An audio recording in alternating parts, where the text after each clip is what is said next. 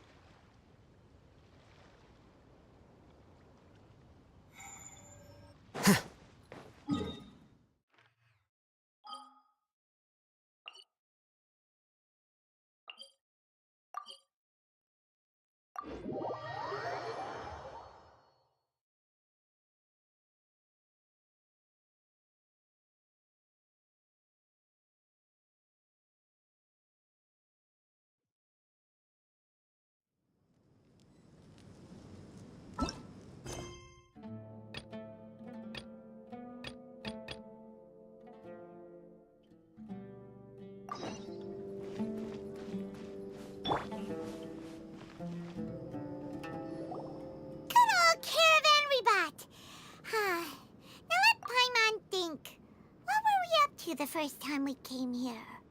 Oh, Paimon remembers! Nahita's consciousness had been trapped by the doctor, but we followed the clues she left behind to help her.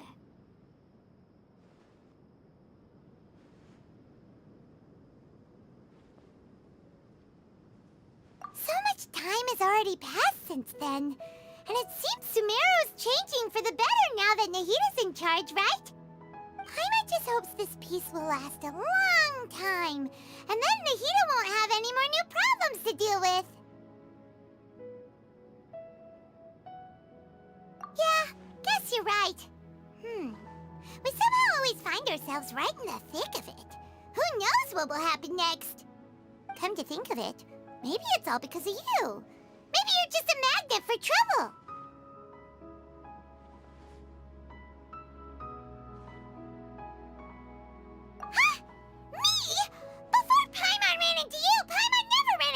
Trouble.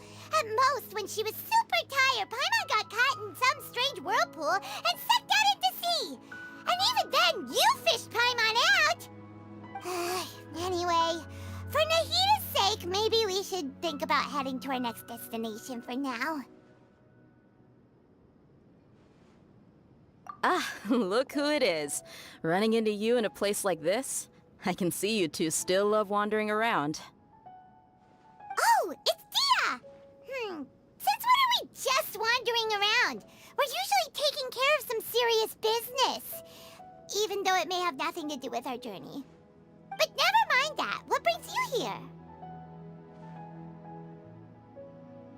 I just finished a commission in the desert for a usual client of mine. Nothing too interesting. Just escorting a shipment of goods. I'm on my way to report back. That's when I saw you two all the way over there, chatting away. What were you two talking about, anyway? Huh? You serious? Can't say I saw that coming.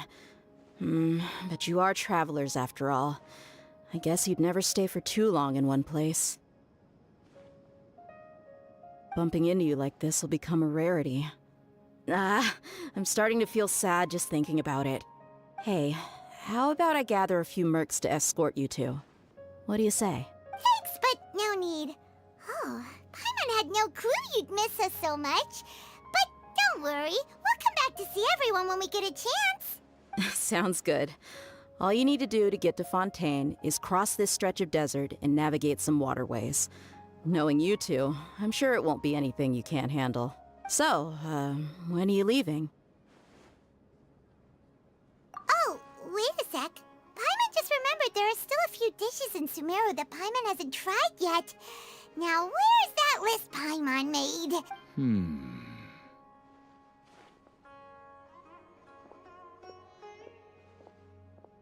I see. Guess you won't be needing a going away party or anything. It's sad enough to see you go like this. Though, now that I think about it, Sumeru wouldn't be what it is today without you. Seems true heroes always prefer leaving quietly. By the way, should we go say bye to Nahida?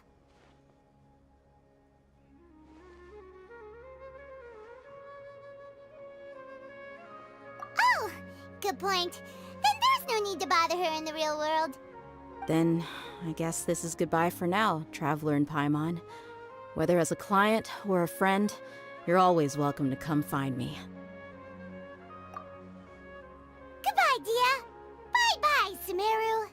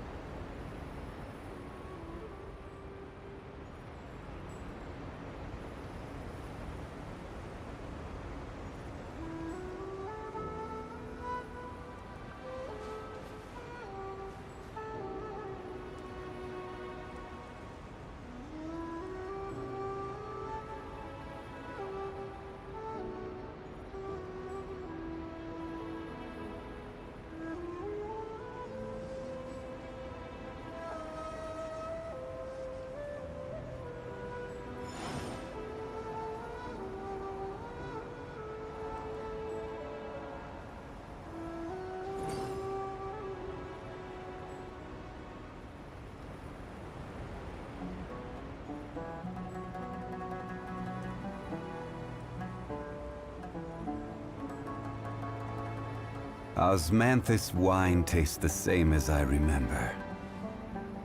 But where are those who share the memory?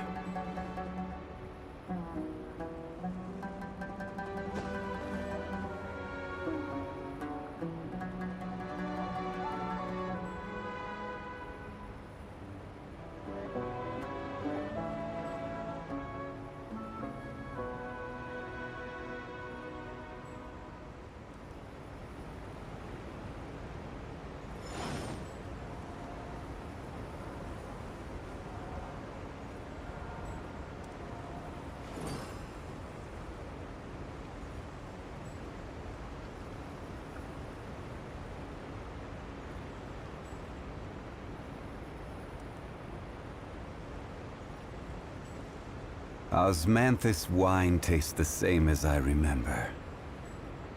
But where are those who share the memory?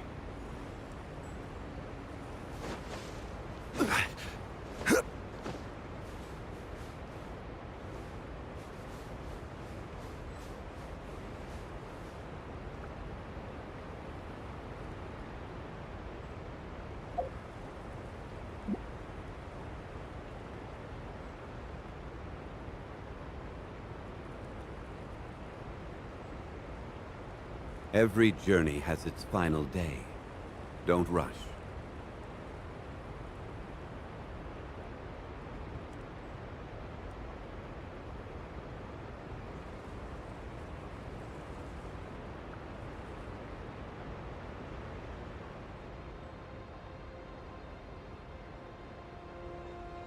Osmanthus wine tastes the same as I remember. But where are those who share the memory? I will have order!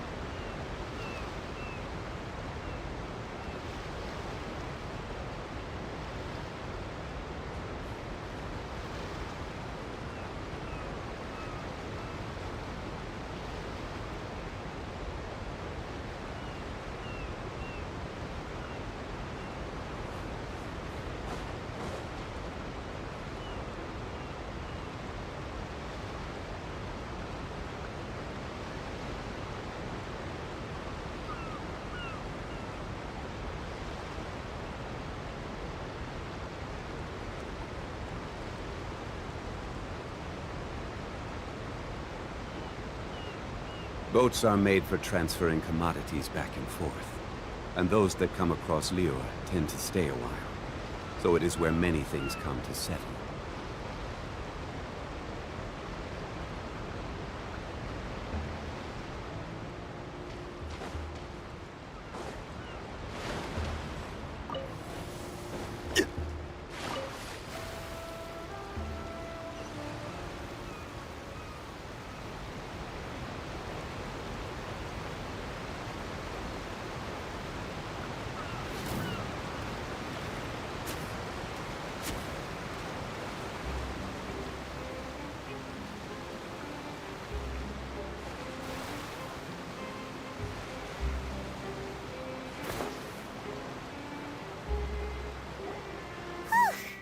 After crossing all that sand and water, we finally made it!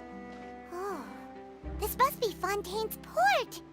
Wow, everything looks so advanced in Fontaine. Paimon's heard that the industry here is extremely developed, and there are all kinds of unusual machines. Just seeing the sights as a tourist is nice, but maybe it would be better if we found something to do. What do you think? Good idea! Nahida gave us loads of useful information. Seeking out the Seven is probably still our best source for information at this point. Yeah, the more we can learn, the better. So, what do you think the Hydro Archon's like? Will we get along? Nahida said that she has a very unique personality, whatever that means. To learn about a nation's god, start with the nation's people. There seems to be some locals talking over there. Let's go see if we can join the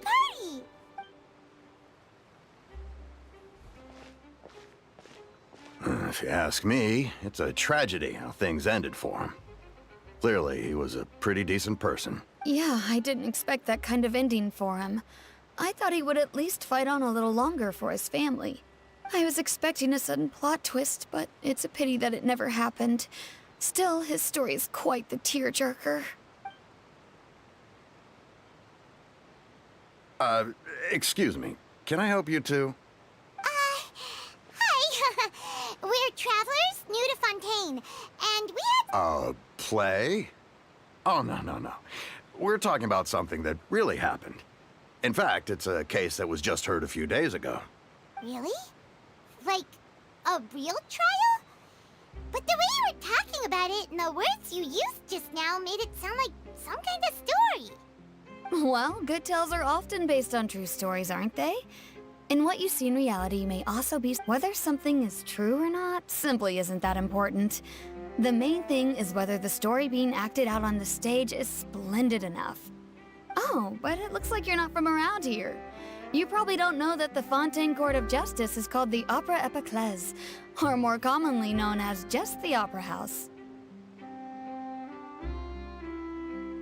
But, shouldn't court cases be treated a little more seriously than that? Not to question Fontaine's way of doing things. It's just that putting someone on trial is usually a very serious thing. No worries.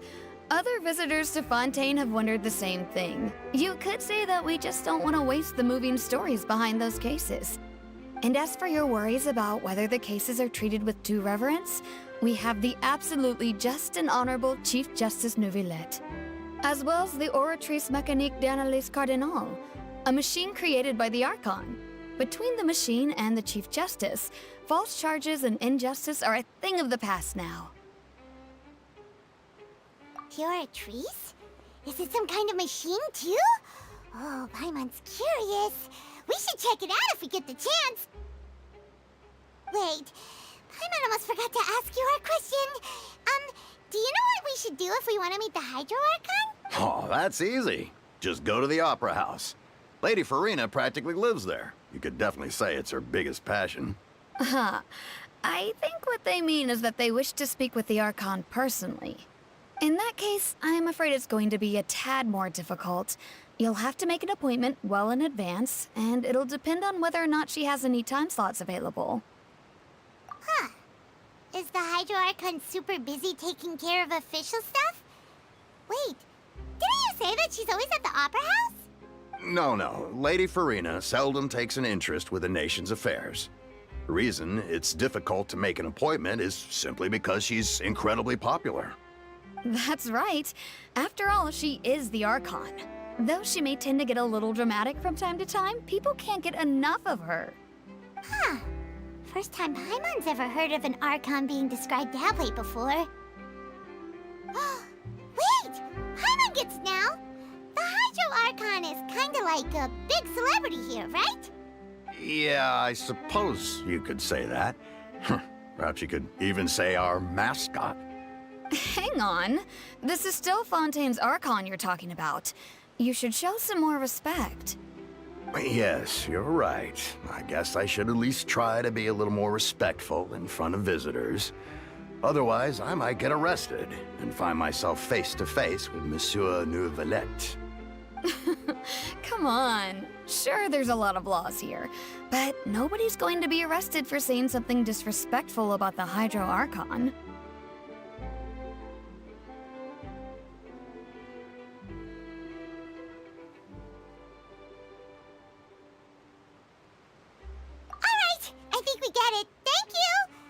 At least we now know that we can find the Hydro Archon at the Opera House.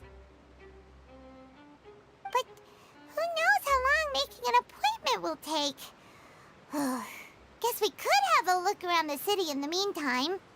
Hey! What are you looking over there for?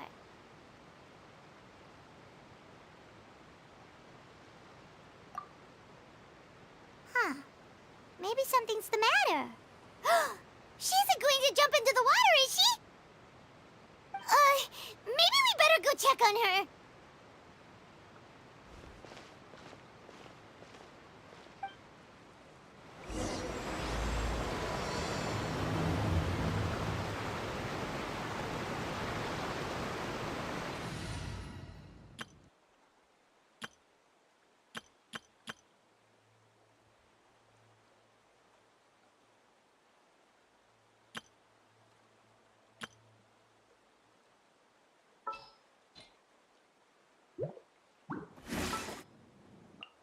Sure.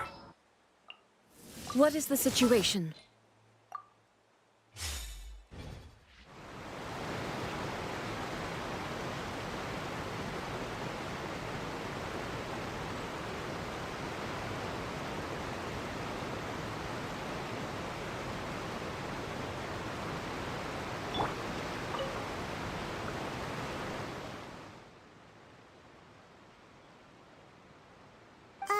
Hello there. Excuse me. Are you alright? Huh? I'm fine. Thanks. Oh, okay then. We just noticed that you seem to be worried about something. About many things, actually. But there's nothing I can do but just keep my troubles to myself.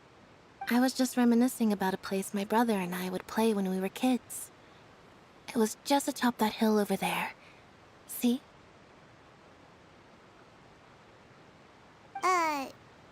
pointing at the sea. Wait, are you saying that you and your brother lived in the water?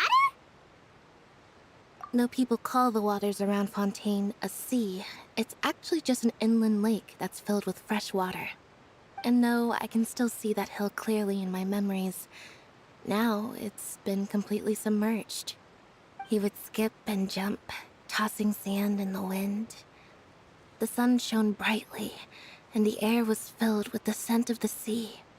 But now, the water is gradually swallowing our memories. It won't be long before it swallows us. Sorry. Paimon doesn't really get what you mean. Ah, I don't believe we've had the pleasure of meeting. Are you Lynette's new friends? Oh, and you are? Thanks for looking after my sister. She often comes here to reminisce about our childhood, that's all. There's no need for any concern. Oh, allow me to introduce myself. I'm Linny, and this is my sister Lynette. If I had to guess, I'd say you must be travelers from abroad. Nice to meet you. Paimon is Paimon, and this is the Traveler. We just arrived in Fontaine. We were just talking with your sister. Even though we didn't really get what she was saying. I see. It's unusual for Lynette to be so willing to talk with anyone. In fact, she seldom speaks at all. I'm usually the only one she ever talks to. Oh, really? Then you two are just like us! Paimon's always the one talking for some reason.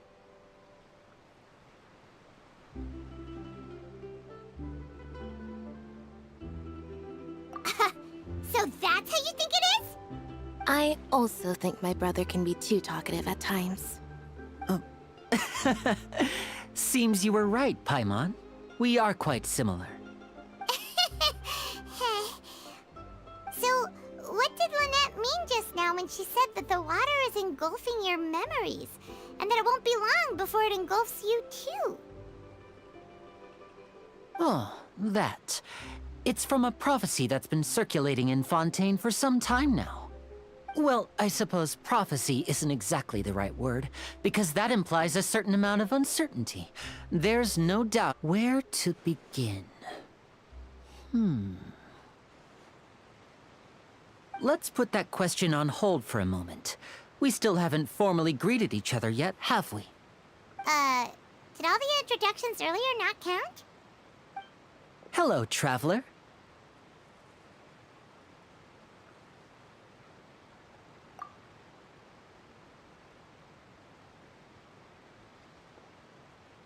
And hello, Paimon. Hey! Why didn't Paimon get a handshake? You're not poking fun at Paimon, are you? Please, don't take offense. Just consider it a sort of etiquette we have here in Fontaine when making new friends. You should remember it. It might prove useful. Oh, all right then. Well, Paimon's just happy to have a local friend now. By the way, we were just getting ready to go to the Opera House to meet the Hydro Archon. Would you be able to show us the way? So you're going to see Lady Farina? No problem at all. In fact, I was planning to go to the Opera House later myself. I'll gladly take you once I finish things here. Please follow me.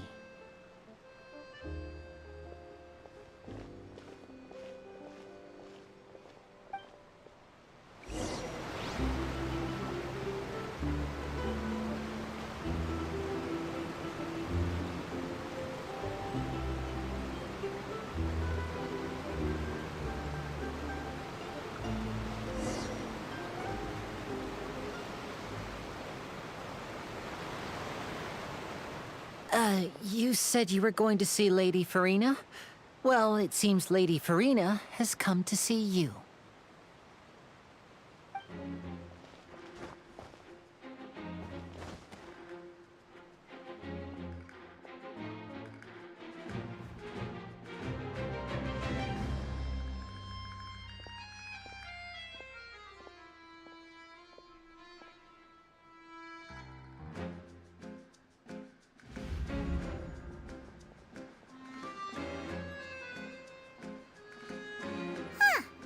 So, she's the Hydro Archon?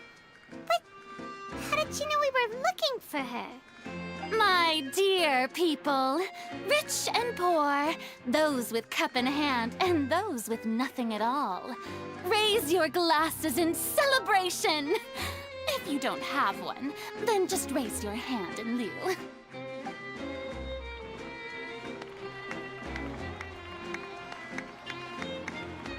As you can all see, 2 unfamiliar travelers have arrived in our nation.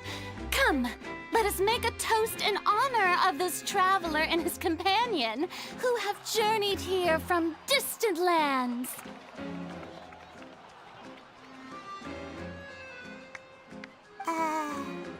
Is she talking about us?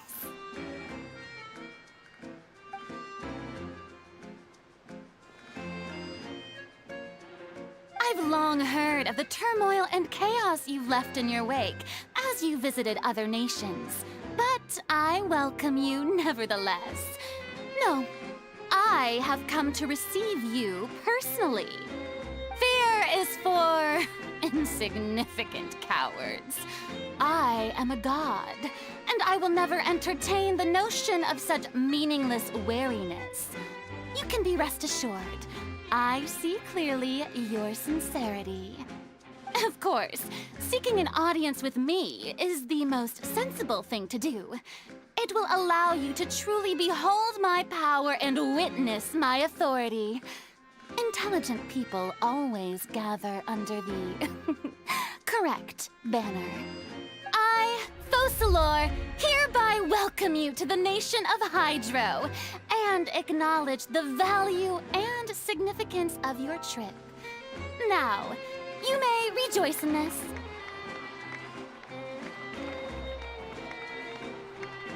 Yeah, Paimon still can't believe it. Feels like we've only been here for a few minutes. But the Hydro Archon's entrance was, how should Paimon describe it? A little over the top? Miss Hydro Archon? How did you know we were coming? I see. As Outlanders, you inevitably lack even some of the most basic understanding. Don't forget that even the gods can be divided into the mediocre and the excellent. I suppose it's only natural for you to be awestruck by my abilities. You had best stop and consider. Do you really have the noble qualities and etiquette necessary to communicate with a god? All it takes is a flick of my finger for me to know everything about you. Whoa, talk about sounding high and mighty.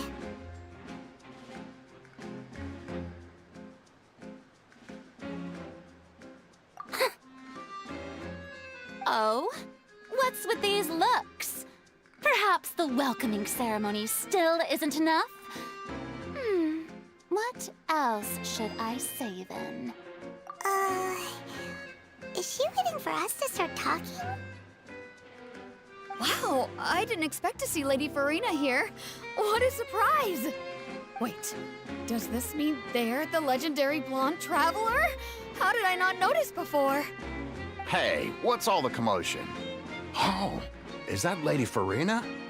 Is there some kind of drama going on? Of course. That's the blonde traveler. The one all those stories are about. Lady Farina came here to personally see him. Oh, I bet this is gonna be the duel of the century. Ooh, I've got to see this. I knew Lady Farina would never disappoint.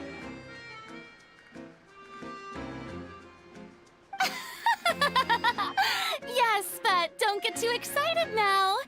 My dear believers and spectators alike tend to get quite rowdy, and despite the noise, I've come to tolerate all their ruckus.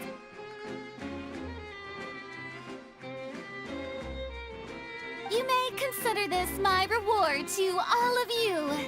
I have determined that there will be an epic duel between myself and this traveler from another land, just as you were hoping to see. Now she wants to fight? Aren't we getting a little ahead of ourselves?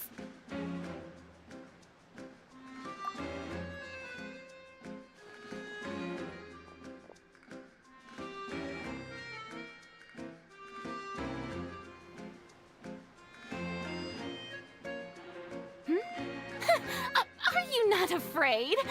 Might I remind you that this is a duel against the divine? What are you trying to do, Traveler? Provoking a god in front of her people? Stand down, Clorend. I admire his bravery. Few have the courage to draw their sword against a god. He is obviously a true warrior. Unfortunately, people nowadays only crave to be thrilled, and a mere duel will not slake their thirst for excitement. Huh. Yeah, she's right. Just a duel wouldn't be all that interesting. On Araneus, criminals are always requesting duels to defend their honor. They're getting a bit old, to tell the truth. You see. Then, as the god of justice, I shall face this traveler in another kind of duel. A duel in court! Oh, all right! Now that'll be worth seeing! Right. This is Fontaine, after all. Such a grand opera house, it would be a pity not to use it. Why do you care so much about the crowd's reactions? Seems you've spent a little too much time in the opera house. Besides, how exactly do you plan to have a duel in court? You mean you're going to put us on trial? Oh, we have reason to put you on trial. It's obvious, isn't it? According to Fontaine law, no one is permitted to release any flying objects within Fontaine city limits during the first 3 days of each month. You are clearly guilty of violating this law, no? Oh, so that's what they've done wrong.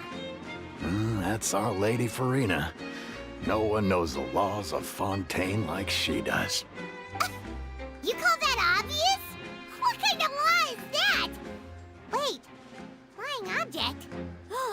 You mean Paimon? Precisely! Now, if you two have no objections, then in the name of the Hydro Archon, I order your arrest. My apologies, Lady Farina. I don't mean to spoil the fun. But if you would allow me to interject, I don't think that Paimon here meets the definition of a flying object. You tell her, Linny! Finally someone who's not crazy. How could anyone call Paimon a flying object? Ah, great magician Linny, my beloved citizen. I'll permit you to object. But how exactly do you plan to prove your claim? As a magician who just rained on your parade, I naturally should shoulder the responsibility of saving the show. So, with such an audience gathered here, allow me to perform a trick for everyone.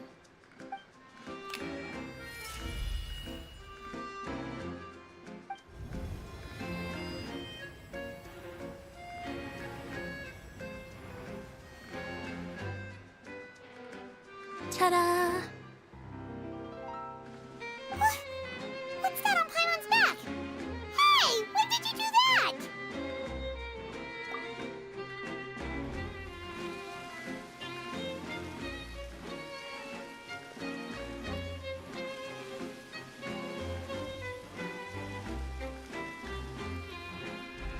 There. As you can all clearly see, Paimon should be classified as, well, something like a balloon. This rope has been in the Traveler's hand all along. It was just that no one could see it before. Huh? You call that magic? You've got to be joking. I thought it was pretty good. Nice one. Huh. I'm not sure what to think. It seems Lady Farina's charges no longer hold water.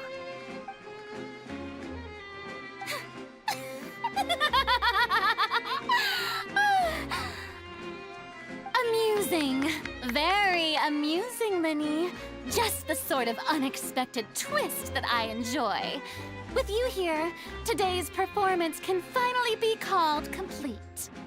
Performance? You see all this as a performance?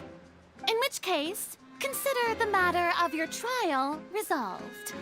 The god of justice will not bring charges against an innocent person. But when there are valid grounds, I will not only judge travelers from abroad, but even the gods of other lands.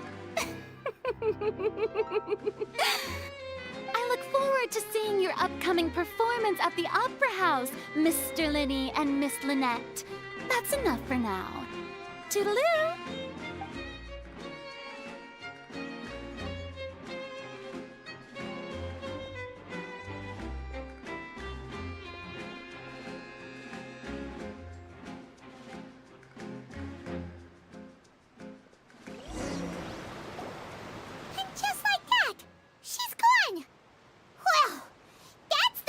Unpredictable Archon Paimon's ever seen. We never even had a chance to ask her anything. But that's a problem for future Paimon. That whole scene just now was really...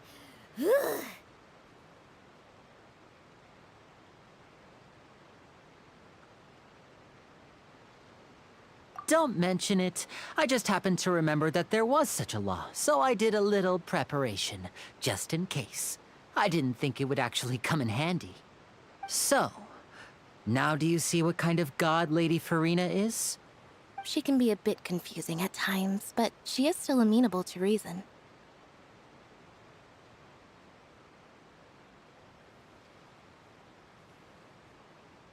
Anyway, Paimon had no idea you were a magician, Linny. It sounded like you'll be performing at the Opera House, right? I just know a few simple tricks I use to make a living. Lynette is my assistant. It will actually be my first time performing on the most prestigious stage in Fontaine, the Opera House.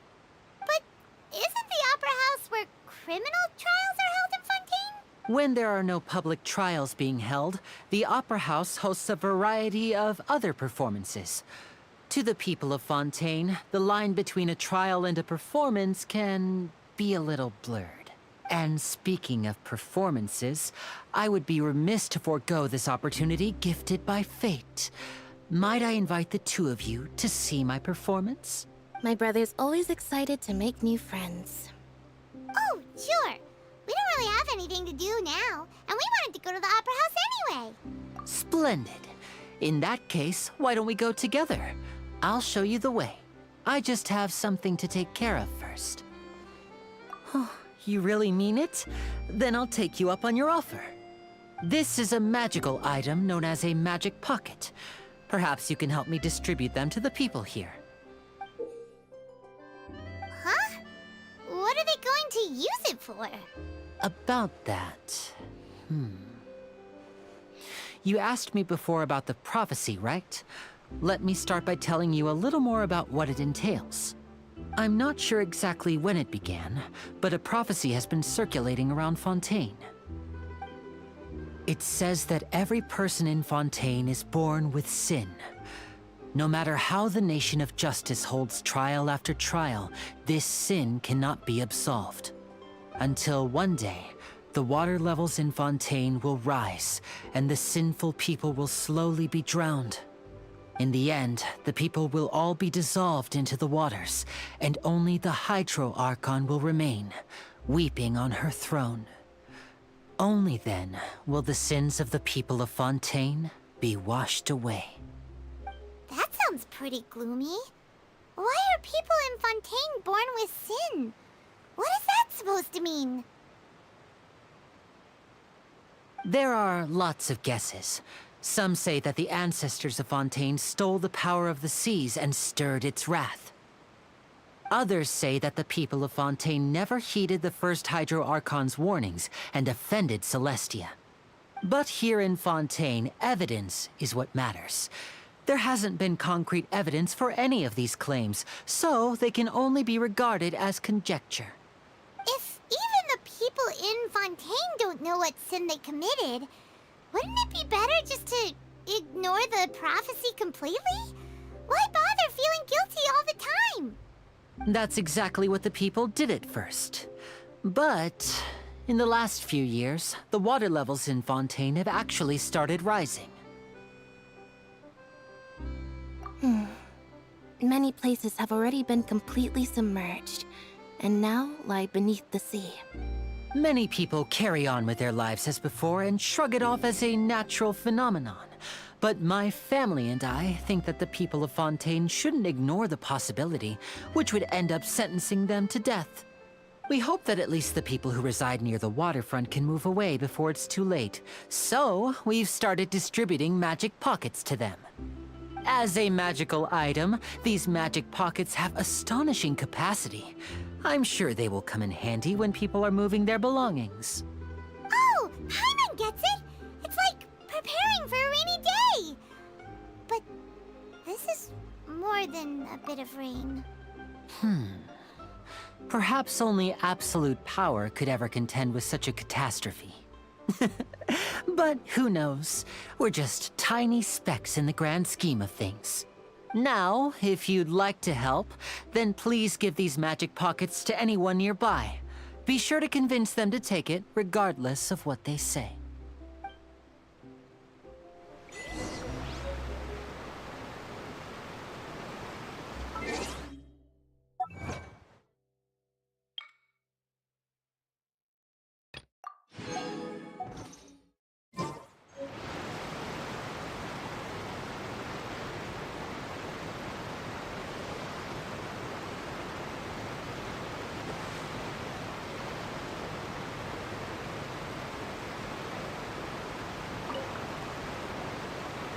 So you're the blonde traveler that everyone's been talking about. My apologies for not recognizing you earlier. Oh, a magic pocket? Seems you really thought of everything. I guess it's better to prepare for the worst and hope for the best. Thanks. Please, also thank the magician on my behalf when you get the chance.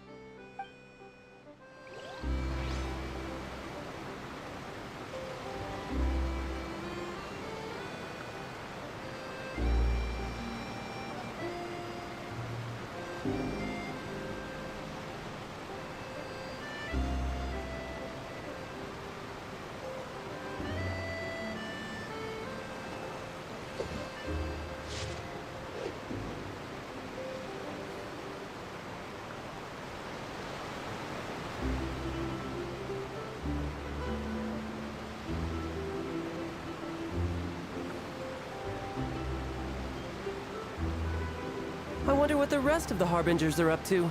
Plotting and scheming on an ever grander scale, no doubt.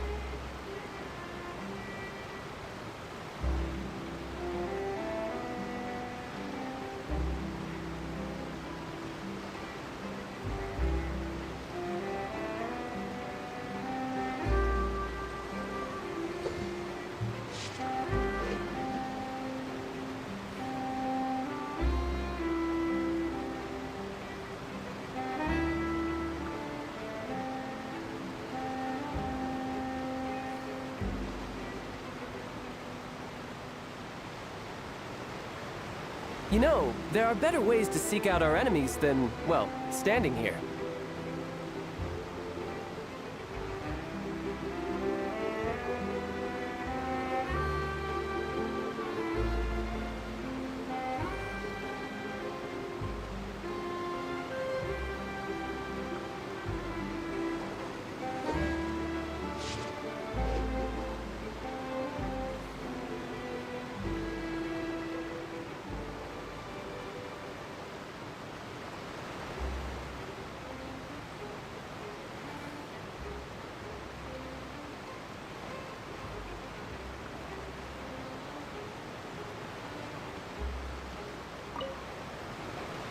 What's this?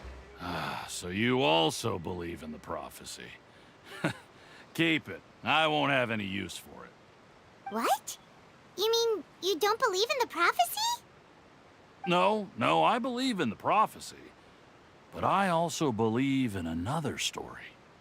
The story says that people once lived in the ocean. They were one with the ocean and couldn't live apart from it. But as time wore on, people desired to live on land and developed blood vessels, encapsulating the sea within their bodies.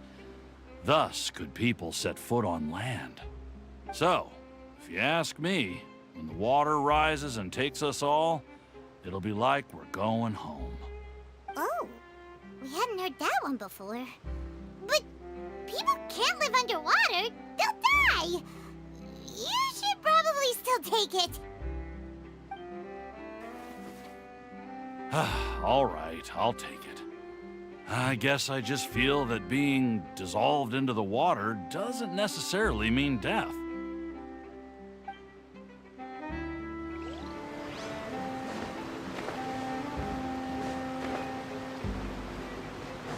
No time to lose.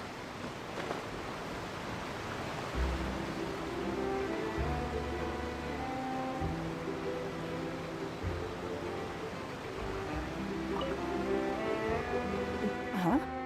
I don't want that thing. Way I see it, if the prophecy's true, it's still gonna be a long time before the water can cover everything. Life is all about living in the moment. What use is there in worrying about the future all the time? We'll cross that bridge when we get to it. You should still take it. You never know when it'll come in handy. Oh, all right, fine. Thanks. It's just that if I start moving, that means I've already given up on the life I have now. I'd really rather not.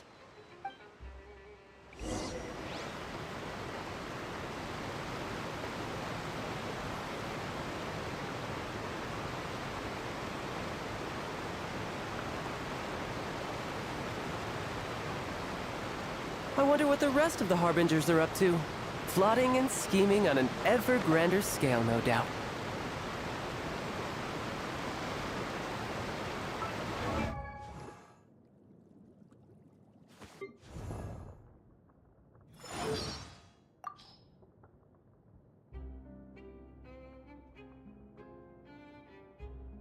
As time tempered, as well as ruling over all of Sumeru, the god of wisdom Buer has a duty to guard Irminsul.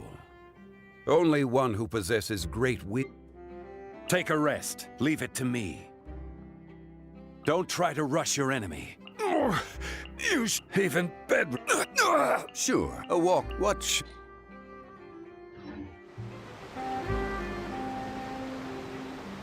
Oh? You already handed out all of the magic pockets?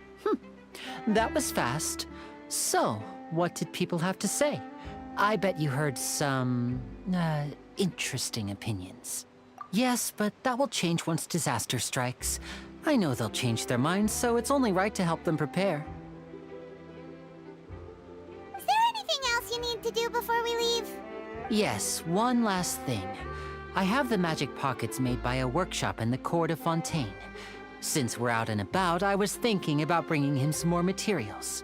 So, you want to collect materials? Just tell us what the materials look like and we'll help. Many hands make light work.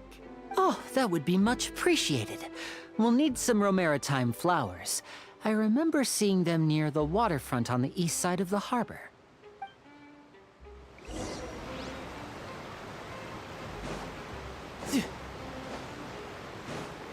No time to lose.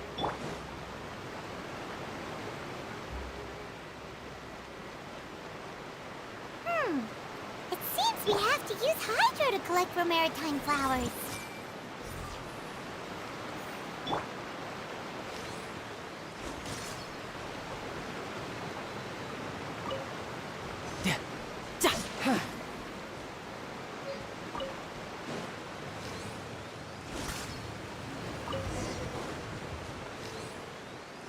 No time to lose.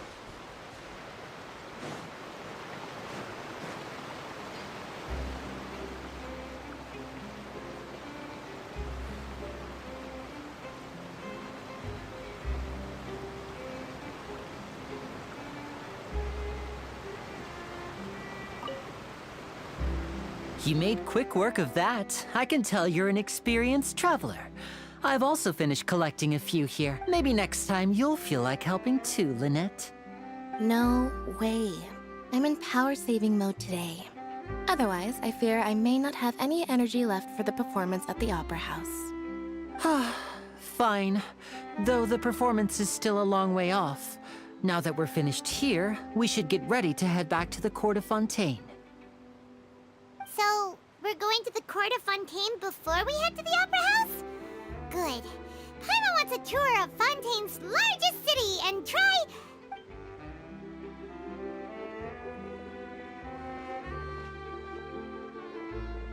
Wait, shh. Have you noticed that person over there? The young girl. Huh? What's wrong with her? Paimon didn't notice anything. She's obviously a thief. Magicians and thieves practice similar methods. We divert attention, and a distracted audience is one that won't discover what you're really doing. Watch her movements carefully.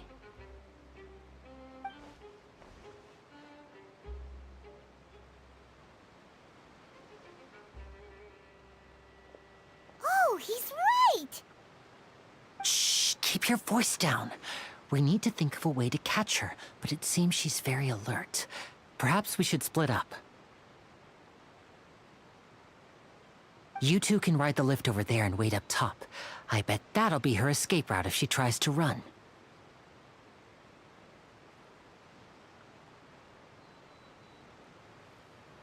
All right, let's go.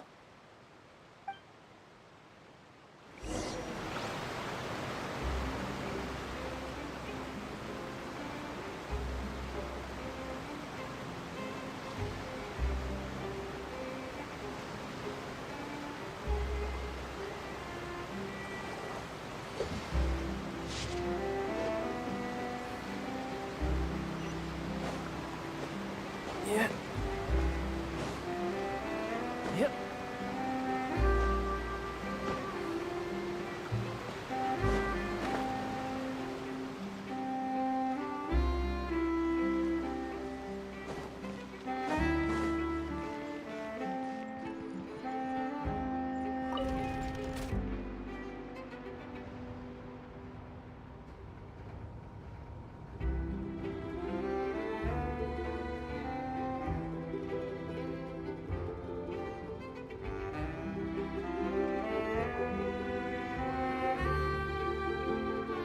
This place is pretty dead.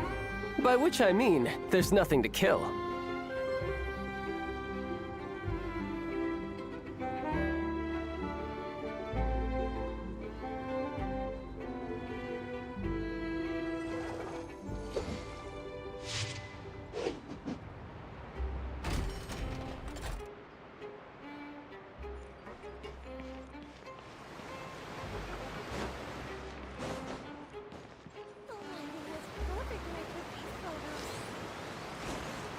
Yeah!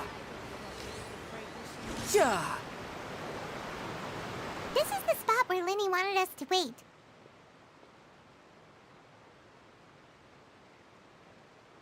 Oh, look! Isn't that her?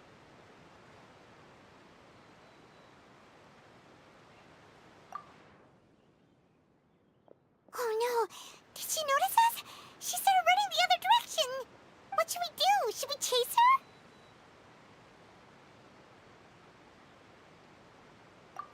You're right. She might also be trying to lure us away.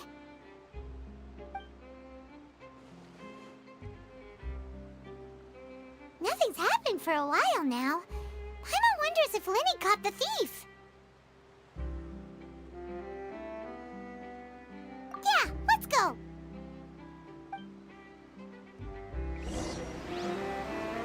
How long will it take if I set out from here?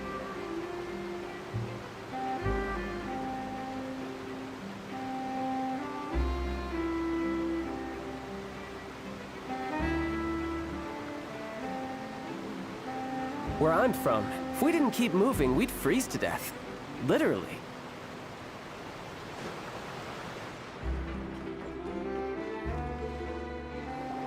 Are you sure that's all she took? You should check to make sure you're not missing anything else. No, that was all. Oh, I can't thank you enough. I didn't notice a thing earlier. Anyway, I should be going now. Thanks again. Oh, were you returning what the thief had stolen? That's right. Pity I wasn't able to catch her.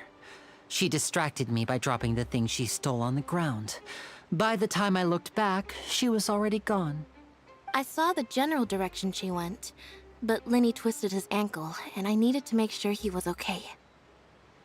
Oh, did you get hurt, Lenny? I'll be all right. It's just a twisted ankle, that's all. In fact, it's feeling better already. If you want to play at being a hero, at least try not to get hurt doing it. Imagine what would happen if you managed to derail our performance as a result.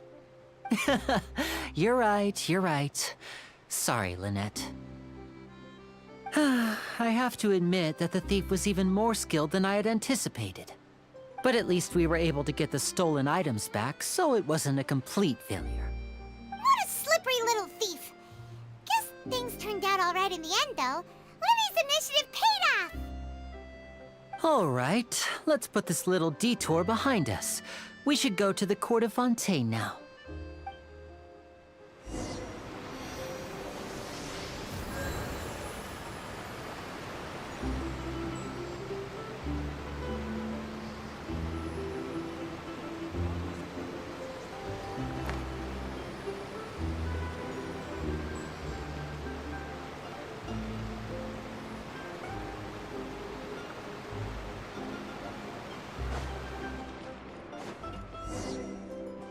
How long will it take if I set out?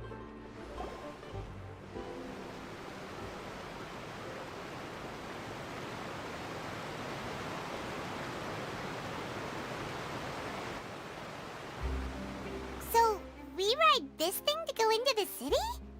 What an ingenious way to get around! People in Fontaine really know how to use water! This is an aqua bus. It allows people to travel between several key locations around Fontaine.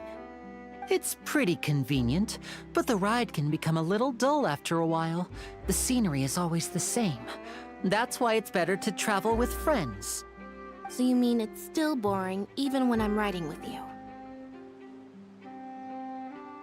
No, that's not what I meant. It's just that, well, you don't really talk that much. Besides, it doesn't really feel like a real trip when it's just the two of us.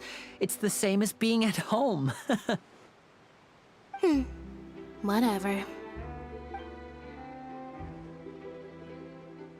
Guess that's what it's like to be an older brother. It's about time for us to leave. Let's get on board.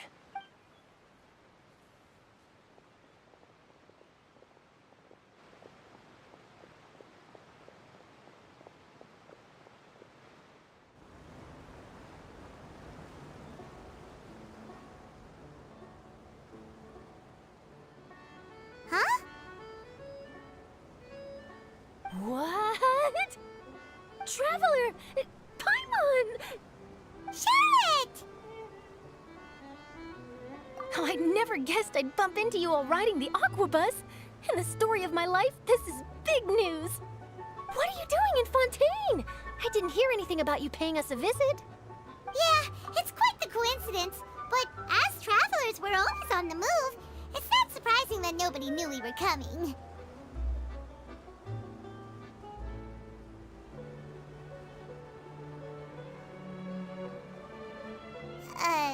Though we still have no idea how the Hydro Archon knew about us. Oh, let Paimon introduce you to our new friends!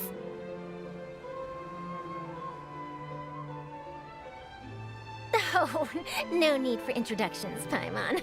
I would recognize the great magician Lenny and his assistant Lynette anywhere.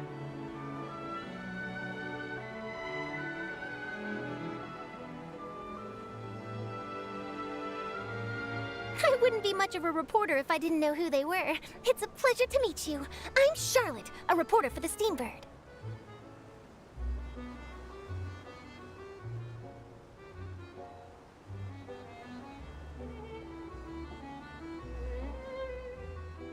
Nice to meet you.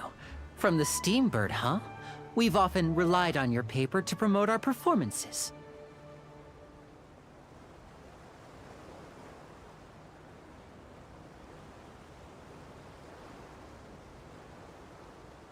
It's an honor to meet you.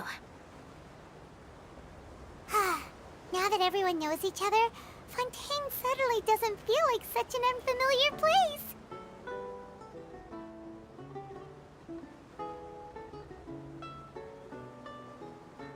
So, what have you been up to lately, Charlotte? Any big news? Not too much. When there isn't any breaking news, I mainly cover the trials at the Opera House. You can still manage to keep readers' attention as long as you tell things from a clever enough angle, even if it's the same old topics. For example, reporting on how a scammer once deceived vulnerable girls into relationships, or how a financial criminal was once so poor that they ate a single piece of bread for 5 days. You're right. Seems you know me pretty well. What I'm really after is exclusive, sensational news pieces that could shake the country. These smaller stories are a waste of my talents. Oh, I just remembered. I've been following a case lately. Well, a series of cases, actually. You mean the serial disappearances of young women case? That's right! These stories are the talk of the town right now, and it's probably the most mysterious case we've ever seen. If I'm the first with a draft ready to publish when the case is finally cracked, and it's the headline story in the Steambird, oh, when that happens, I bet all the other reporters will shed tears of envy. I've already gathered all kinds of materials. I just can't wait for the truth to be revealed.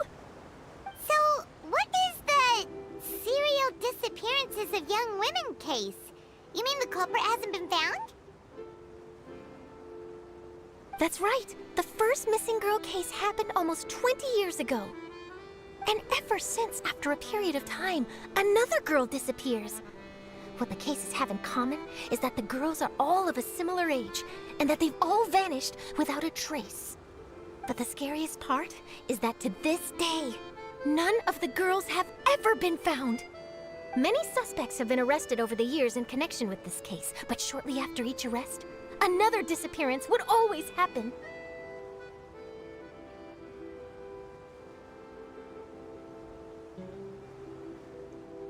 Yes, it's possible. But either way, I believe that every case has some precise truth behind it, waiting to be exposed. Yes, I agree. And at the very least, the family of those missing girls deserves some sort of explanation. I just imagined for a second what I would do if Lynette were to suddenly disappear. I'd pay any price to get her back, and then find a way to track down the culprit. Please don't imagine that, Lenny.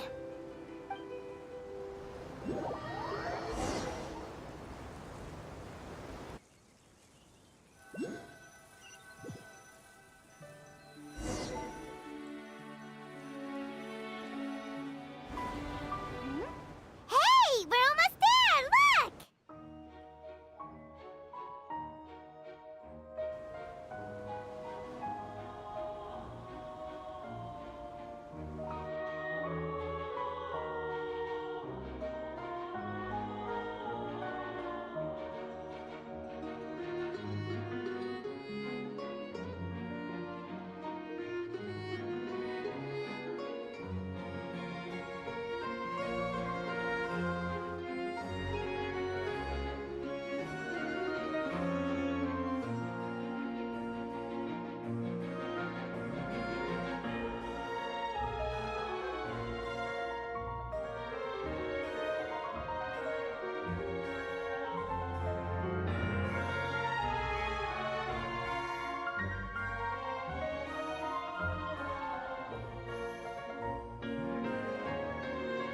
Well, I really enjoyed chatting with you.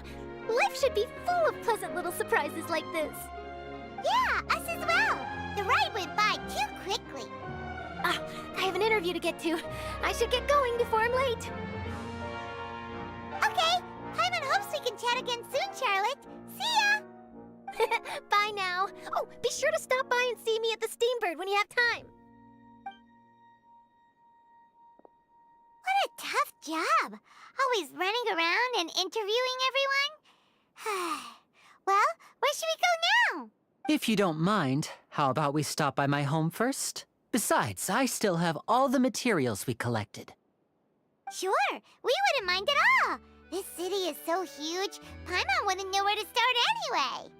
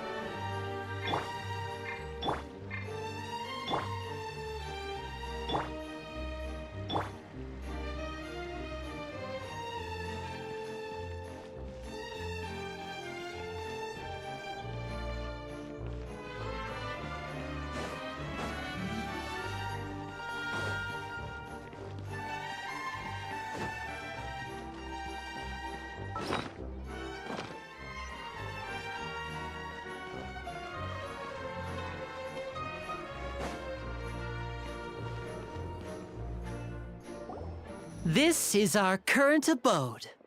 Ah, Fremine, you're home. Where did everyone else go? I have some new friends that I would like to introduce. Oh, they all just went out a moment ago.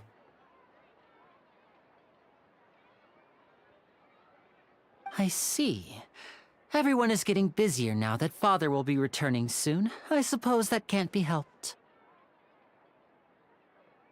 Allow me to introduce you to my little brother, Fremine. He is a phenomenal diver.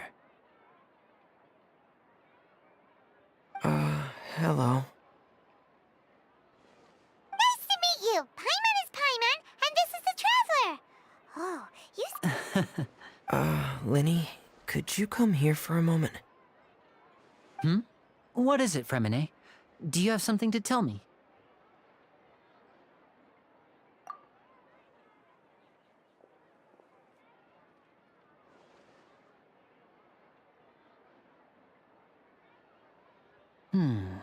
Okay, I see.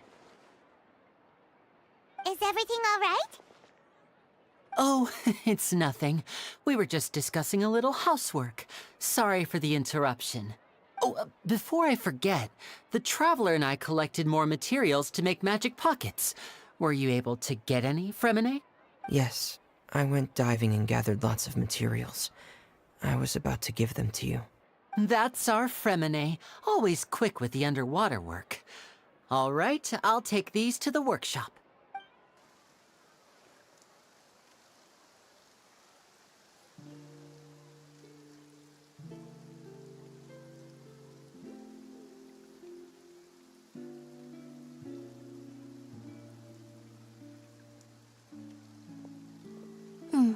Looks like rain. Oh, you're right. But wasn't it clear and sunny just a moment ago? Fontaine's weather sure is weird. I'm afraid that's just how it is here. It often rains on days where there are trials being held in the Opera House, but don't worry, it'll clear up soon enough.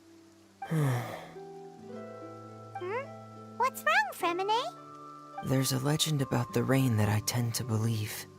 It's said that a dragon of water once resided in Fontaine.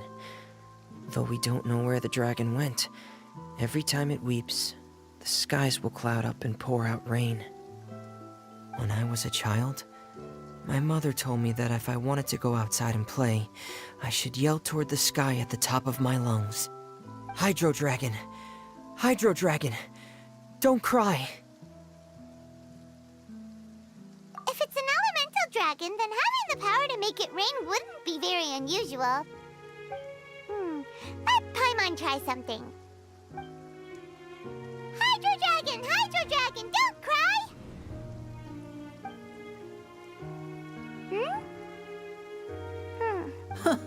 Doesn't seem to be of any use.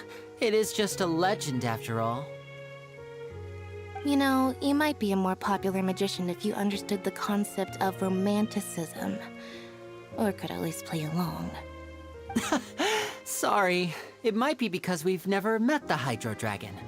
Perhaps it can't be comforted by the words of strangers.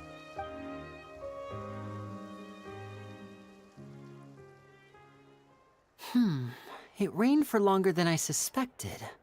Oh, it's already getting late. Was there something you needed to do, Linny? Yeah, some preparations for the show at the Opera House. I need to find a way to catch the last aqua bus of the day. On the day of the performance, just ride the aqua bus to the island of Araneus. I'll have Lynette meet you at the fountain in front of the Opera House.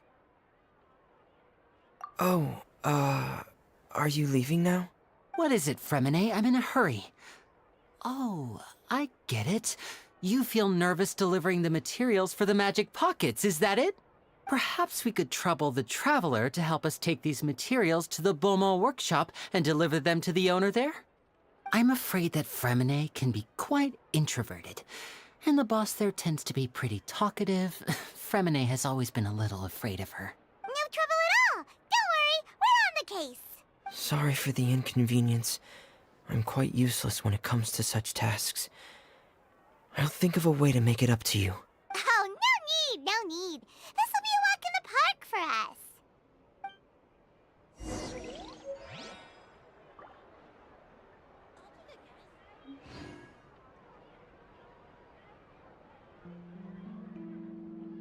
Fresh fruit, sweeter than syrup.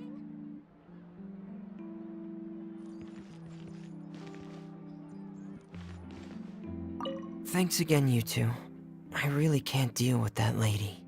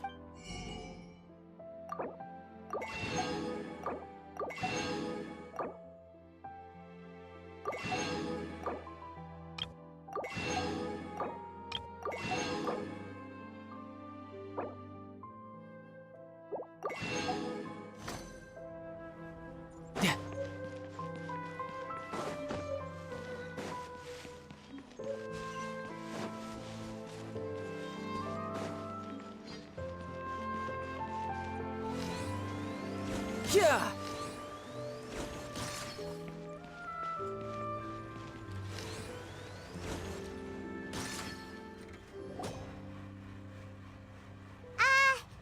Hello? Is there anyone here? Oh, hello there. New customers? Looking to buy, or do you need something made? Or perhaps you're just looking for a chat with me. Oh no, we're just here to deliver some materials. Here they are. They're for making... what were they called again? Ah, these must be for Magic Pockets. I could tell right away. I've already made several orders worth now. No need. They've already prepaid several batches worth. When they told me what they'd be using them for, I even offered them a discount. But they insisted on paying the full amount, saying that I had a business to run. It seems both their hearts and their pockets are made of gold. Whoa. So, is Linny actually loaded? I can't say for sure, but who knows? Maybe there's good money to be made being a magician in Fontaine. Hey! Is this machine what you use to make stuff here? It looks really advanced. Why use your hands when a machine can do the work? It would be a waste not to use the latest technology, and wasting is a kind of crime. But where does a big machine like that get its power from?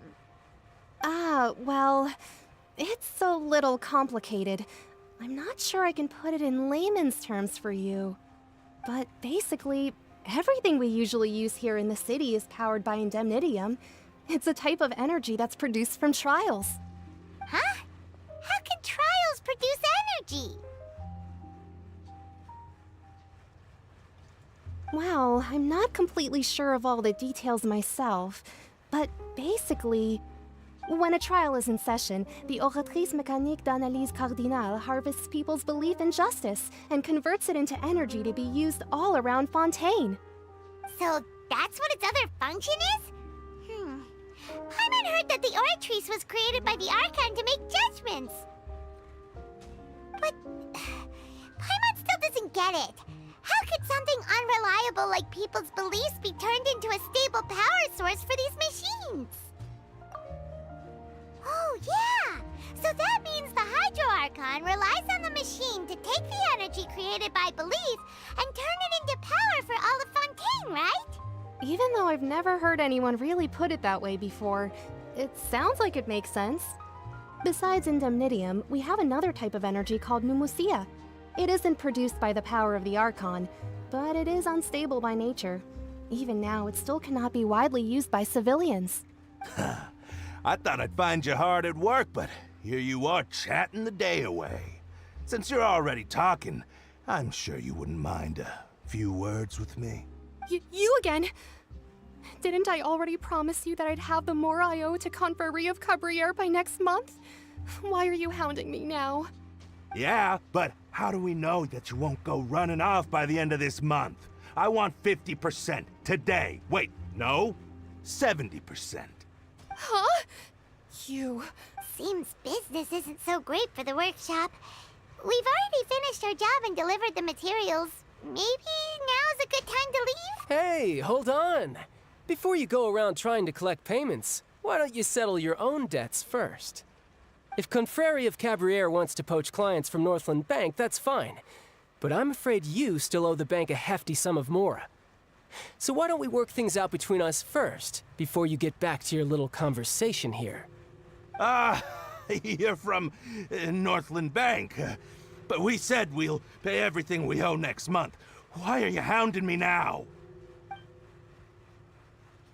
Traveler, Paimon! I didn't think I'd run into you here in Fontaine. What are the chances?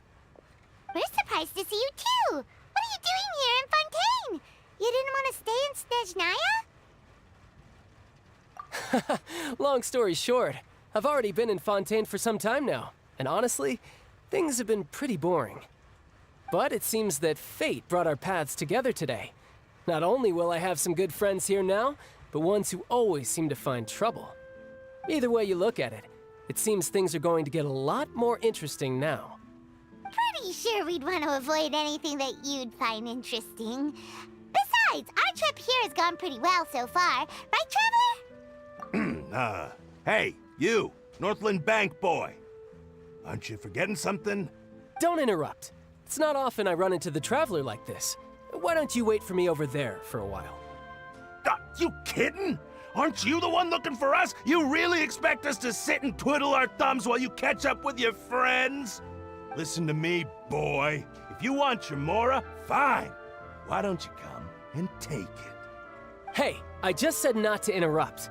Oh, by the way, Traveler, the last time I took Tonya and Tusser ice fishing, Tusser said, Hey! That's way over the line! All right, boys, let's see who has to pay up now! Can you at least let me finish one sentence? Fine. Though the bank told me not to get rough with our clients.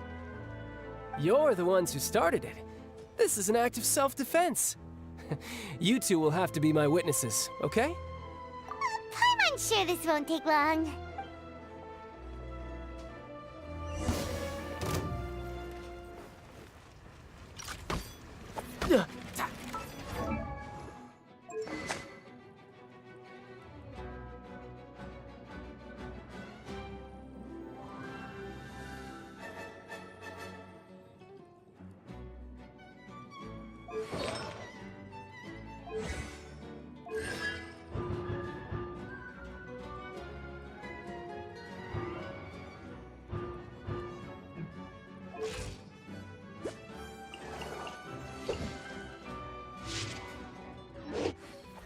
No time to lose.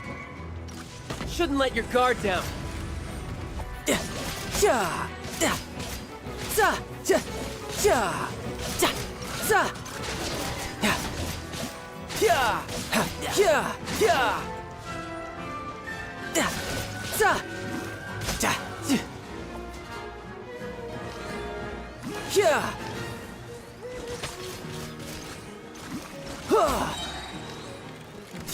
Riptide!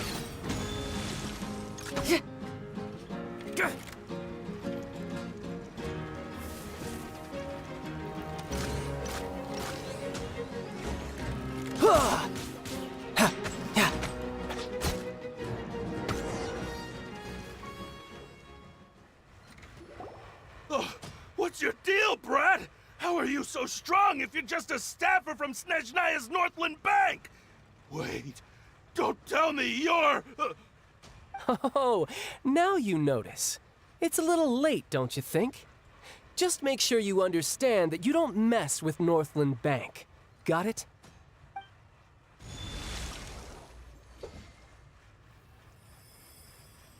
Huh? Now's my chance!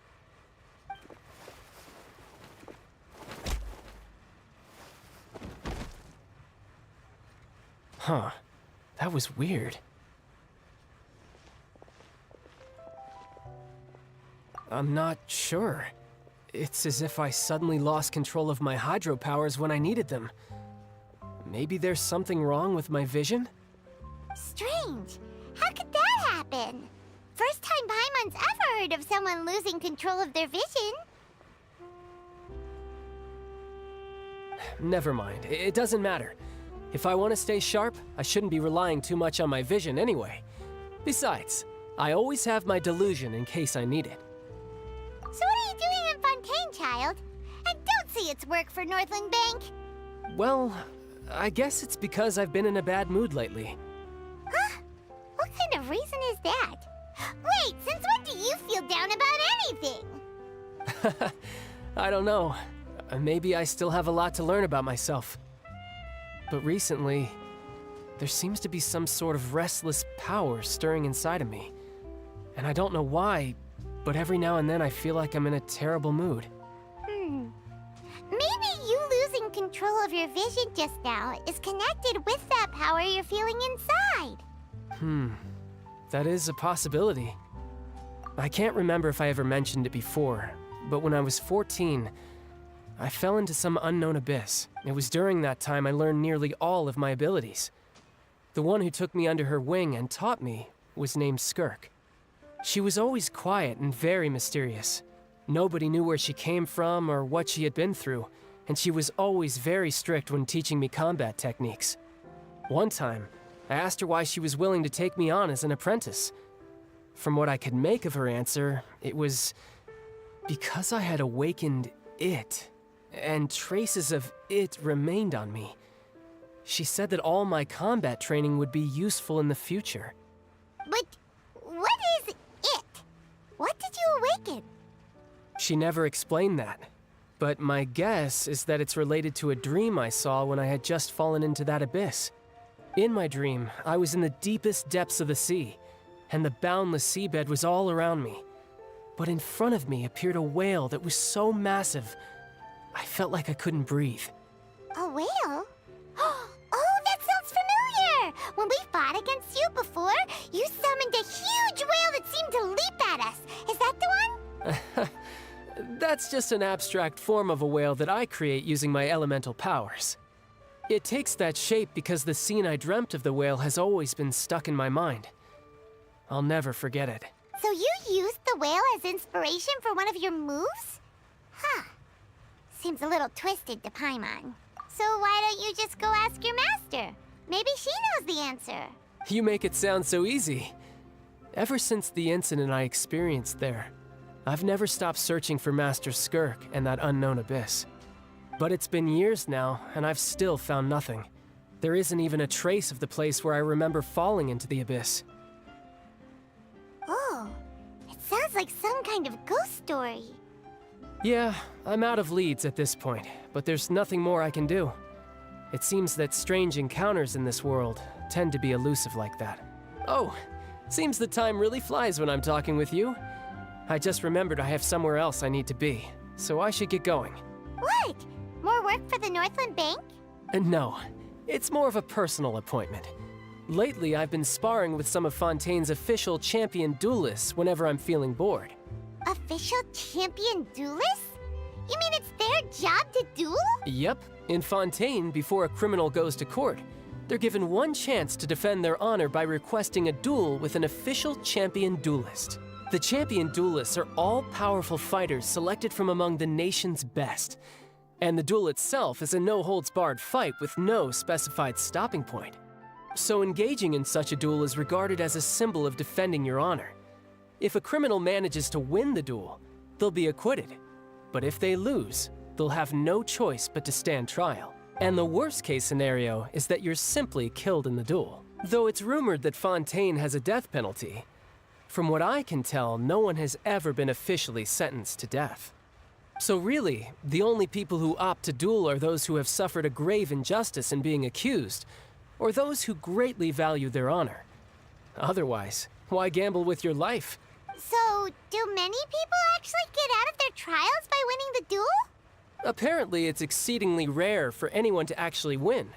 Fontaine probably enacted this system as a way to show that the nation respects the honor of its citizens. Besides, none of the champion duelists are to be trifled with, which is exactly why I was itching to face them as soon as I got to Fontaine. Apparently, the one I'm meeting today, Clorinde, is the strongest of the champion duelists. I had been asking her for some time before she finally agreed to face me today. Well, that's child for ya. Paimon feels like we heard that name somewhere before. Oh, before I forget, I want you to have this. Huh? Your vision? You're seriously just giving it away? I'm just worried that it could become uncontrollable again. I'd be pretty upset if it got in the way of my duel, so I think I'll be better off without it for now. Besides, I just need you to hold on to it for a short while. I'll come retrieve it when I have some time later.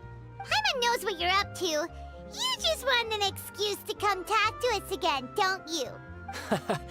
Whatever gave you that idea? I'll be in touch later.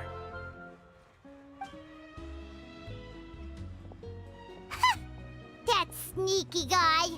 He said he's been feeling down lately, but he seemed the same as ever to Paimon. Well, seems we don't have much to do for now. We might as well walk around and see the city before Lenny's performance.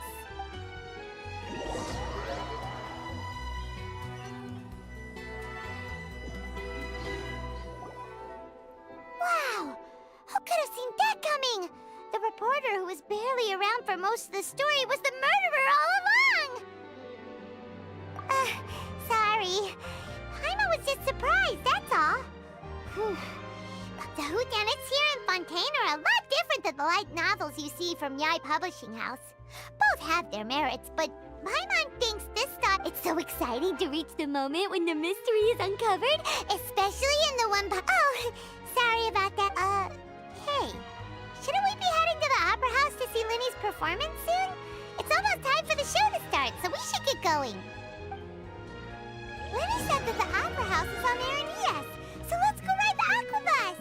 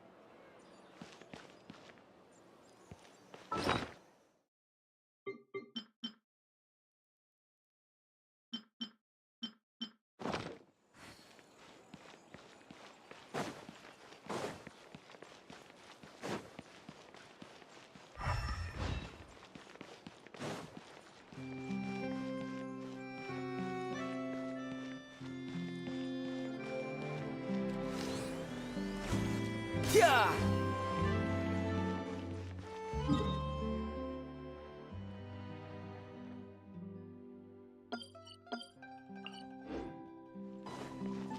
Yep.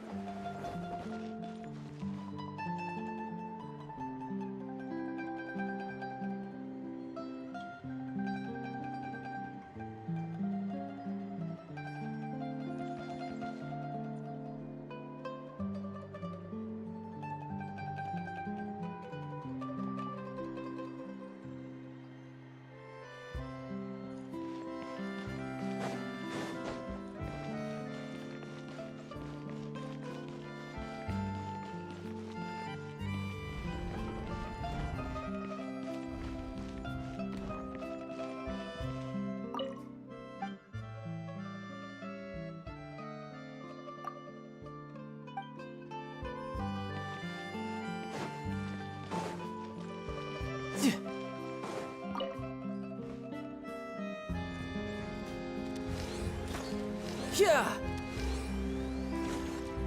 Yeah! Welcome to the court of Fontaine. Please watch your step.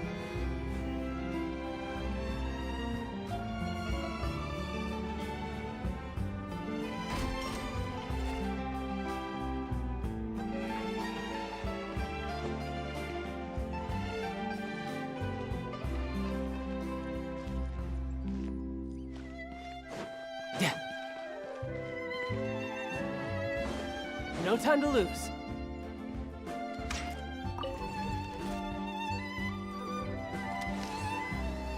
Yeah!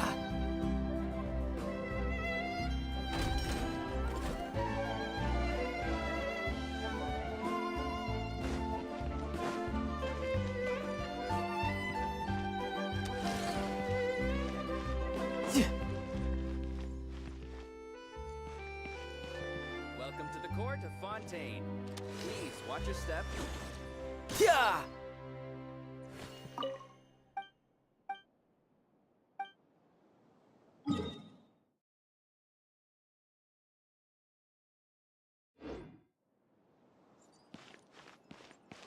Yeah!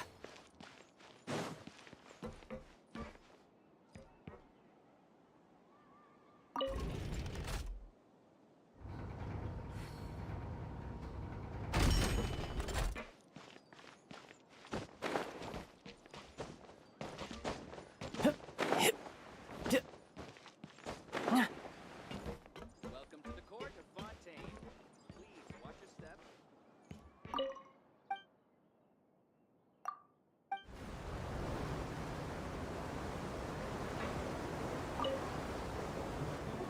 Hello, passengers. I am your tour guide for this trip, Alfan. We are now heading to Erinias. Many people are tried there and sent to the fortress of Meripede. But passengers needn't worry. Life in the fortress of Meripede may be a good thing for certain groups of people.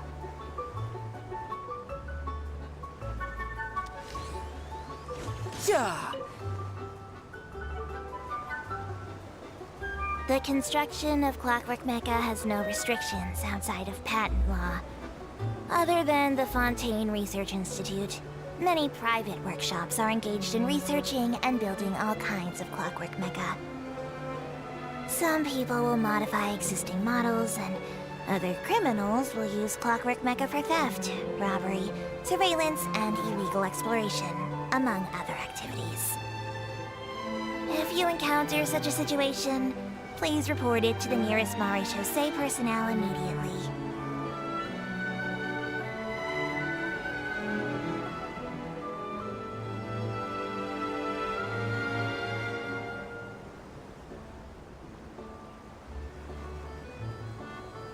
We are now arriving at Marcotte Station, where this journey ends.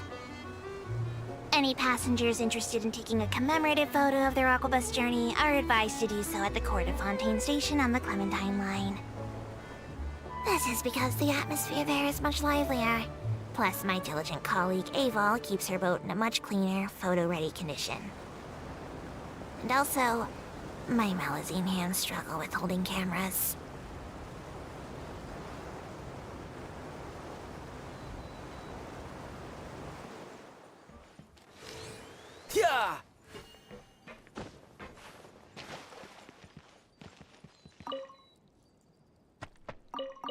No time to lose.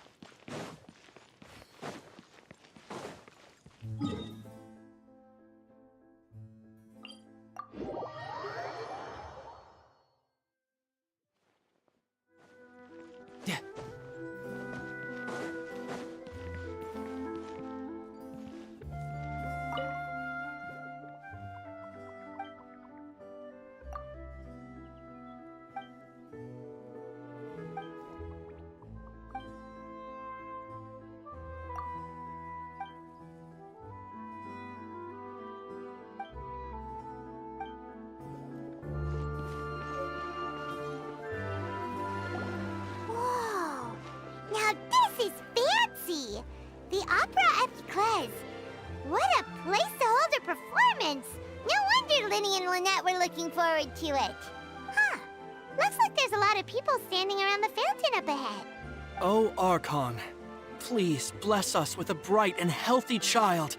We pray. I don't know why you always feel the need to ask so much. I'll be happy as long as our child is healthy and lives a peaceful life. I guess if they're our kid, then there's no doubt they'll turn out smart. Maybe this is one of the customs in Fontaine. There sure are a lot of couples here. Vache.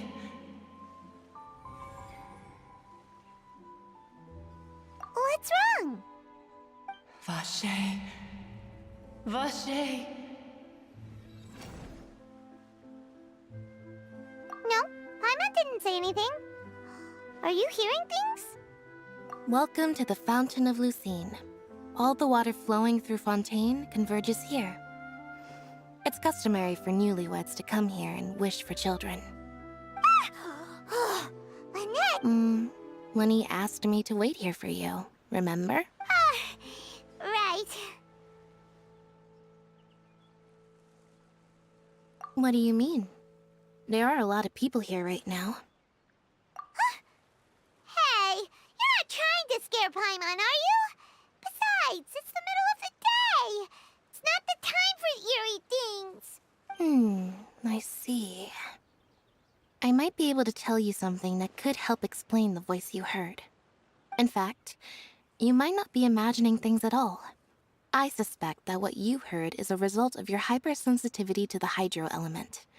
Others in my family have had similar experiences. It's because of his sensitivity to the hydro element? But what would hearing a voice have to do with elemental power? When do you cry, Paimon?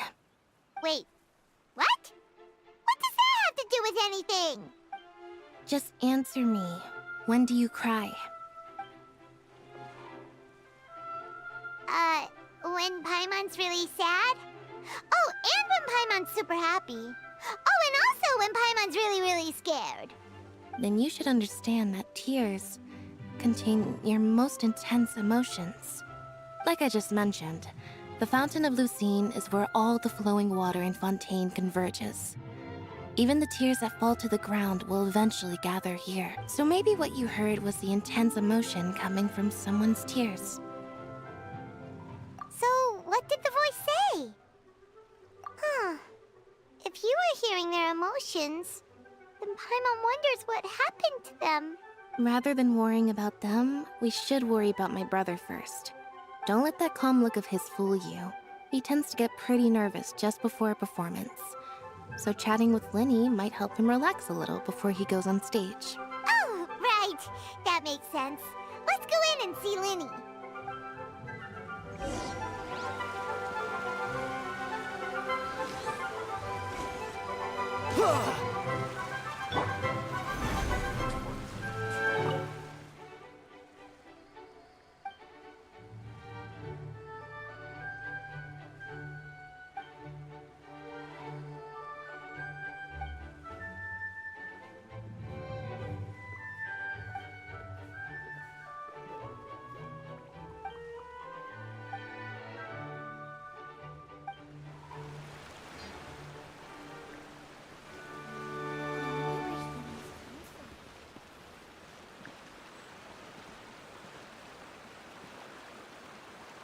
Oh, Hydro Archon, bless our child with health and That's all wisdom. well and good. But I just want our child to grow up safe and sound.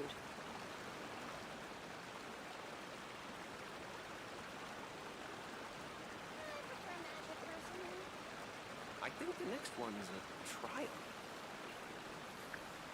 Osmanthus wine tastes the same as I remember. Oh, But where are Hydro Archon, those who share bless our the child memory? with health and wisdom.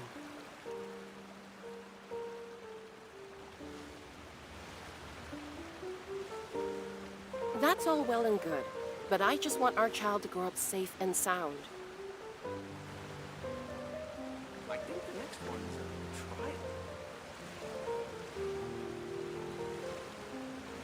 trial. Every journey has its final day.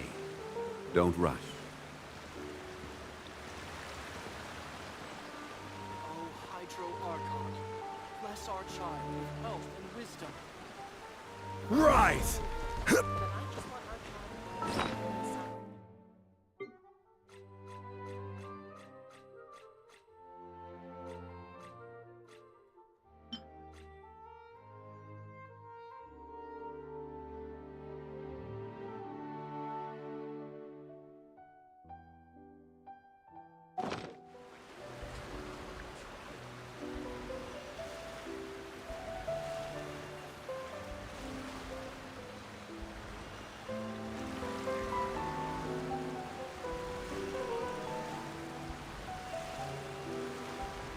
Osmanthus wine tastes the same as I remember. But where are those who share the memory?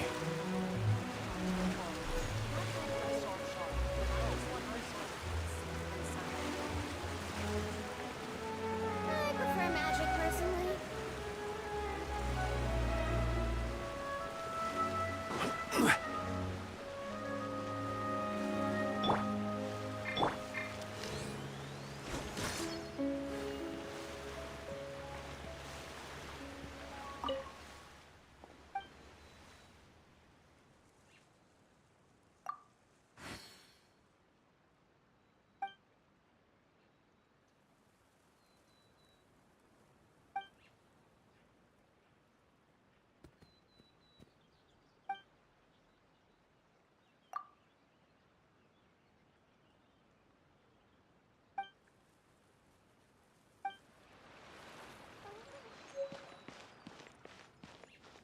Welcome to the Opera Epiclese.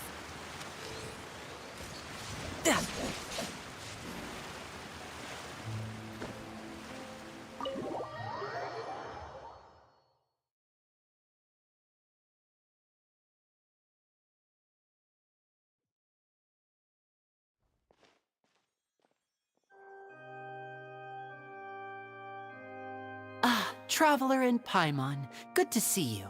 I knew you two would come. Are you kidding? We wouldn't miss it for the world. We've been looking forward to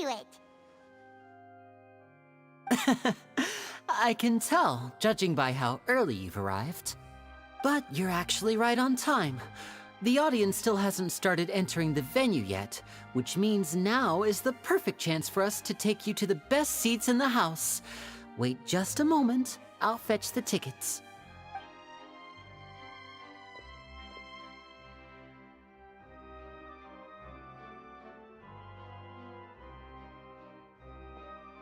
The Opera House has assigned seating, so you always have to make reservations. I've already reserved your seats, and here are your tickets. Ooh, front row seats! Thanks, Linny! Don't mention it. There's no need to keep thanking me. Hey, Linny! Could you come over here and take a look at this? Oh, I'll be right there. Seems there's an issue with the stage props over there. That's Cal, my assistant, calling me. I'll go lend him a hand. Yeah, we'll just go to our seats. You go ahead, Linny.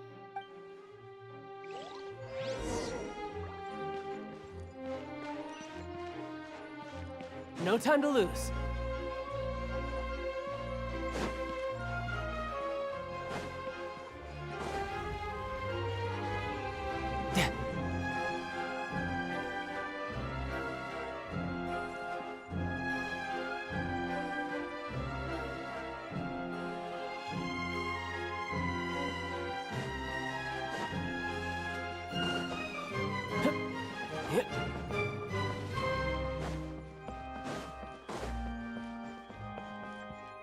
No time to lose.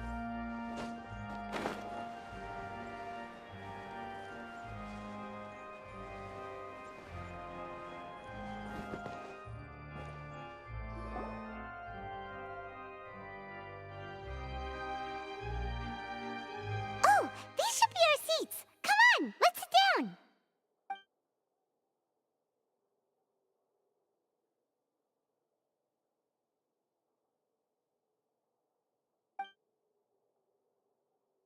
Uh...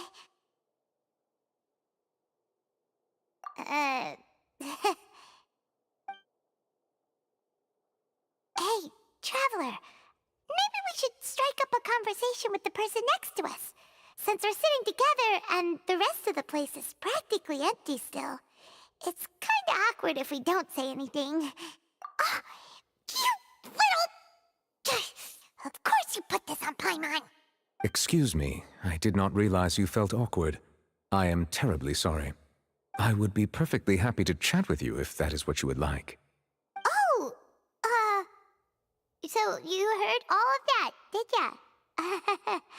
Boy, you sure have good ears. Paimon thought she was keeping her voice down. Wait, that's not it. Paimon's... Sorry. Paimon's the one who was being rude, talking under her breath like that.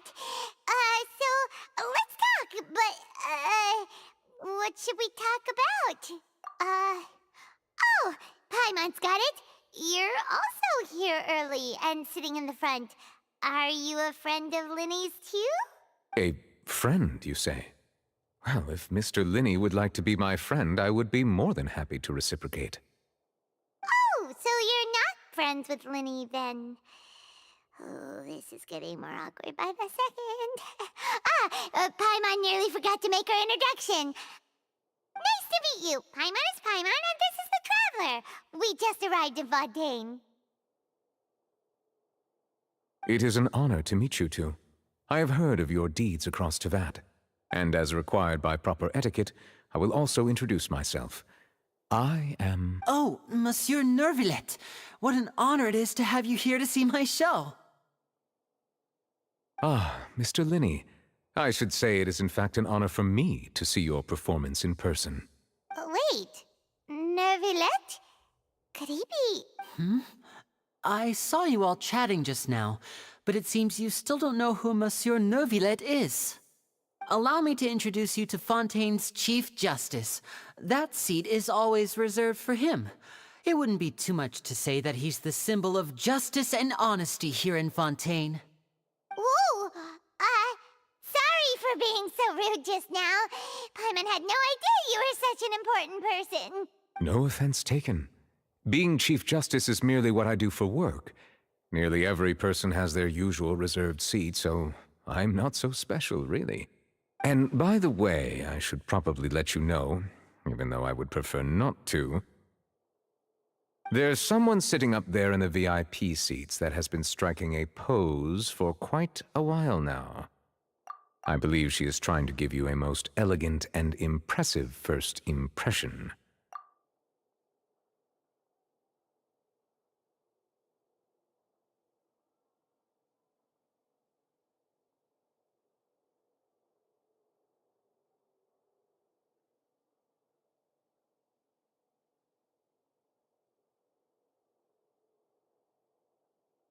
So I think you should take notice of her sooner rather than later.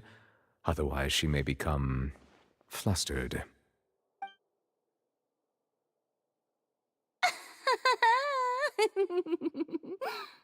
Huh? Oh, it's Farina, the Hydro Archon. Huh. She sure has a smug and satisfied look on her face. Guess she has no idea that you saw right through— Very good. That is for the best.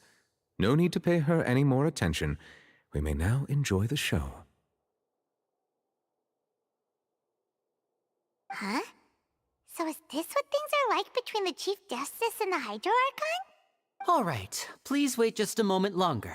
I've pretty much finished my preparations, and the performance will start as soon as the audience has made their way to their seats. Yay! The show's finally about to start! Paimon can hardly wait! Paimon's never seen a real live magic show before!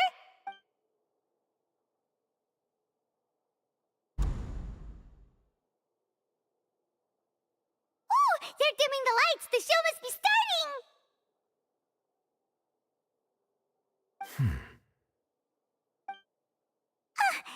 Sorry. Paimon will try to stay quiet. Welcome, one and all, to the Opera Epiclese. I am the star of today's show, Linny. And over here is my sister, Lynette, who will be working as my wonderful assistant. Please, let's give her a warm welcome. Hello, everyone.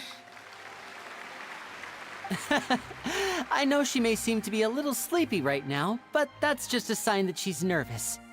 Whatever. Now, some of you may be thinking, two vision holders who can freely manipulate elemental powers performing magic is not true magic at all. So, I would like to take a moment to assure you that elemental powers will have nothing to do with what you will witness on the stage today.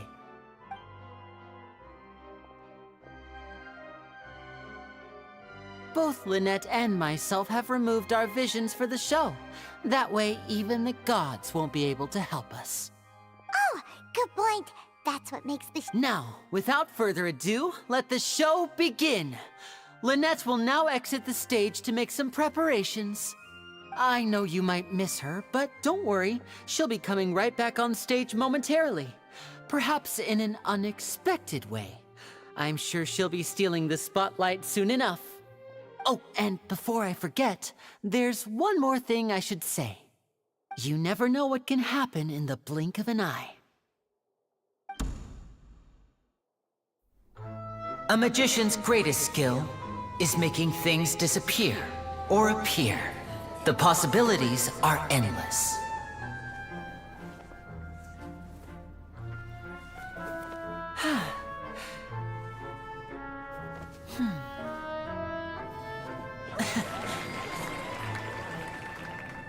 Huh?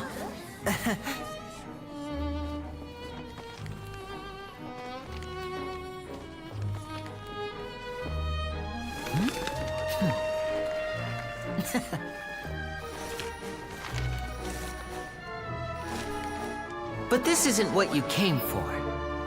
These little tricks, you've seen them all before. So it's time for something truly extraordinary, don't you think? This one's a little tricky.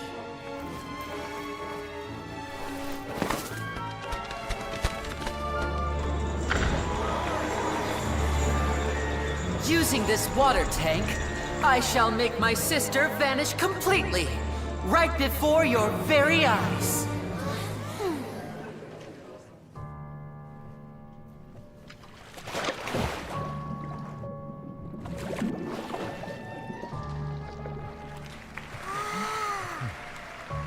It's actually quite simple. She'll just turn into air bubbles and float right out of the top.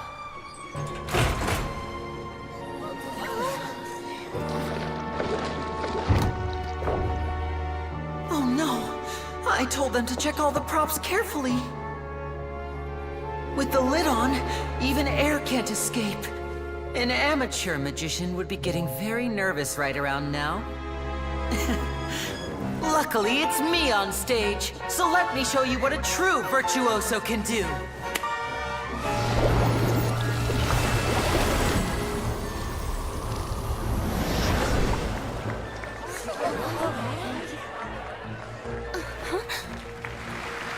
Lynette, are you still there? Don't go too far. We don't want to use up all our magic. Hi, I'm back. Uh-huh.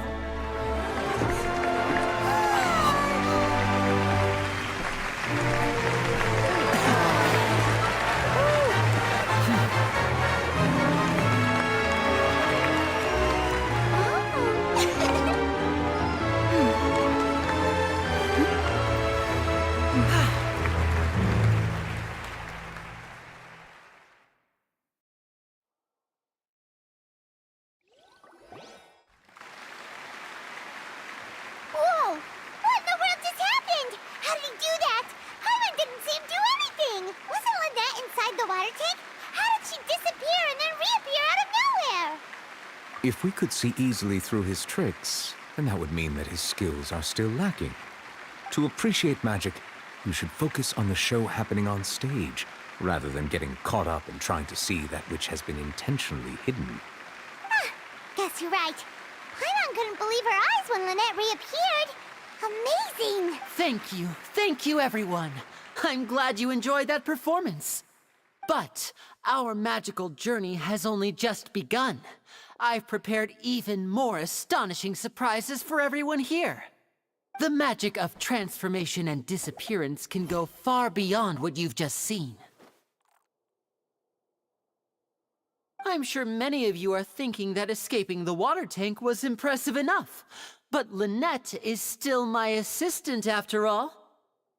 In which case, I have ample time to make all necessary preparations. So, for my next trick, I will require the participation of one lucky audience member. Please, if my assistants could bring out the magical boxes now. There are 2 boxes and only 2 boxes. One is here, and one is there in the aisle among the audience. I'm sure many of our clever audience members have already guessed our next magic trick. A swap! Our lucky audience member and I will each enter a magic box. After 1 minute, we will each emerge from the opposite box. Now please, everyone pay very close attention to the box you see here. Don't give me any chance to make a move. Wow! How's he gonna do this? Hey, do you think this is all magic tricks, or does Lenny have actual superpowers? The lucky audience member will be generated by this random number selector. It selects numbers entirely at random. Even I don't know who will be chosen to participate. Now then, let's begin. Let me see. Oh, row 7, seat 3. Congratulations! You now have the chance to experience magic firsthand for an entire minute. Please, come forward. My assistant will take you beside the magic box. I'm sorry, it might be a little cramped inside, but no need to feel nervous. We've carefully arranged everything for you to be as comfortable as possible.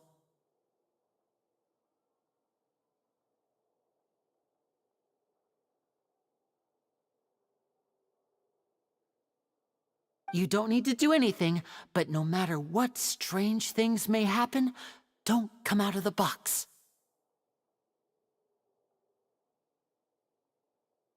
If the magic is interrupted, who knows where you might end up? You might even find yourself in the Fortress of Meropide. Oh, okay. All right. Before I enter the magic box, there is one more thing I need to ask the audience to do. Could you all give me a countdown? Like this. 60, 59, 58. Just keep counting down. You can go a little faster or slower if you like. I won't be able to see anything in the pitch-black box, so I'll be relying on your voices to know when time is up. Oh, and no tricks now. If you quickly count from 60 in just 30 seconds, then I'll be in a tough spot. Ooh! Paimon kinda wants to count faster after hearing him say that! No, that won't do. I can see it in your eyes. You still can't be trusted. Come on, repeat after me. 60, 59, 58. 60, 59, 58! That's right, perfect. Keep it going. All right, I'll see you all on the other side once you've finished counting.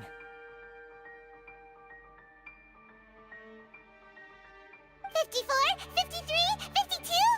Huh? Why aren't you counting, Nervalette?" I am counting in my head. I think things are exciting enough in here as it is. Merely a consequence of my identity and personality. Do not worry about me. Just enjoy the show. Oh, alright. You look so serious that Paimon thought you might be feeling uncomfortable or something. 40, 39, 38! Mr. Linney, are you all right in there? Is everything ready? Yes, I'm fine. I'm just double-checking the direction of the magic. It would be a disaster if we get sent to the wrong places. For example, mid-air right above the audience. Even though he's saying that, Lenny doesn't seem nervous at all.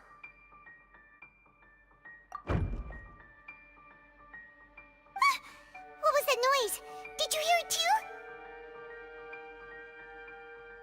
Not sure.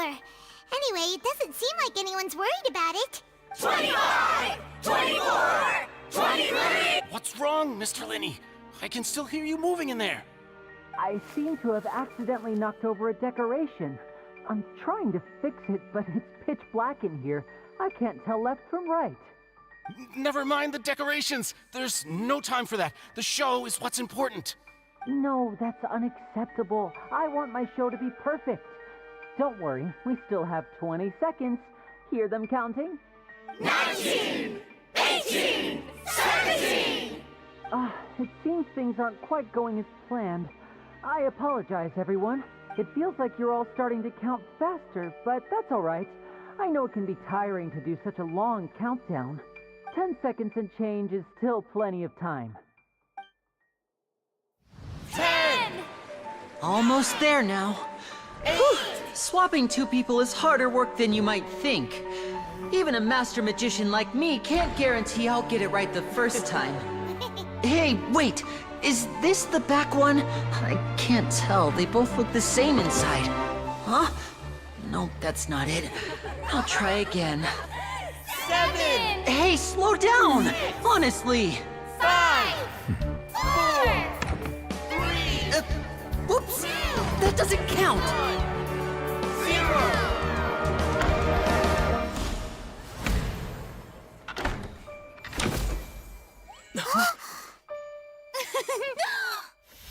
Ta-da!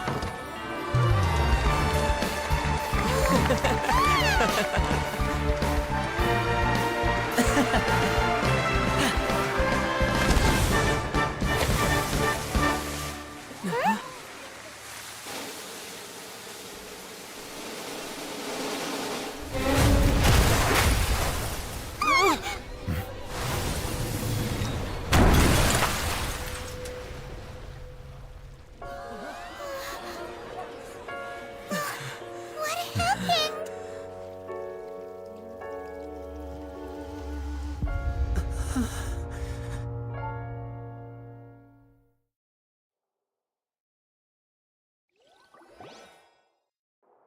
Huh? Is this part of the show? Mr. Lenny, you're going to use magic to fix the stage now, right? What happened? Oh no. Maybe this isn't part of the show. The girl was still in that box, right? This performance is over. Medical staff with me. Guards, secure the scene and detain all the performers. Seal the exits. No one is allowed in or out at this time. Yes, that's right. If this was just an accident, then we must investigate the cause. But if this was all part of some scheme, then those accountable will not escape the judgment of the God of Justice! No need to be alarmed, you two. We'll get to the bottom of this soon enough.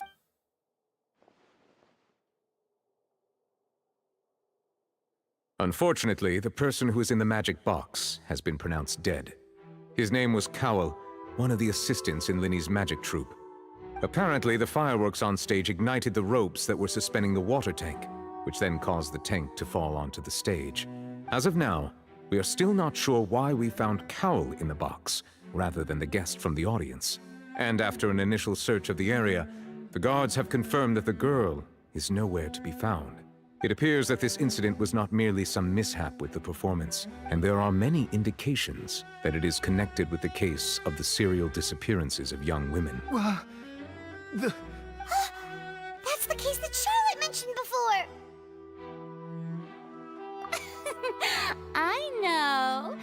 I know the truth. I can see through the whole thing. Really, using such a shallow and obvious mystery as his finale, did he really underestimate us that badly? I say that our powerful magician, Mr. Linney, is now the prime suspect for the serial disappearances case. Huh? Why me? This whole thing was an accident. Oh, this all occurred during your magic show, did it not? The missing girl disappeared after being chosen, did she not? The deceased is one of your assistants, is he not? Now that I think about it, that whole speech about magicians making things disappear was nothing more than a provocation, a bald-faced challenge. That can't be right! How can Lenny do this? He was in the box on the stage the entire time! We can even hear his voice! Besides, before the show, he told us that he would like to catch the criminal behind the disappearances! He couldn't possibly mean catching himself!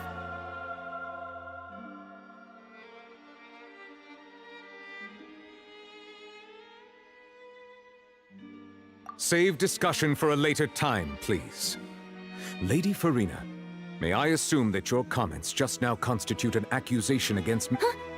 I just think that he... Well, I think it might be a little early to talk about formally pressing charges. But what Lady Farina said just now makes perfect sense. Looks like she's gonna personally deliver justice. A kidnapping and murder carried out under the cover of a magic show. Lady Farina said it all. I mean, of course, my dear people. But that's right. I mean you, traveler. You'll support Lenny, won't you? Then there's no problem at all.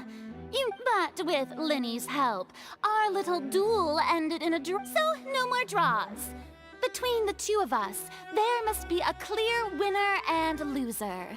And what better place to hold such a riveting showdown and decide the true victor than here, on the grandest of stages, the Opera Epiclese. It wasn't a draw. She obviously lost last time. I understand. Charges have now been pressed, and as such, a trial is in order. Well, traveler, seems Lady Farina has set you in her sights. But putting her dramatic rhetoric aside for a moment, I would like to ask you, are you willing to act as Mr. Lenny's attorney and defend him in this case? Very well.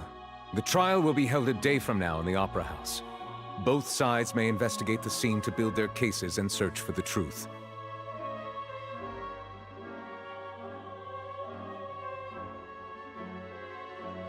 Lenny and his troupe are all potential suspects and shall remain within the Opera House. The audience may begin to leave in an orderly fashion once they have been cleared by the guards. A day isn't that long. Let's see what kind of case this big-shot outlander can build in such a short amount of time. I'm really quite looking forward to hearing it.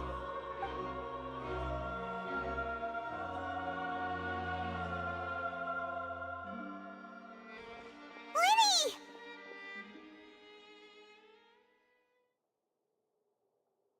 Sorry about everything that happened just now. Were you frightened? Of course! Who wouldn't be scared after witnessing an accident like that?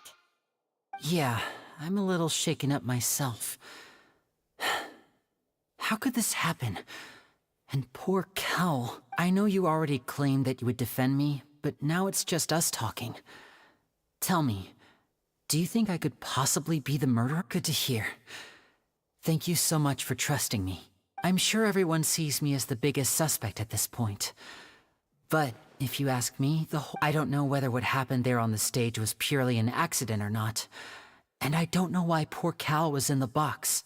As for how that girl chosen from the audience could suddenly disappear, I'm afraid I don't have any answers either. Even a skilled and knowledgeable magician like myself couldn't pull all that off in just 1 minute.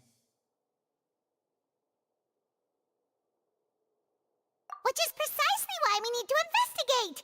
As this book says, the impossible could not have happened. Whatever happened must have been that which is possible.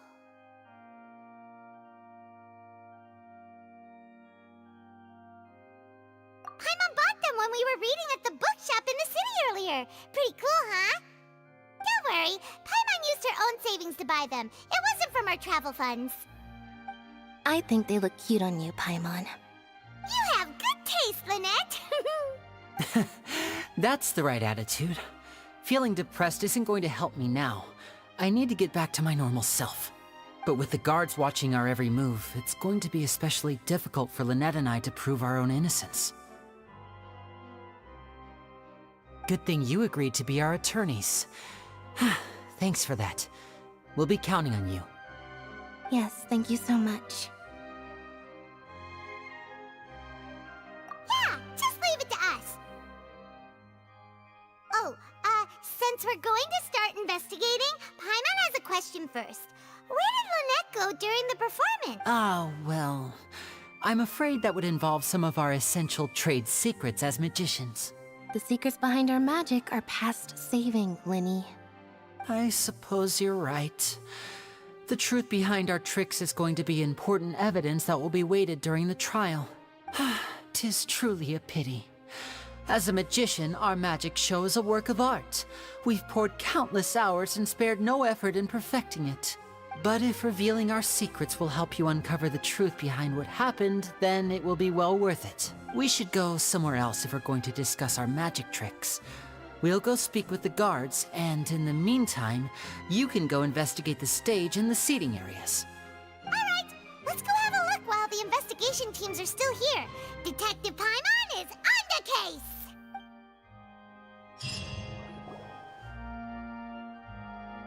Hello, officer. How's the investigation going? I see. You must be the traveler that Lady Farina mentioned. Listen, I'll be perfectly honest with you. I'd avoid getting mixed up in this whirlpool of a mess if I were you. Huh? What do you mean? Come with me and you'll see. The deceased is one of Linny's assistants named Cowell. Even though he hadn't joined the troupe long, he was hardworking and everyone generally liked him. The assistants are usually in charge of setting up and inspecting the props, as well as assisting with the show and keeping the crowd engaged. As you probably saw when you were in the audience, the water tank suddenly fell and smashed the box with Cowell inside it. This is the real mystery. We've already searched the scene and were unable to find any traces of the girl. However, if you look carefully, the box was positioned directly under the water tank. The ropes holding the tank were then burned by the pyrotechnics on stage, causing them to snap. All these factors lining up so perfectly makes it hard to see this as a mere accident. If anything, the more logical explanation is that the whole incident was intentionally planned, and Linny is the most likely person to have access to all these areas. But he doesn't have a motive! Are you both good friends of his? Well, you can't say we're good friends, but we've known each other for a little. So in just a short time, he was not only able to win your trust, but even convince you to act as his attorneys. I know there's no such thing as magic. The real trick of a magician is holding the audience in the palm of their hand. I've seen a lot of cases, and I can tell you that people are the least reliable kind of evidence. Sorry, I tend to be pretty straightforward. Just know that I'm warning you for your own good. Anyway, you may investigate the scene of the crime yourselves if you're curious. Who knows, maybe you'll be able to come up with some new evidence.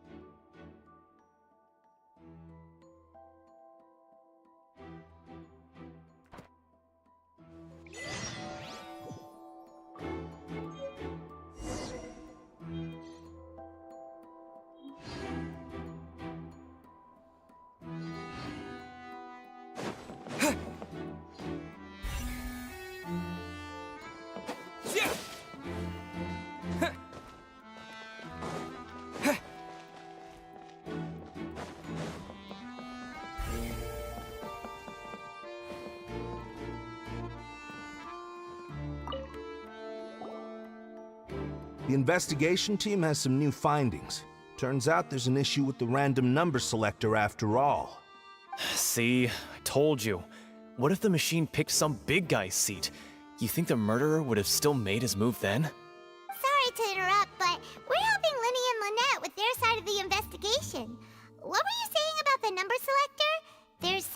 wrong with it?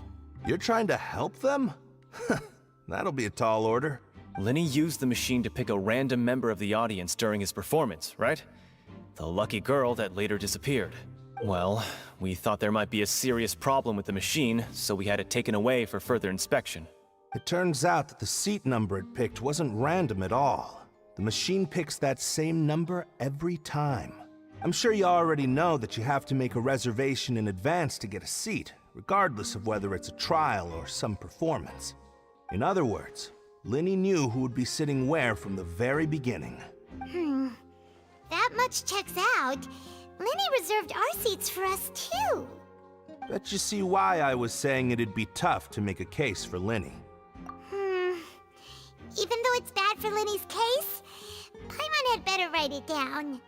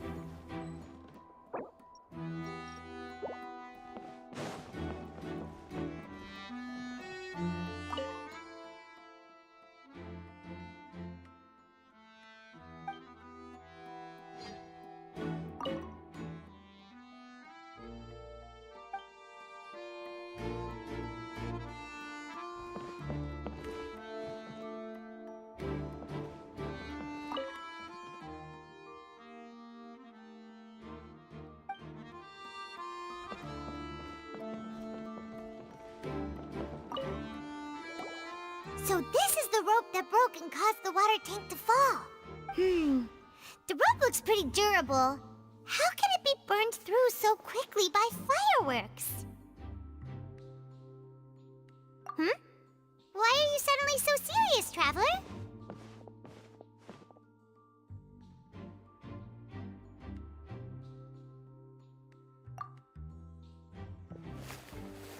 Whoa. Look! This bit is made from different material!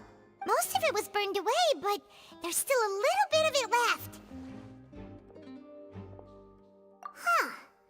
So if a rope meant to hold something was made with that kind of material in it, then that means... Wait!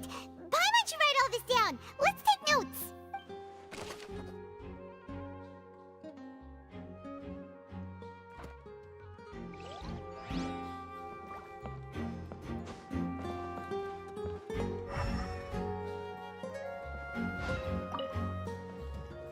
Go ahead, have a look around. In the end, we're both after the truth.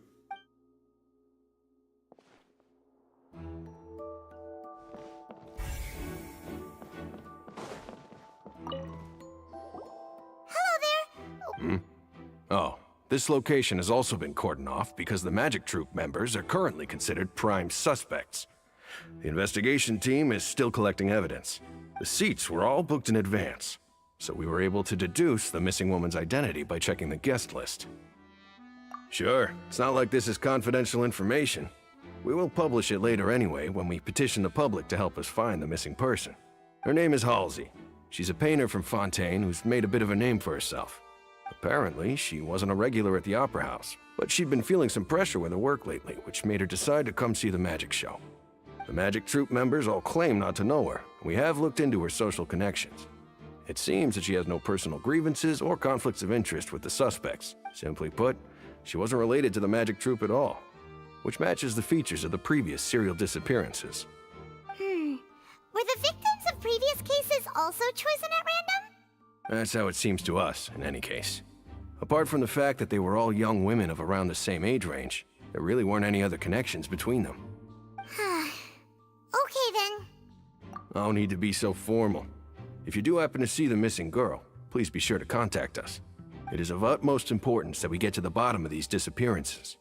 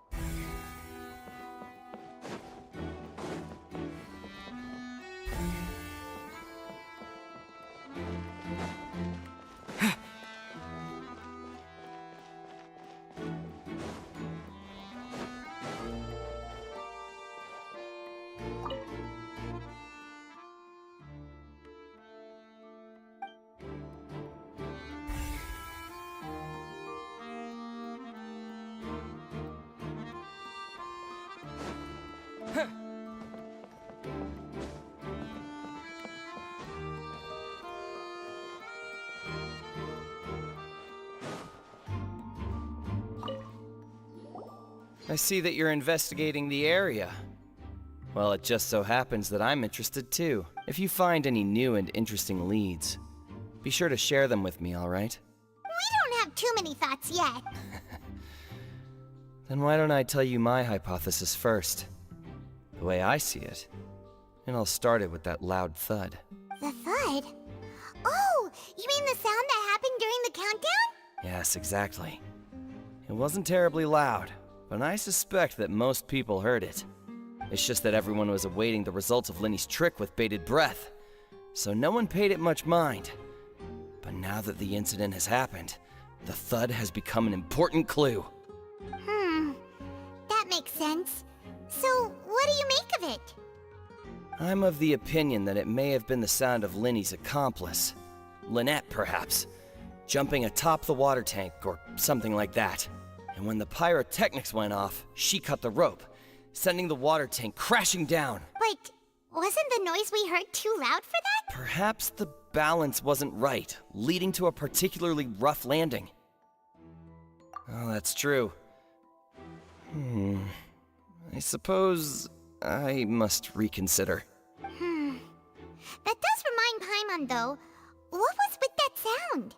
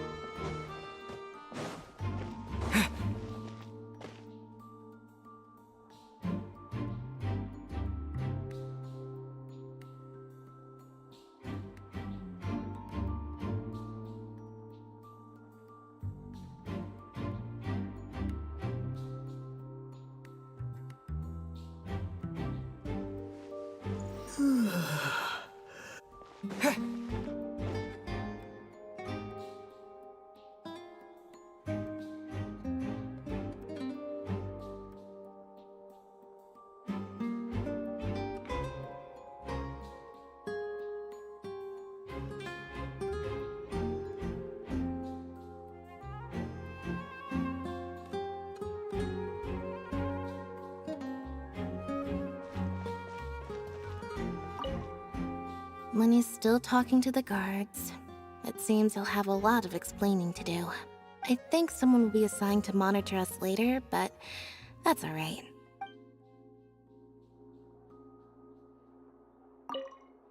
Lenny's still talking to the... I think someone...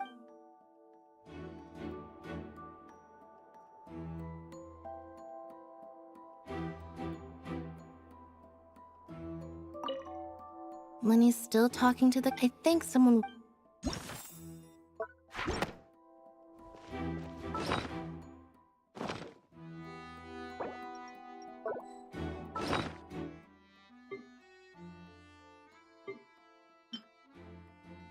Why would it be him? Why would... Gosh. We all heard... Whoever the murderer this...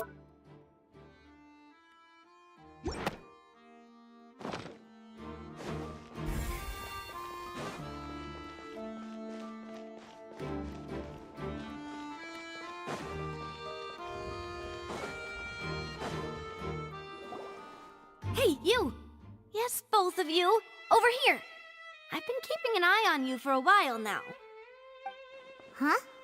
You mean us? That's right. If I'm not mistaken, you're also among those who wish to cut down the thorns and pursue the truth. No? And by the looks of it, you're not from Fontaine. Well, you're right on the mark about that one, but who are you?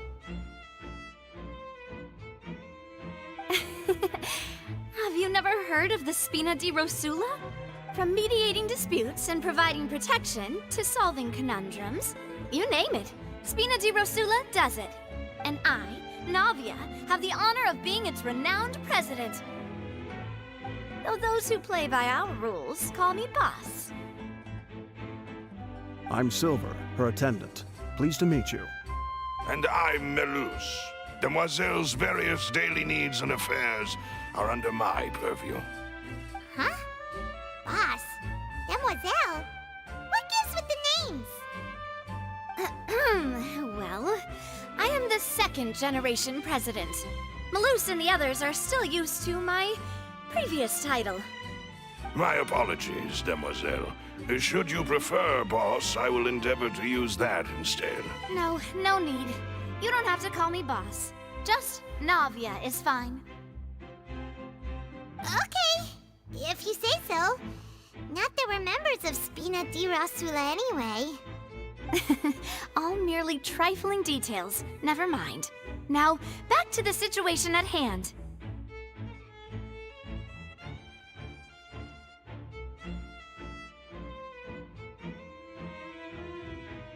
That's right. I've always kept an eye on the serial disappearance cases.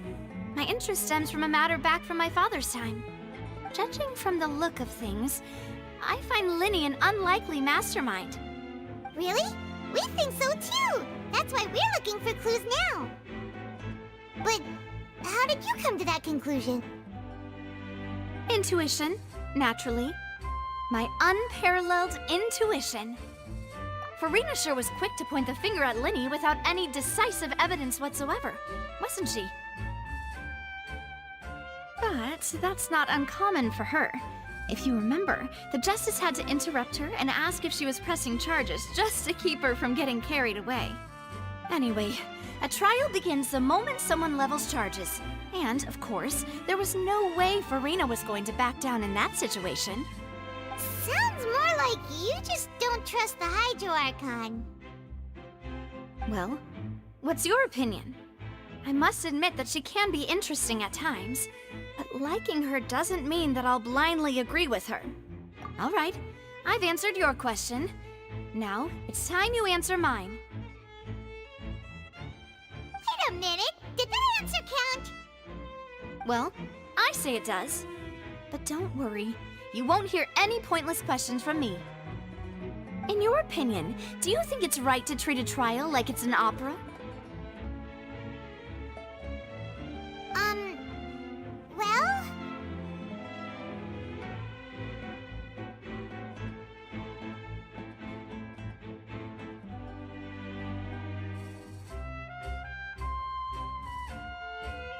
And why would that be?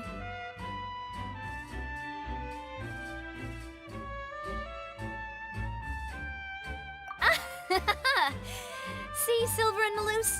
I told you they'd be different.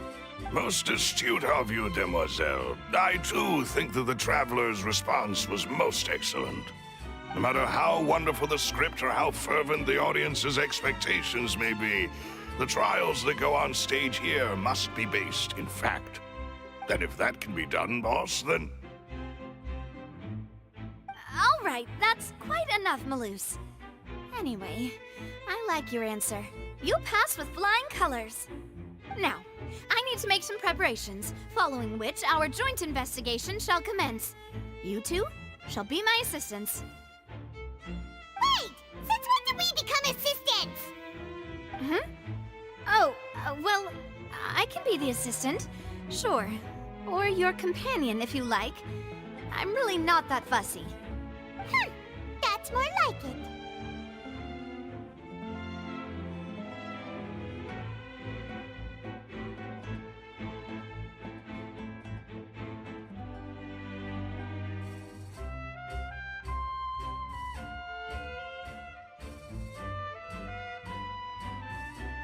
Far be it from me to brag, but I believe that Demoiselle's intuition will be instrumental in uncovering the truth. You wish to save a friend from false accusations, and we wish to unravel the disappearances. In this sense, our goals are aligned. You have a point. You're quite the talker, aren't you, mister? like you've got something on your mind. I have nothing to add. Oh, alrighty then. We'll be making some preparations first. Just be sure to let us know if they start revealing Linny's tricks. Thanks!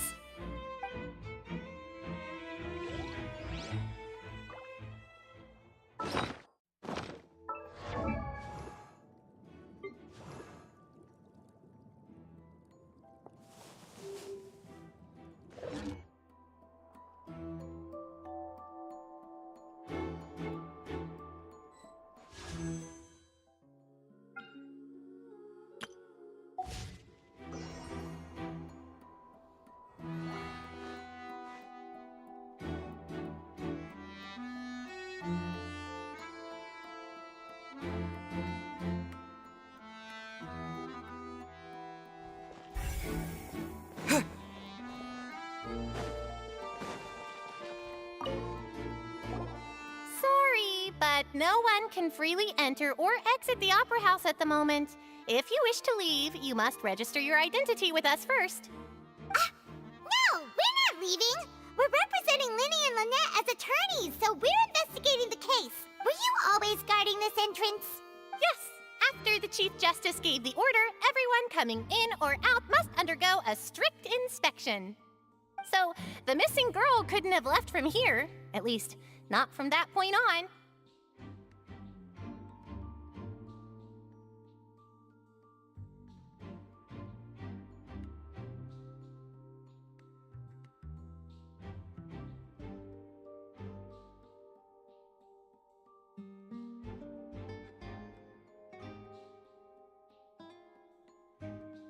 I doubt there was much opportunity then, either. How can you be so sure, Well, because I was in charge of security near the entrance at that time. I couldn't see Linny's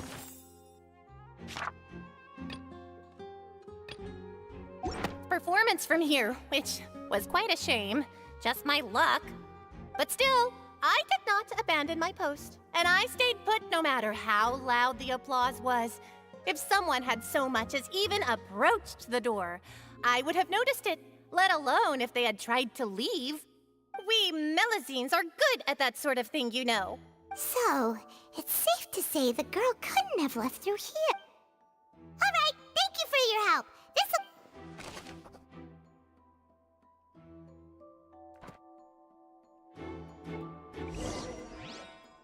We've checked everything of note here at the performance venue. Paimon wonders how Linny's discussion with the guards is going. Let's go see, shall we? Ooh, things are getting interesting, huh? We're about to see how magic is made. Where are those? Quake!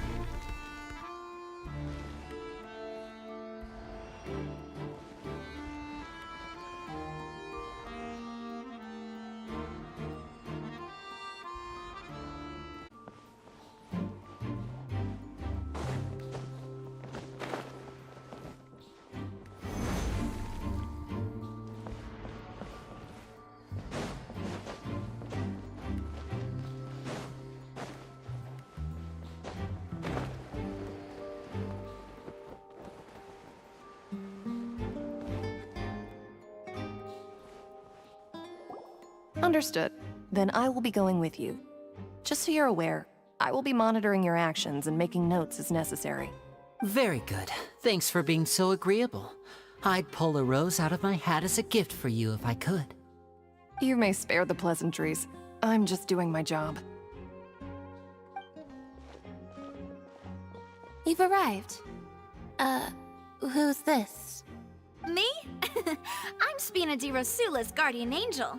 If you've got a problem, I've got the firepower. Sorry, I got a little carried away there. Call me Navia. I'm a partner of theirs, and we'll be helping investigate this whole situation. And these are my companions. Would you mind if they join as well? Fine by me. Oh, new helpers? I would be most grateful. Well, let's just say we're tagging along. It's not every day you get to see the secrets behind magic performed on such a large scale. I appreciate your kind interest. Come with me. We'll be heading below stage. Huh?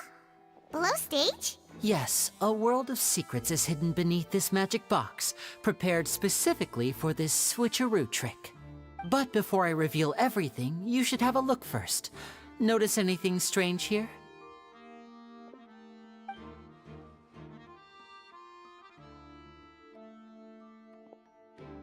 I'm not trying to be dramatic. Remembering the details of a trick will help you understand the methods used to perform it more easily. Huh. Weren't there balloons and other decorations here? Where did all that go? Ah, good eye. That said, you're still far from discovering the answer. The back? You mean the inside of the door? What's different about it? Paimon didn't notice anything. Very good indeed. I thought you might not be able to catch that, given that you were sitting in the first row. The back of this door was patterned. Those patterns are now gone, replaced by a smooth wooden board. So, if you put 2 and 2 together, what do you get? Exactly. All right, let's go. I'll tell you how it works as we head down. Oh, so there was a passageway under the magic box! I knew you'd figure out most of it as soon as you saw this place. The 2 magic boxes are positioned right above the 2 entrances of the tunnel. See this flatbed trolley? The box with the lucky audience member in it would be shuttled over to the other side using the trolley. This trolley can raise and lower and even rotate, ensuring that the box will face in the right direction. I see. So that's the purpose of the box inside another box. Precisely. The inner box would descend after the audience member was put inside and be moved along the trolley, all while the outer box would remain on stage as if nothing had ever changed. So that's how you did— Once the box was lowered, the trolley would store some energy through this device here, with which it would complete the rest of the steps. The audience member would only be able to feel some slight movements in the dark, and by the time she walked out, she would already be back on stage. Right! You were talking that whole time, and you even came out for a moment near the end! Ah, yes. A phonograph operated by Lynette was used to achieve that effect. My assistant and I had already scripted our conversation beforehand. When the countdown began, I had already gone to the opposite box via a tunnel using that ladder. And what about Lynette? Where was she? I was in the mezzanine space in the back of the box. Oh, That's how we were able to coordinate Linny's lines with the assistant. And, by the way, I was the one who walked out of the box at the end. I mean, we are twins. All it takes is a change of clothes and no one can tell who's who. And that's my favorite part of this trick. Only Lynette and I can perform it. So that's how it all worked! Wow, every detail— Lynette would briefly walk out of the box and then go back in, jumping into the tunnel and escaping before the box on the trolley could finish ascending. And then I walk out of the other box in the audience area, and the trick would be complete. The operative word here being would. But as you saw, Cal was in the box, not our audience member. She, on the other hand, mysteriously vanished. We really don't know how that happened. If not for that interlude, this would have been an astonishing trick. I probably never would have figured out how you pulled it off.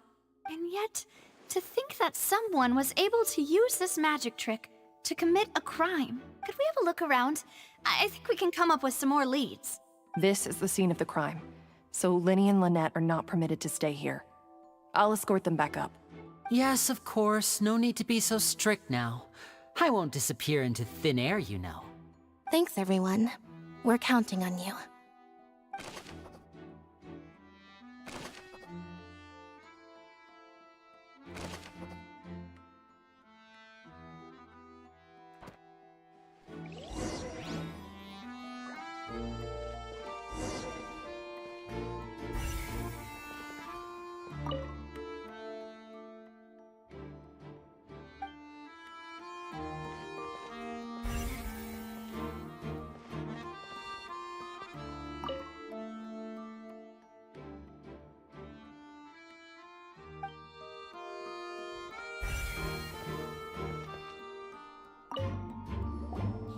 Huh.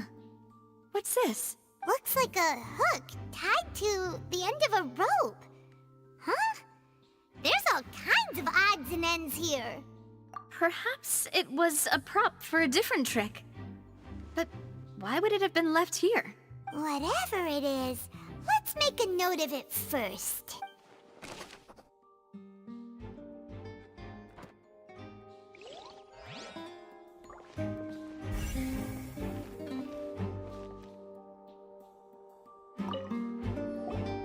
The floor is wet. Please be careful not to slip. Speaking of which, why would there... Oh! Paimon knows! It's one of those tricks where you pour water into a jug and then flip the jug over only for the water to disappear? And here's a broken vase! Huh. Did the trolley knock it down while moving?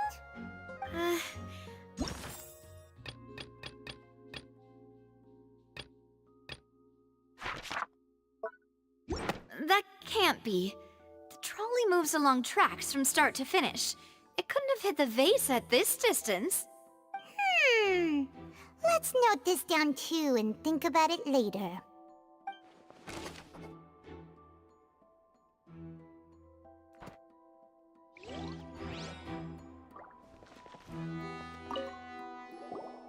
Oh, these are the clothes that the lady chosen from the audience was wearing, right?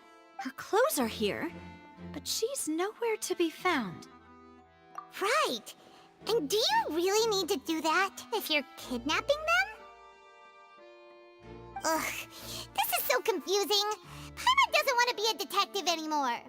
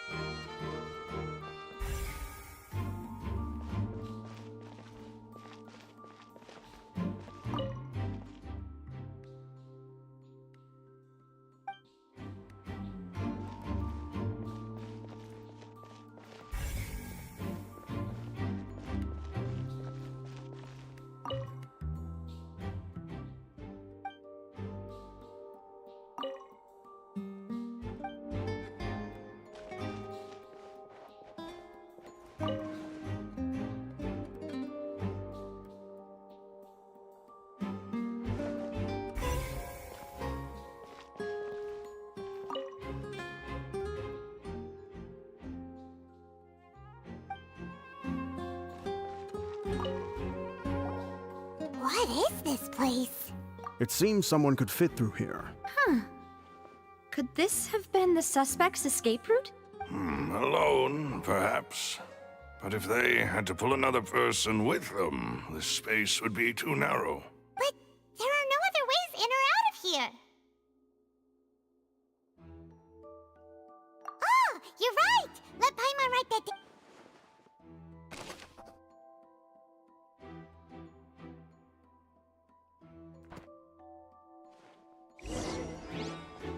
Seems we're just about done investigating down here. Yes. Let's head back up.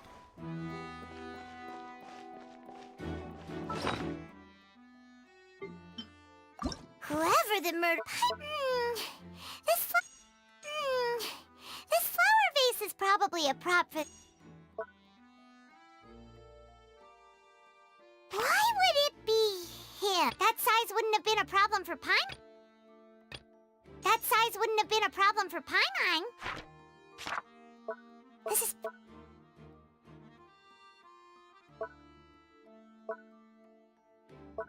This...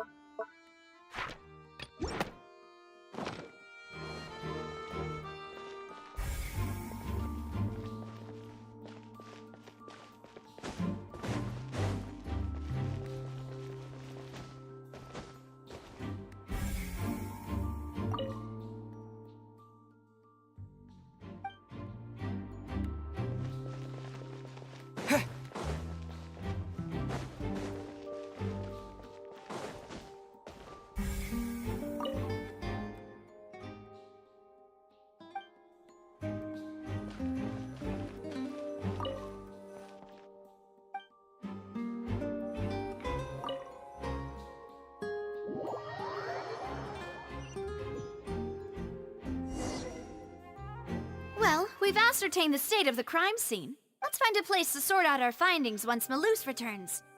Seems to me that there are several things that don't add up here.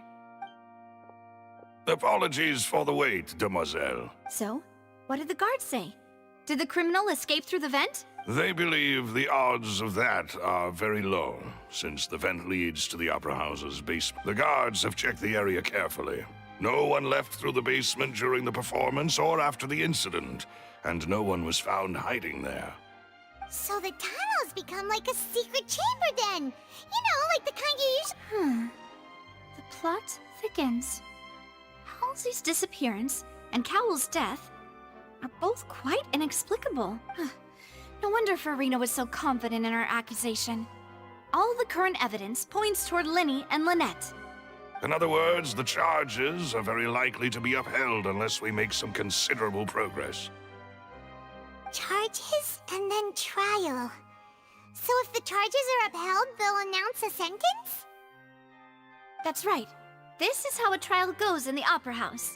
During the proceedings, the Chief Justice and the Oratrice will hear statements from both sides.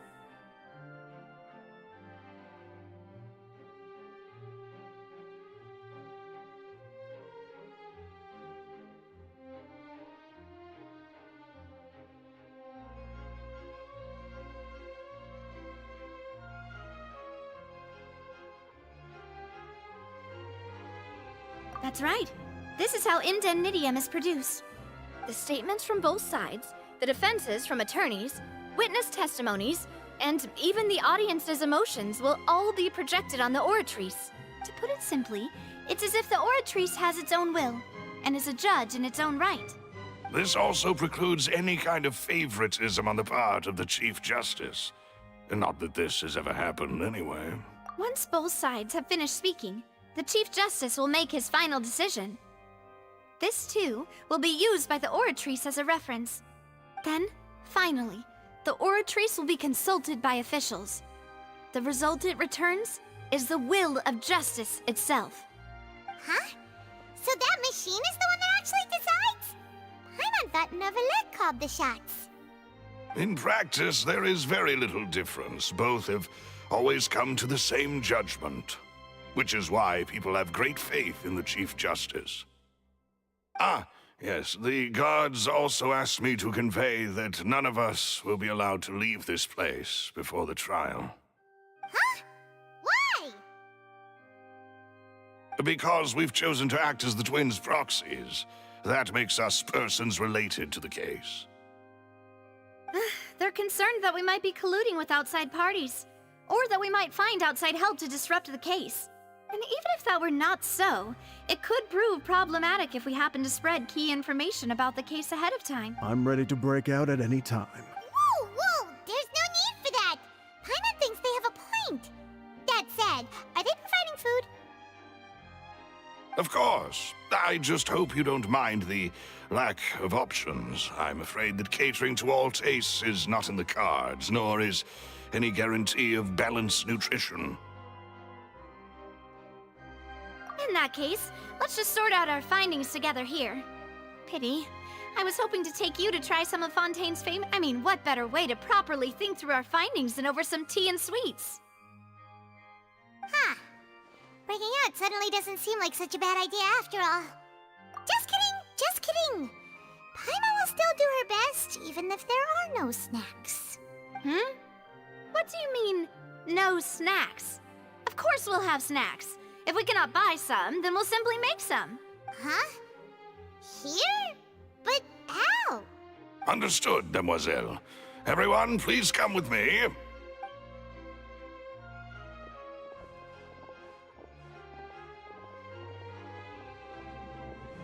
Wait, you're carrying a portable stove with you? Yes, I must be prepared to meet the demoiselle's baking needs whenever the fancy strikes her.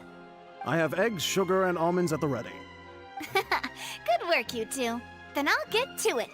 Please sit tight for a moment. You'll get to taste my awesome snacks soon enough. These three are quite the interesting group.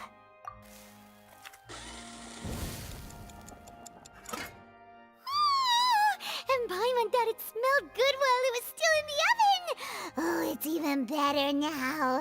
Paimon can't stop drooling. From the way you had these two guys carrying all that stuff around, Paimon thought you'd have them do more during the baking process. But you ended up doing the entire thing by yourself. Beating the egg whites, grinding all... I was applauding. And I was giving encouraging smiles. Paimon was just thinking, aren't you worried about getting your fancy dress dirty beating egg whites and baking like this? Well, I don't think it's carved in stone anywhere that fancy ladies can only read books, sip tea, ride horses, and play the piano. I just really enjoy making snacks. Don't underestimate beating egg whites, by the way. It's a real arm workout. You also need to beat them to just the right consistency, or your macarons will crack. Anyway, give these a try, fresh out of the oven. There's 3 for each of us.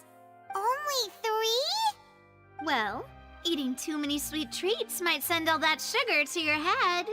You wouldn't be able to think clearly about the case on a sugar rush, would you? Tea is ready to be served as well.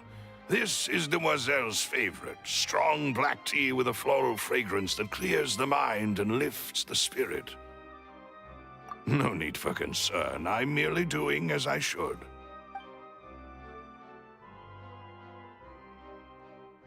All right then.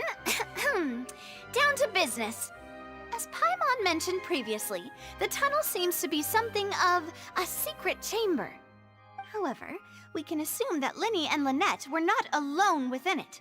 Some criminal also occupied its sealed confines. The magician twins could have committed the crimes, of course, but they lack any logical motive. Exactly! Why would they do such a thing right when everyone was watching? The flower vase and the thud we heard during the performance could indicate some altercation between Halsey and the criminal in the tunnel, resulting in the shattering of the vase, the discarding of her clothes, and her abduction. Perhaps the criminal thought that since she was chosen from the crowd, she would be too easy to identify if she was still wearing the same clothes. Paimon thinks that makes sense, but the real trouble is... True. None of the clues we found thus far support the existence of this third person. But the only people left to consider are both technically victims, whether it's the missing girl, Halsey, or poor Cowl. Huh. Could Halsey have secretly made modifications to the magic props in order to murder Cowl before making her That's right. And even if she had tampered with the setup, she would need to understand the entire trick to pull it off. Nor does she have any motive. The guard said that she has never had any dealings with the Magic Troop's members. Were we not thorough enough in our search? From the sound of things, this is turning into an impossible cake. Your macarons are amazing, though, Navia. They smell great! They're nice and crisp and super sweet! They are my specialty, after all. And I see you've already had 5 of them. What? 5? Oh, that can't be right. Please don't worry about it. At my age, a few less sweets might actually be a good thing. No. Being greedy is one thing, but Paimon knows how to count. Besides, Paimon knows that if she ate too many, then others wouldn't have enough. Wait, even you don't believe if Paimon ate those 2 extra macarons, then may they turn into... All right, we get it. Well, I suppose one of us might have gotten too engrossed in our chat and eaten them by mistake. Maloose, set up the stove again if... Huh? Making sure everyone gets 3 macarons, of course? Exactly. As you wish, And I have the egg, sugar, and almond. Well...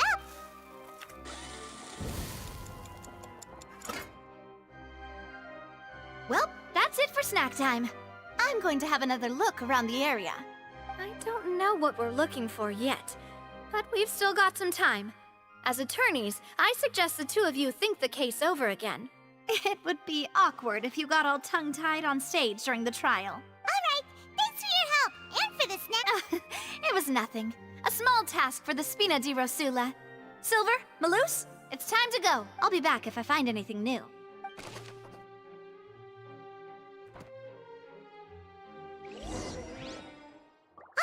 It's time to put our heads together. We've got to get our defense ready for the trial. Oh, it's probably gonna be a long and difficult case. Why would it be... was no and digging. That size wouldn't have been a problem for. That size wouldn't have been a problem. Whoever the murderer. Here, take Paimon's notes. They should help you review the situation.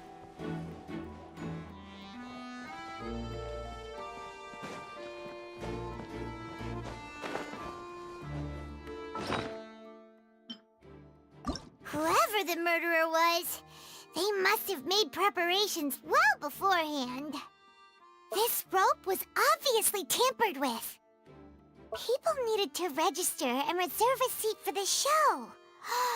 That, combined with this number selector, could allow you to pick a young lady instead of some old fogey. People needed to Paimon doesn't get this at all. You think about it for a bit, Traveler. This is probably a prop, too. Oh, looks like it could hook onto a lot of things. Like the Traveler's fishing rod! Why would it be him?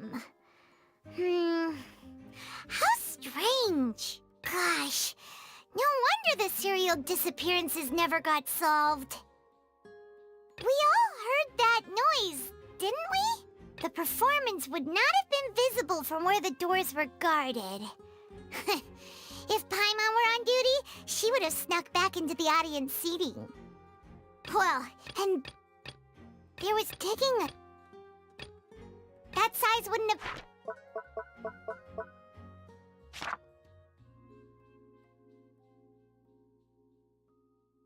That size wouldn't have been a problem for Paimon.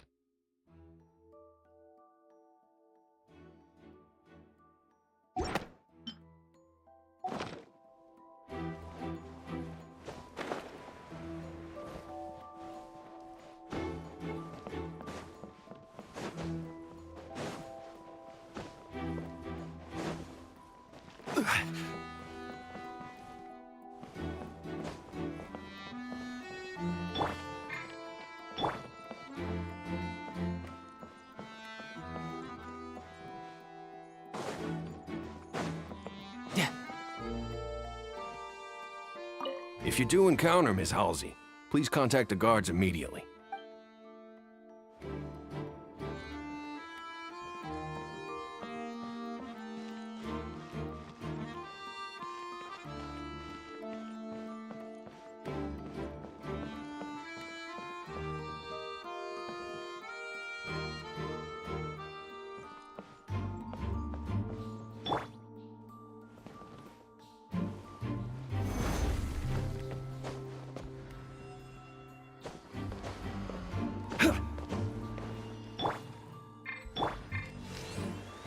Yeah!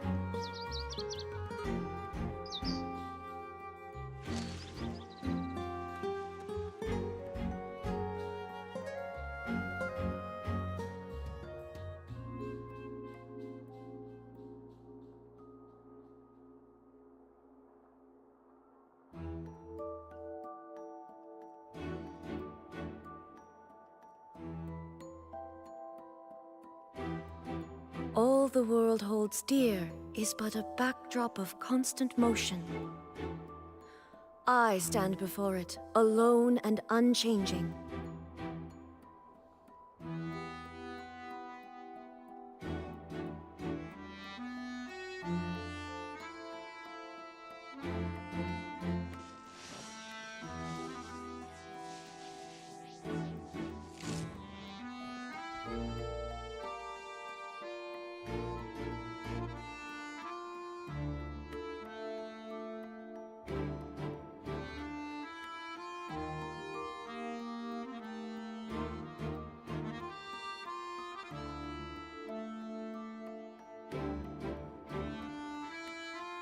Inactivity serves no purpose whatsoever.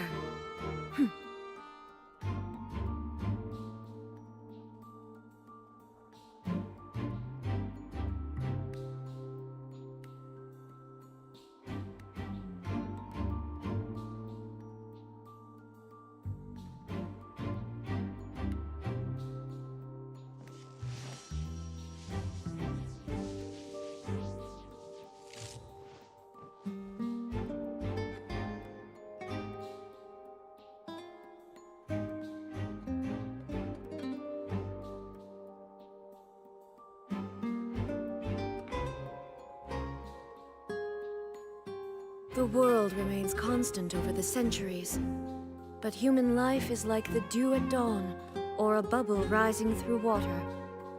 Transitory.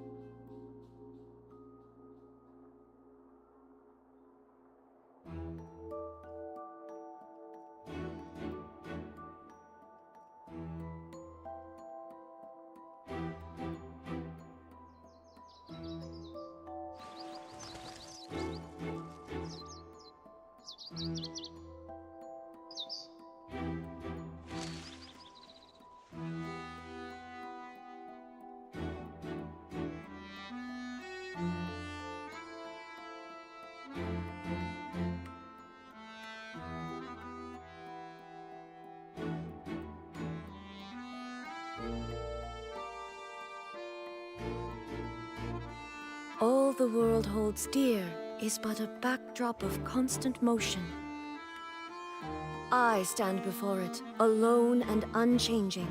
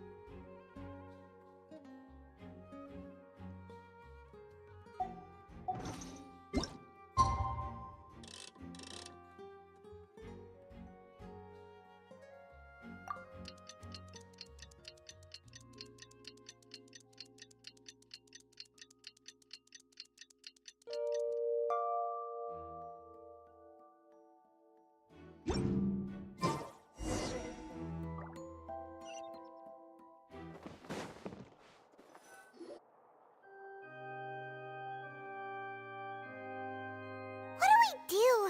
The whole situation is so confusing. Good plan. Just relax. Even if everyone else suspects Lenny and Lynette, at least we will be supporting them from the stands. Besides, I doubt Farina understands any more about what happened than we do. Thanks, Navia. Well, we'll be going then. Best of luck to you.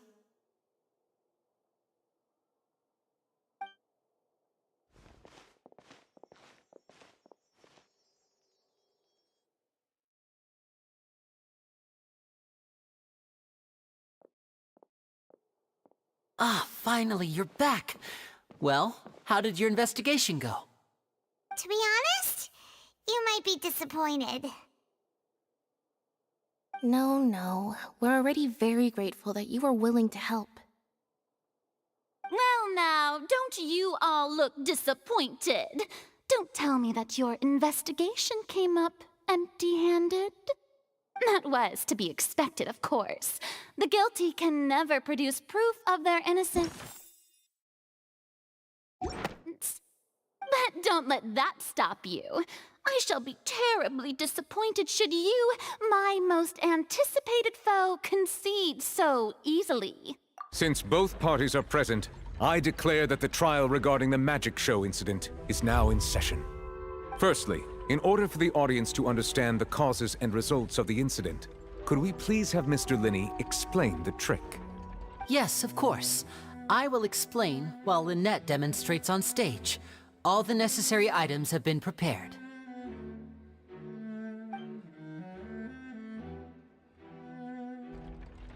Thank you, Mr. Linney. In that case, I take your statement to be that you ran to and remained hidden within the magic box in the audience stands once the trick began, and thus could not have committed the crime. Is this correct? Yes, that's correct, Your Honor. In that case, I call upon the prosecution. Lady Farina, do you wish to refute his statement in any way? Why, of course I do. Allow me to take the first shot and break this case wide open. Mr. Linney is clearly lying. There is no way you could have been in the box the whole time if you were to abduct Halsey and murder Cowell. In fact, I'd say you were hardly in that tunnel at all. That is simply your hypothesis based on the presumption that I'm guilty. Oh, is that so? And if I may ask... The roaring countdown of the crowd, of course. That's how I kept track of the time. And you didn't hear anything else at all? No, nothing. I see. But when the count reached 30 seconds or so, there was a thud. One so loud that I believe practically everyone heard it. Huh? Hey, hang on. Something's not right here.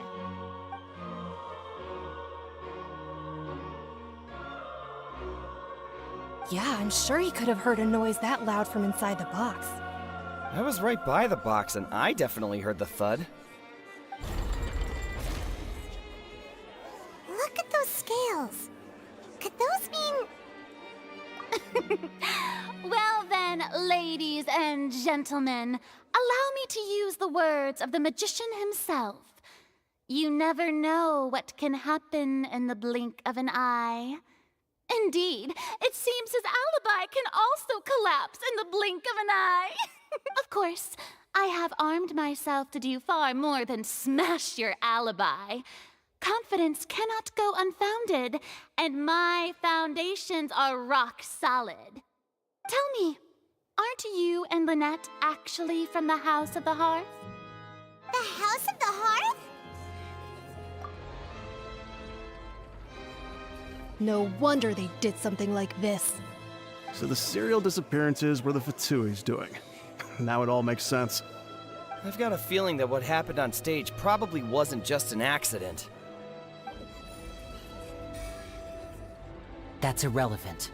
Our identities have nothing to do with what happened. Indeed. Then perhaps you could tell us everything that happened during that 1 minute. Your first priority is to prove yourself innocent, after all. I'm sure there is little that needs to be kept secret now.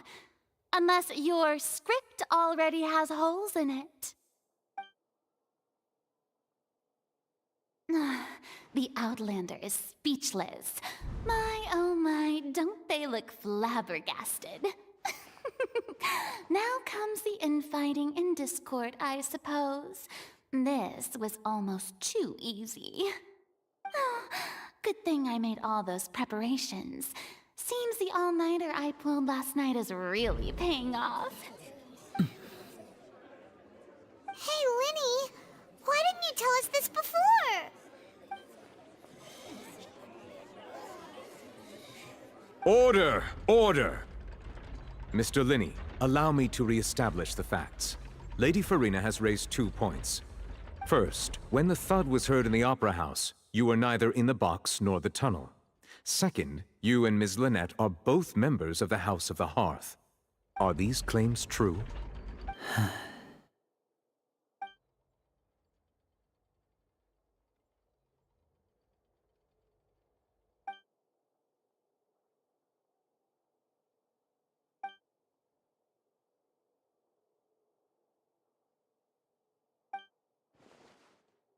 Please answer my question, Mr. Linney.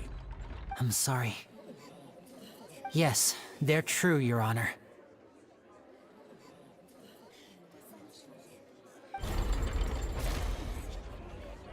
I knew it! Well, that's it. We might as well move on to the sentencing already. What should we do now? Granted.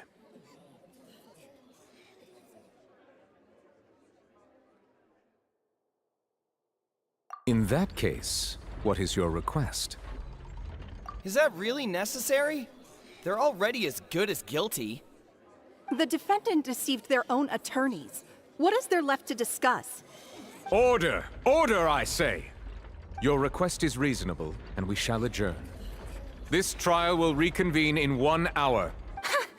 So you would stick to Mr. Linney's defense even after knowing what you do now? You certainly have more professionalism than I thought. In that case, my dear audience, let's allow the joy of victory to steep for a little while longer.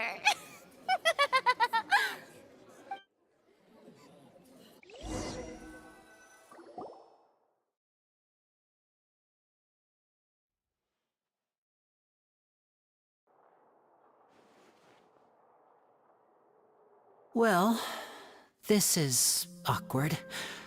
I didn't think the Hydro Archon would dig all that up. I'm sorry, Traveler and Paimon. Yeah, sorry. Paimon doesn't know where to start. We trusted you two. We based our entire reasoning on the assumption that you weren't bad guys. Not to set the wrong tone or anything, but Paimon's really mad! I'm very sorry. I know you're angry, and reasonably so, but please, let me explain. I know you've clashed with the Fatui several times before. I wouldn't be surprised if just hearing the word is enough to make you upset. But our organization is very, very large, and the Harbingers have very different personalities and goals. Right now, we want to save people. As many as we can. That's right. I'm sure we're on the same page when it comes to this nation and the disaster that its people might face. I knew if it weren't for our respective identities, we could become good friends. That's why I didn't wish to flat out lie to you, but chose to hide some details instead. The truth is very important, but being completely transparent about everything would see us spending more effort than we need to. Right. So, you be the judge. Heck, if I were you, I fear that I'd even struggle to trust me at this point. You met a Fatus who works as a magician, a trickster by trade. All by coincidence, too. But still, I'm asking you to trust me. I am no criminal. At least, not in this case. Sorry. Please forgive us. Well, you both say that, but...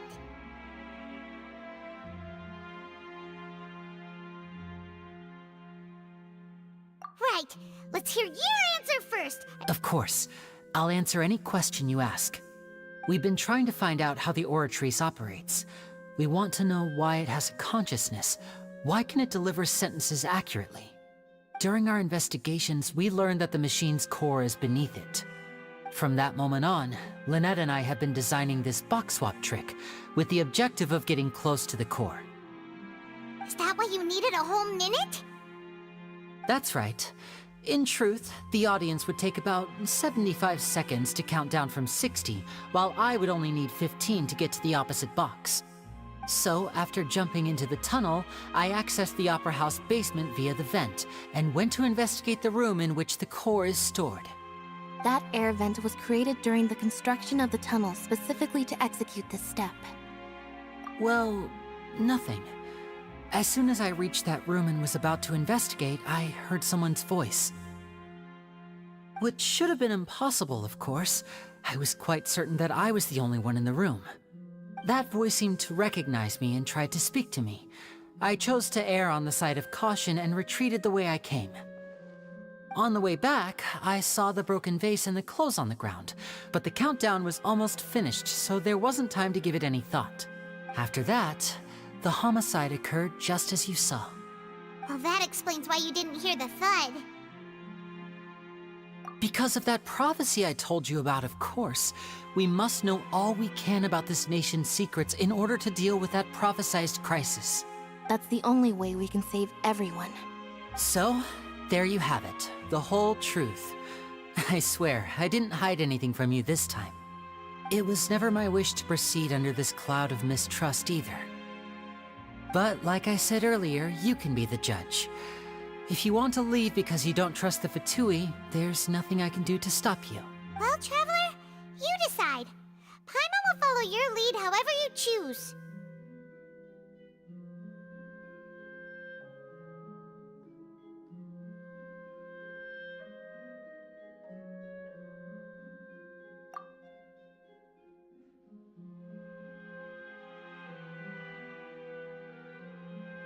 Okay.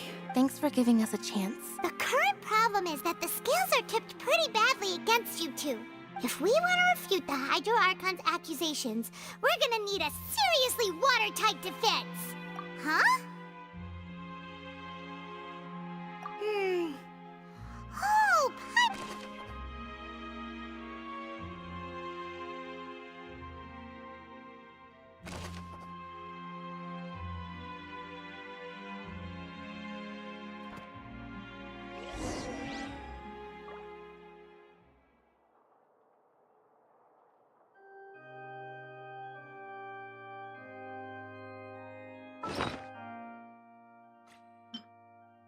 why would it be him? That's... doesn't seem likely that... Whoever the murderer was, this this is... Paimon doesn't get this at all.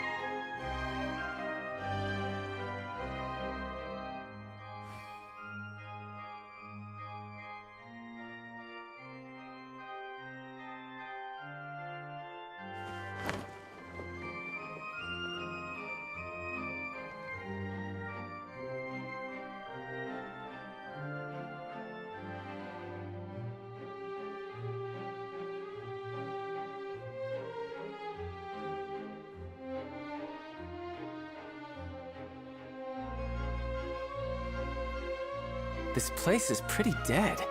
By which I mean, there's nothing to kill.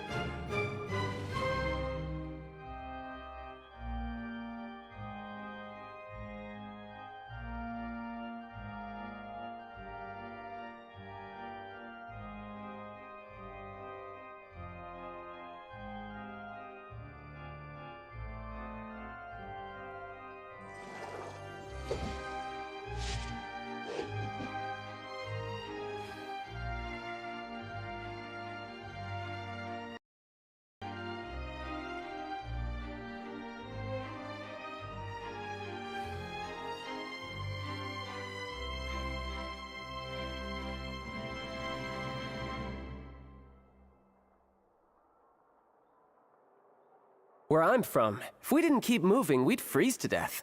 Literally.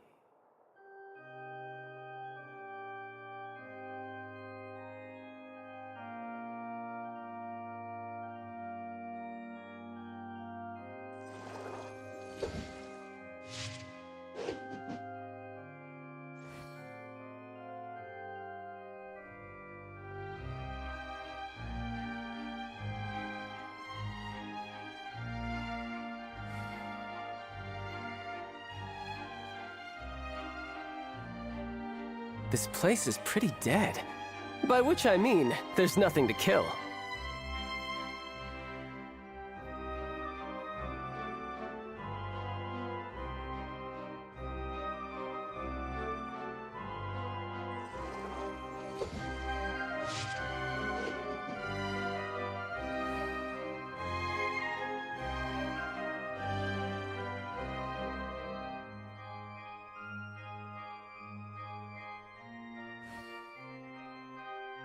Where I'm from, if we didn't keep moving, we'd freeze to death.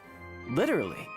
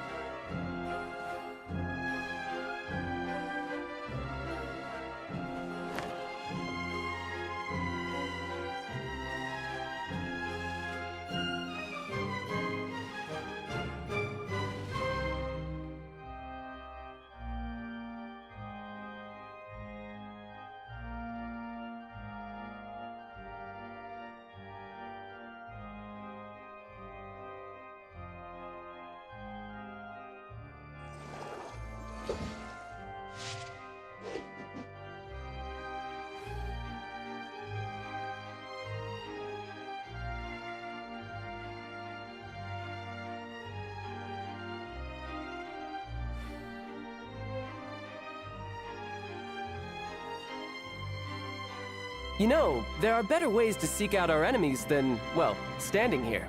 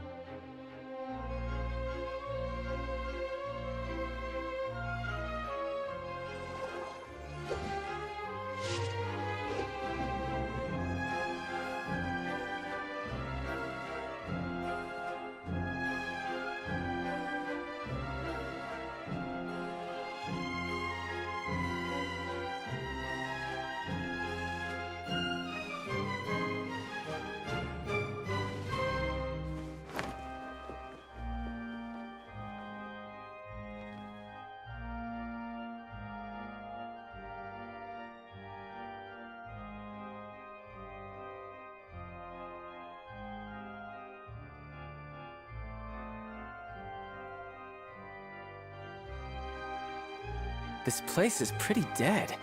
By which I mean, there's nothing to kill.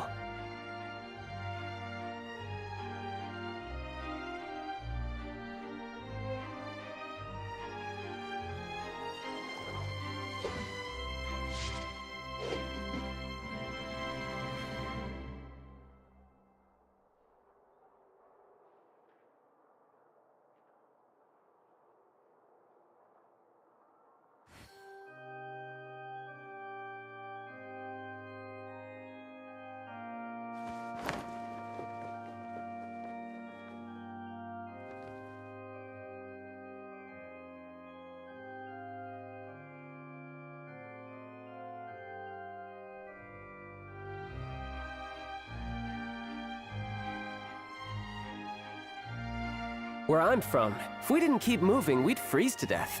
Literally.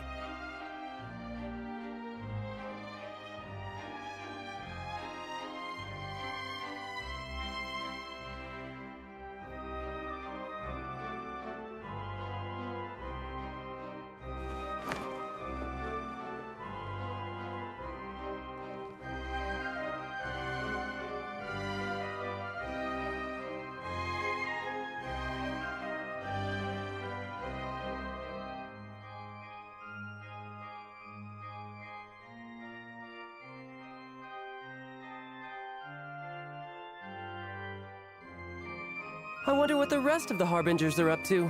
Plotting and scheming on an ever grander scale, no doubt.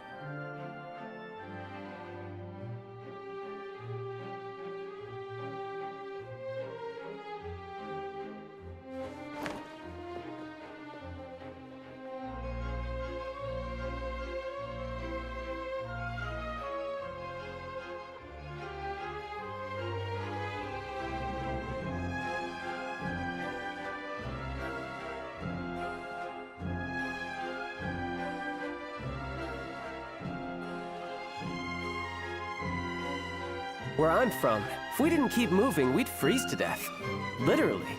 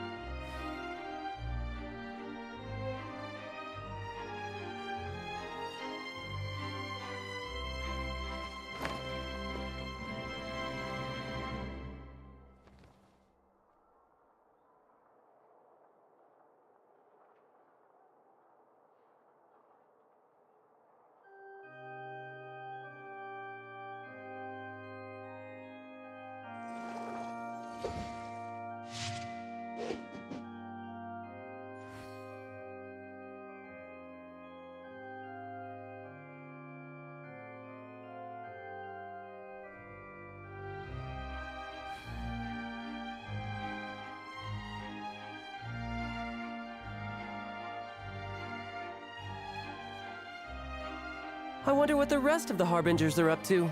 Plotting and scheming on an ever grander scale, no doubt.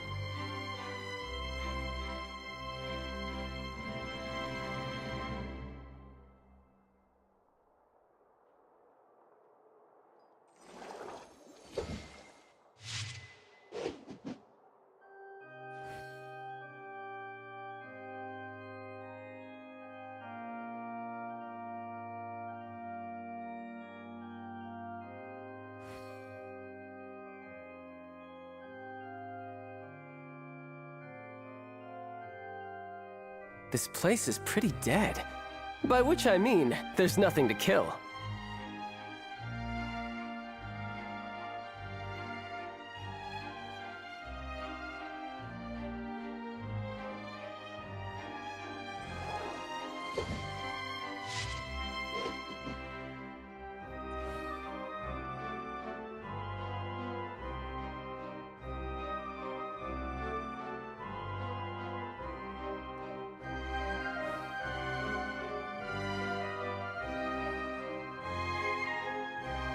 Where I'm from, if we didn't keep moving, we'd freeze to death. Literally.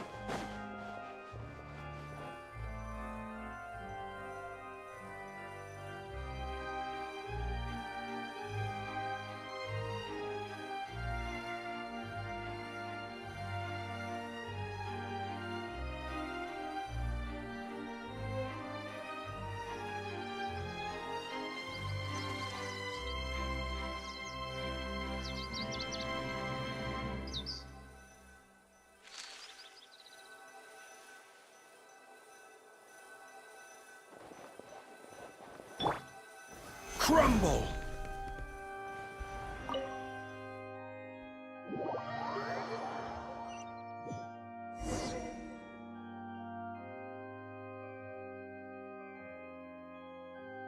Both parties have returned to their positions. Let us continue the trial. When last we left off, Mr. Linney acknowledged the new evidence presented by Lady Farina as fact. Therefore, Lady Farina may continue stating her That took long enough.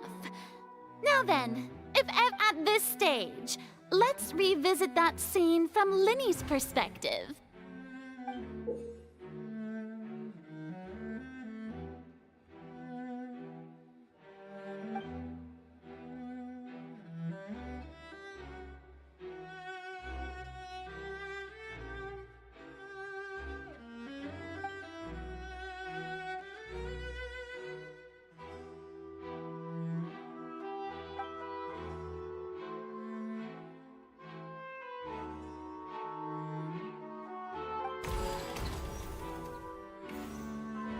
As the countdown began, he entered the tunnel.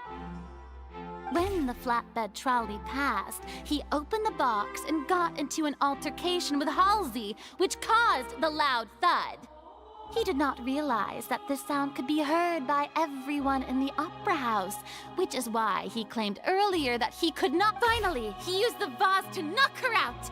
Before, at this time, Cowell arrived in the tunnel, having heard that strange noise, and so Linney proceeded to knock him out too. Afterward, Linney passed the unconscious Halsey to his accomplice through the magic box in the audience stands. And there you have it. That's the— Does the defendant's side have any objections to Lady Farina's description of The key to refuting Lady Farina is the order of events. What Linney—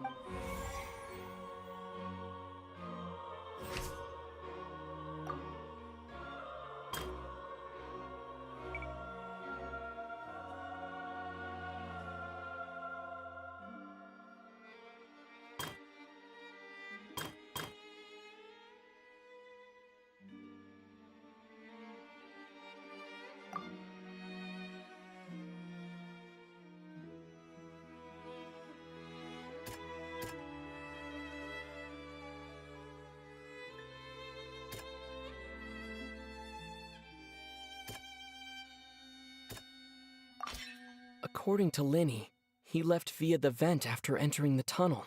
He couldn't have had that altercation with Halsey.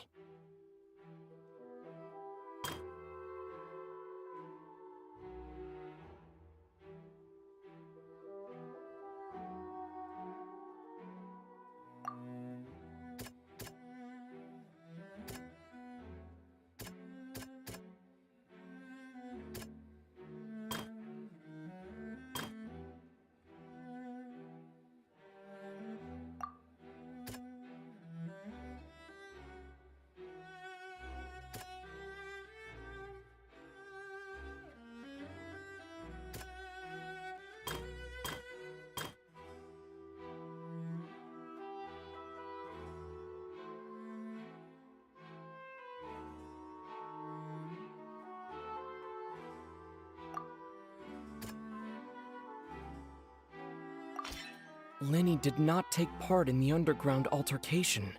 He only...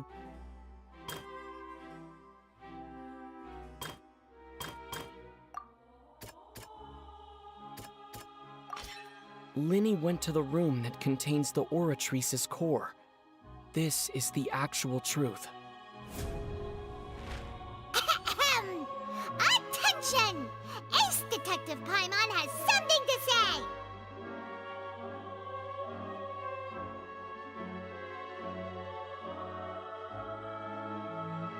When the countdown started, Linny did indeed go into the tunnel.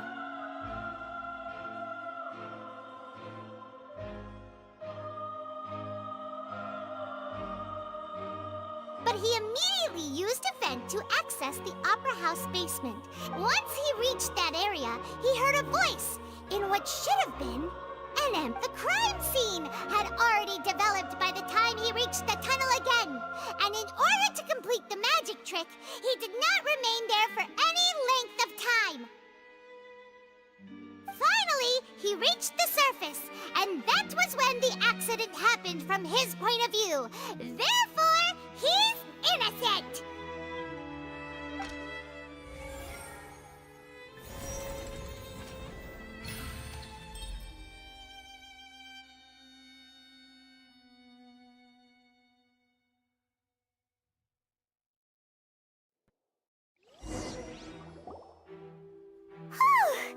Paimon did it! Paimon actually managed to say all that! Wasn't it awesome? In other words, you believe that he knew nothing of the incident? That's right! My reasoning?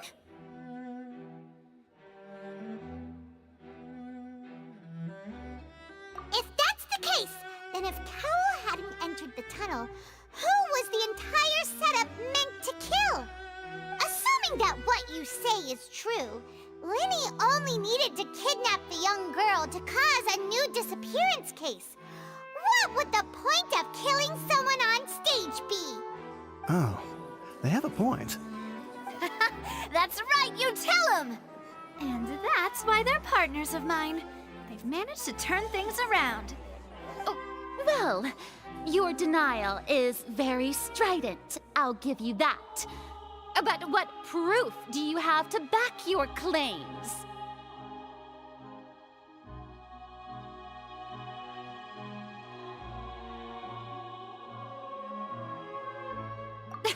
Of course I do. If he had been in the magic box the whole time, how could he have not heard that sound? Why do you ask? You're saying that he wasn't?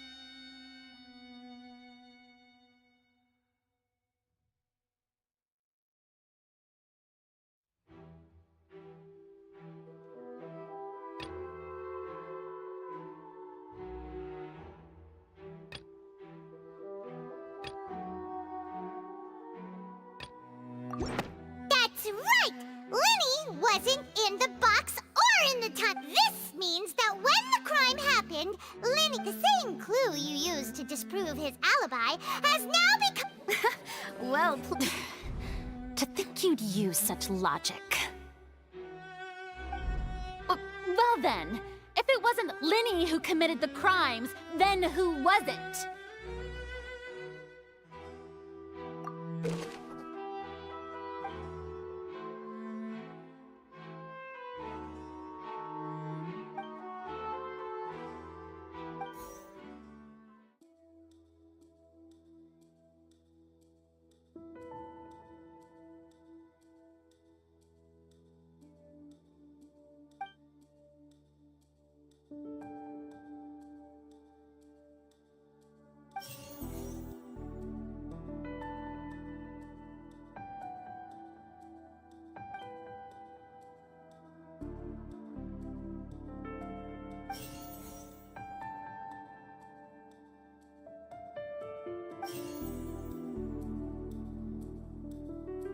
Could there have been a third person involved?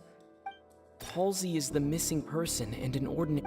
The deceased's name is Cowell, Linny's assistant. He would have been able to... Could there have been a third person involved?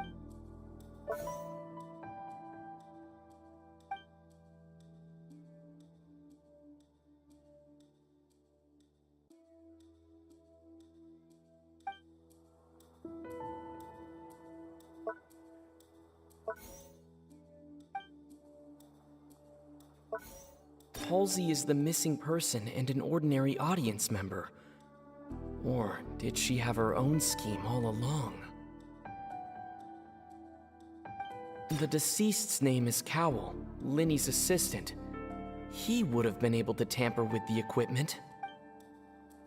Could there have been a third person involved? The deceased's name is Cowell.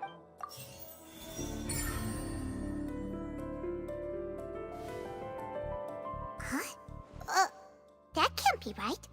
Are you serious? The killer was, in fact, Cowell, the deceased! Oh, is that so? How interesting! Let's hear your reasoning then. What I must do next is recreate the truth. What Cowell did, and how he went from would-be perpetrator to victim. No one entered or left the Opera House through its entrances. The deceased's name is Cowell, Linny's assistant. Linny was not in the tunnel at that moment. The sound we heard may have come from a clash between... It would have been tough for both people to fit into that vent. They would likely have...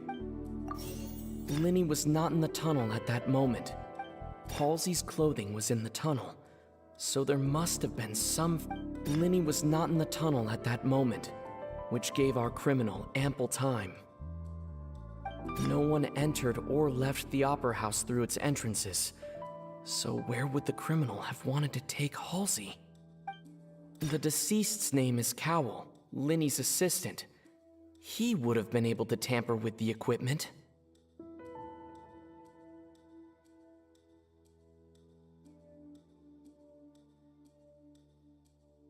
Halsey's clothing was in the tunnel, so there must have been some fear that she would attract attention.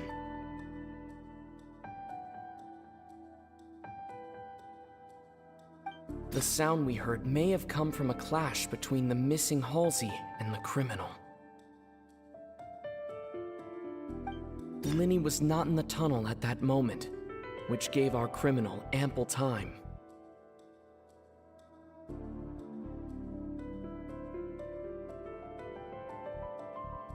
It would have been tough for both people to fit into that vent. They would likely have bumped into Linny as well.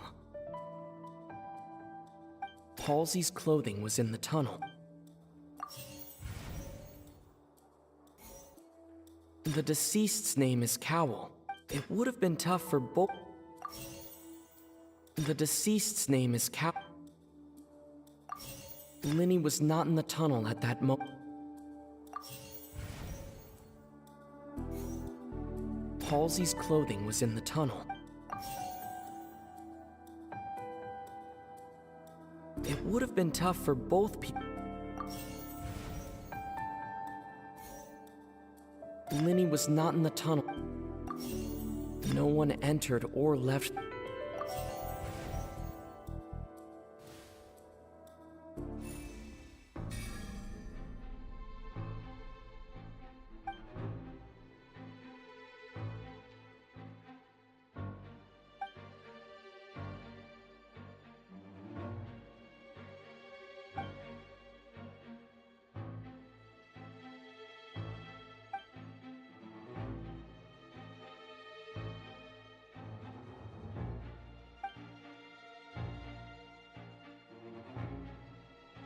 What's wrong, Traveler?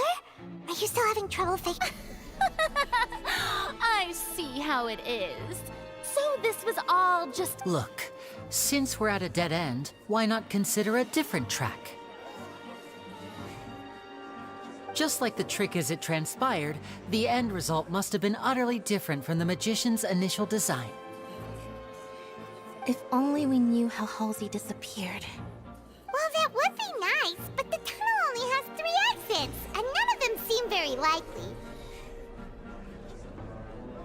And it's not like this is a magic trick where you can just make a real live person disappear.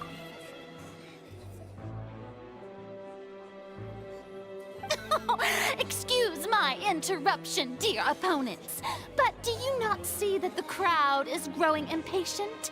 There is no greater sin in this opera house than an awkward delay in the performance.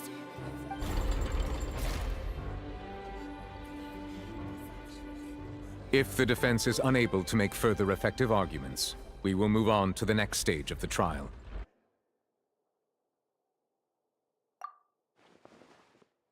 Linny was not in the tunnel at that moment, which gave our criminal The sound we heard may have come from a clash, but the deceased's name is Cowell, Linny's assistant.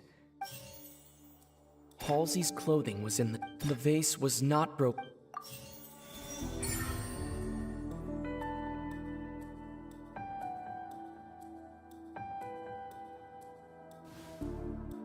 Oh, Paimon gets it! It all comes together if Halsey disappeared instead of being kidnapped. Lynette escaped from the water tank, vanishing gradually and leaving only clothes behind.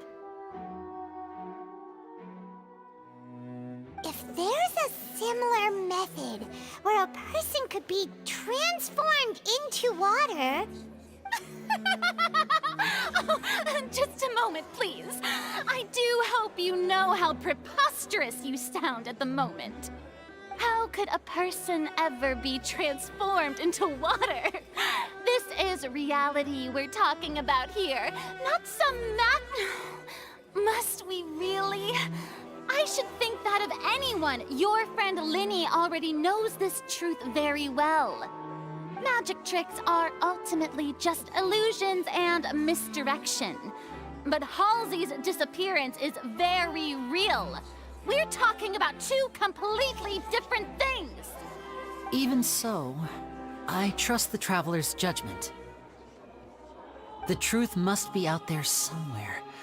Perhaps some new line of reasoning may open if we try to gather all the focal points that don't make sense.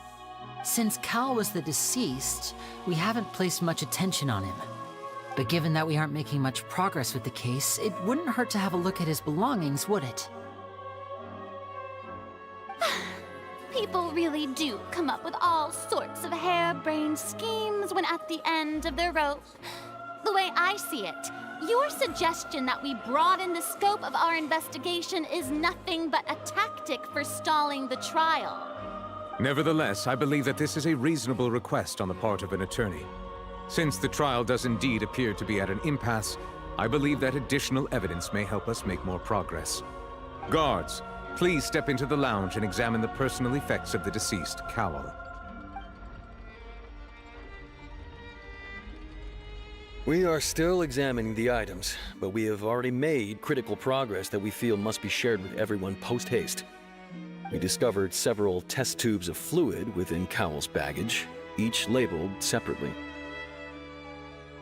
The notebook in his backpack claims that these fluids are water from the primordial sea.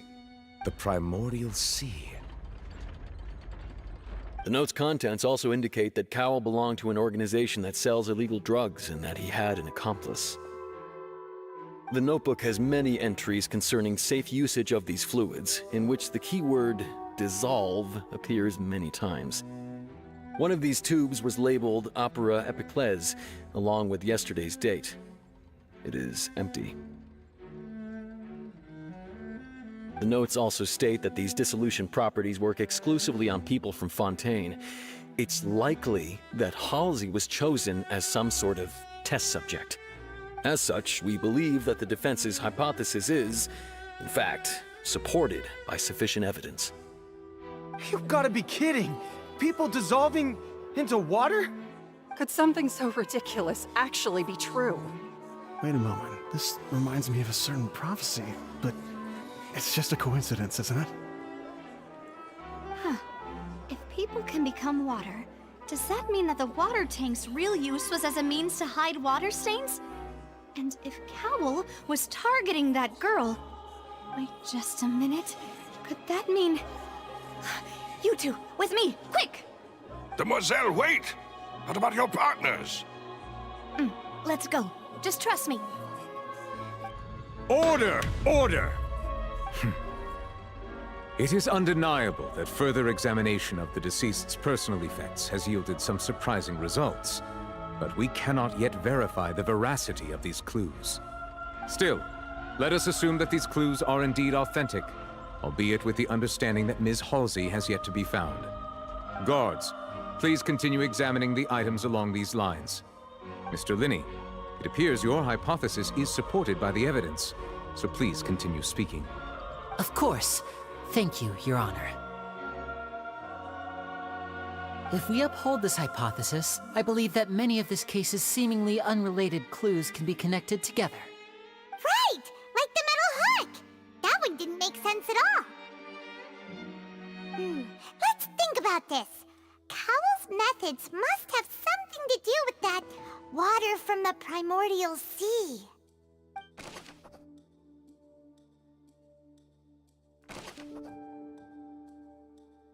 The deceased's name is Cowell, Linny's assistant. Now it seems like the hook rope was not meant for another. The water from the primordial sea should already have been prepped before Halsey entered the magic box. Lynette was in the magic box on stage the entire time. Did she have something to do with... I remember there was something else within the inner layer of that box. The deceased's name is Cowell, Linny's assistant. The water from the primordial sea. The deceased's name is Cowell. The rope that held the water tank up was lit by the fireworks and snapped. As such, the focus here is on... Lynette was in the magic box on stage the entire... Now it seems like the hook rope was not meant for another magic trick. The rope that held the water tank up... Lynette was in the magic box on stage the entire time. I remember there was something else. The water from the Lynette was in the magic box on...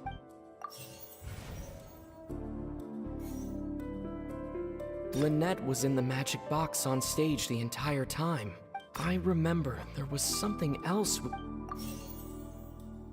Now it seems like the hook... The rope that held the water...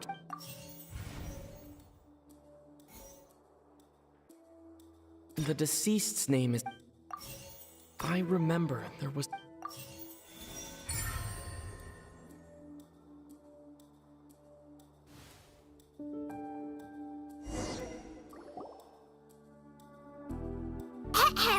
It's Ace Detective Paimon's time to shine again! In the original plan, Cowell would tamper with the water tank rope and the number selector securing his target. When the magic box containing Halsey was lowered, the metal hook would retract gradually and pierce the balloon at the top of the box.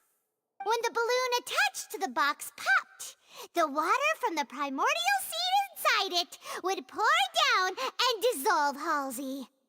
Afterward, Cowl would enter the tunnel and break the flower vase to conceal the water inside the tunnel, with the remaining evidence being covered up by the water tank on stage.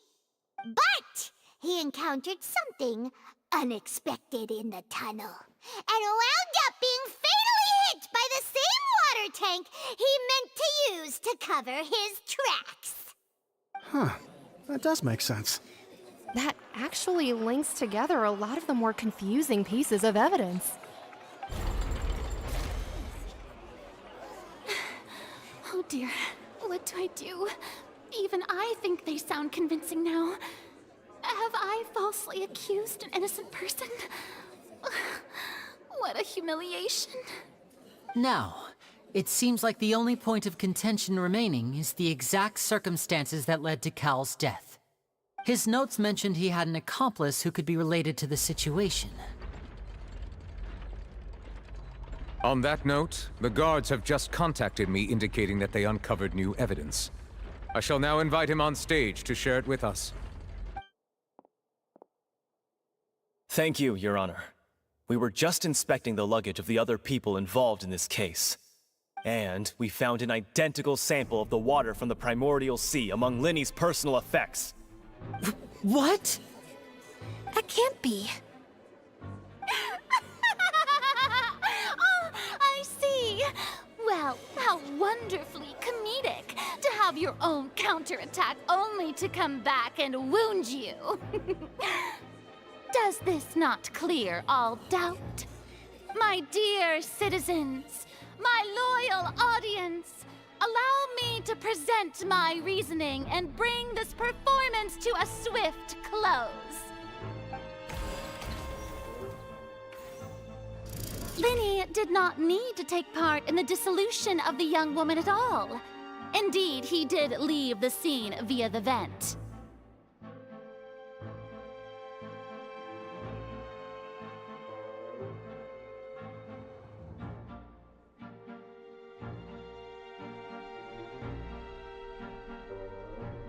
Having made modifications to the props beforehand, his accomplice Cowl then caused Halsey to vanish using the water from the primordial. But upon his return, in cruel avarice, Linny desired ultimately, he knocked Cowl out, and the tool now, as much as I regret having come to such a viciously straightforward conclusion, it does seem that the fame...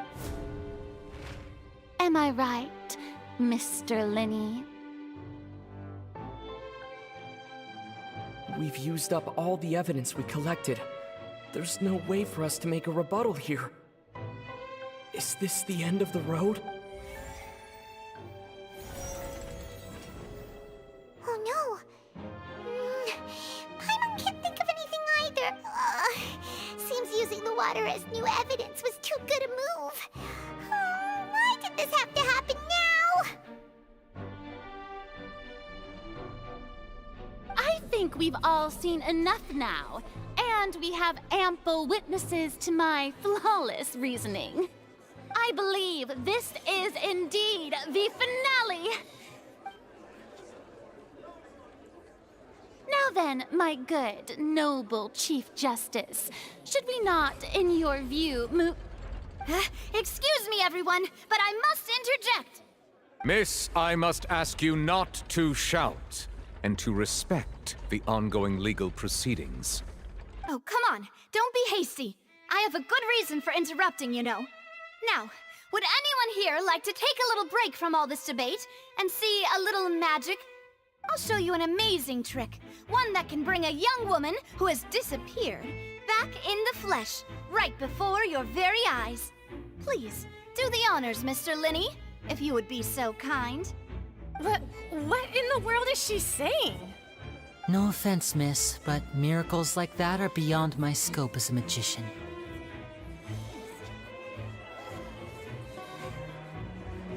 Come on now, don't be silly. Magic is all about misdirection, isn't it? It often conceals the truth while presenting a fascinating illusion. But once everyone believes the illusion, can't magic reveal the truth to them once again? And wouldn't such a trick be the most marvelous finale to today's performance? Come on, Lenny and Lynette. Give it another go. Don't worry. Spina di Rasula has made the necessary arrangements on your behalf. But as the magic makers and stars of the show, I think I should leave the final performance to you. I understand.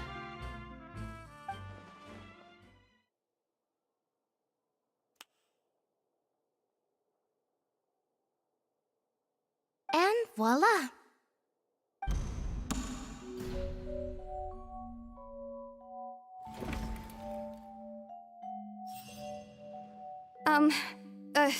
Sorry for the interruption. Wait, isn't that Halsey? So the whole thing about people dissolving wasn't true after all? To be clear, I'm only here because this person told me that if I testified, the merit of doing so would lessen my sentence. I was hiding outside this room listening to the proceedings because I was afraid that I would be the one put on trial. I was just feeling happy that no one had noticed me, and then before I knew it, she caught me. That'll teach you to underestimate us three. Where should I begin? I'm sorry. I'm the one who killed Cowl. I admit it. What? Why? Firstly, my name isn't Halsey. It's Lillian, and I'm originally from Mondstadt. I heard that Linny's show was gonna be a real thriller, but I missed the chance to buy a ticket, so I stole one. That's how I make a living. I steal stuff here and there, and I'd never been caught before. But I was noticed at the harbor a few days ago, and I barely got away. Linny was the one who caught me in the act. Hey, no wonder you look familiar. So you were the thief! Liddy even mentioned that you were pretty skilled. Well, and I thought that would have been the end of it, but then the number selector chose me. He even mentioned the Fortress of Meripede. That's a prison, isn't it? So you can imagine how shocked I was. I thought he was on to me for sure. So I played along with the show while looking for an opening to flee, but then I got water poured on me for no reason, and then someone jumped into the tunnel to nab me. I wasn't going to take that lying down, so I knocked him out and stuffed him into the box. There was nowhere to run from there, though, so I had to change my clothes and hide in a box containing performance costumes. I slipped out after the first guard arrived at the scene and continued hiding inside the opera house. Can a person even hide in there?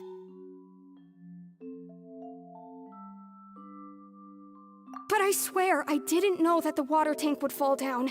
Really, I swear it. Had I known that, I wouldn't have put him in the magic box. I may be a thief, but I'm no killer.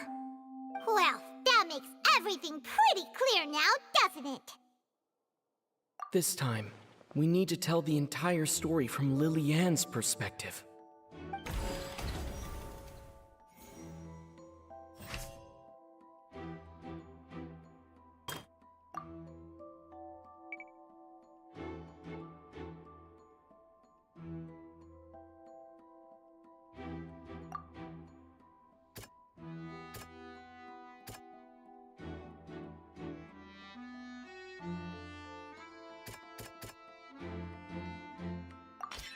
The strange sound wasn't from a fight. It was Lily-Ann's attempt to break out when she was frightened.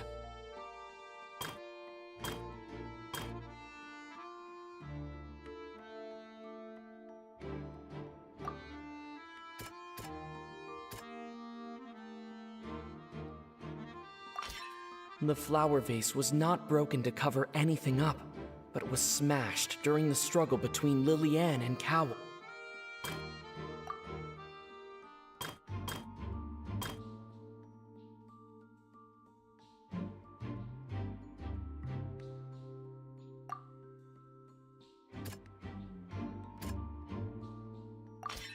Lily-Ann was afraid that she would be recognized if she left, So she changed clothes and hid, biding her time. Just what one might expect of an experienced thief. And it's Ace Detective Paimon time!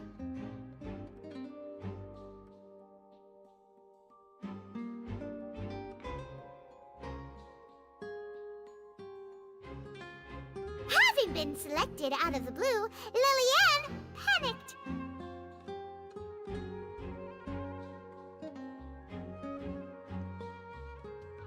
Her panic only intensified after she entered the tunnel and had water poured on her head.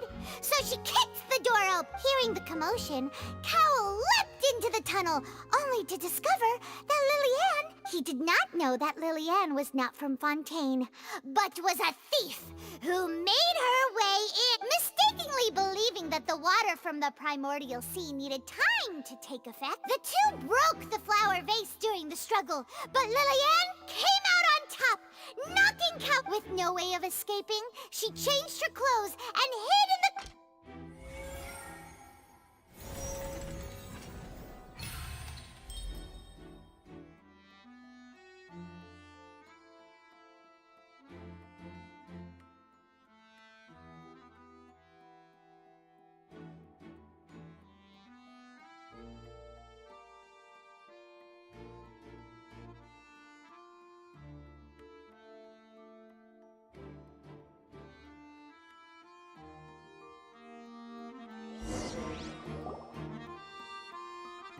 She knew that she would have to go through guard inspection if she tried to leave afterward.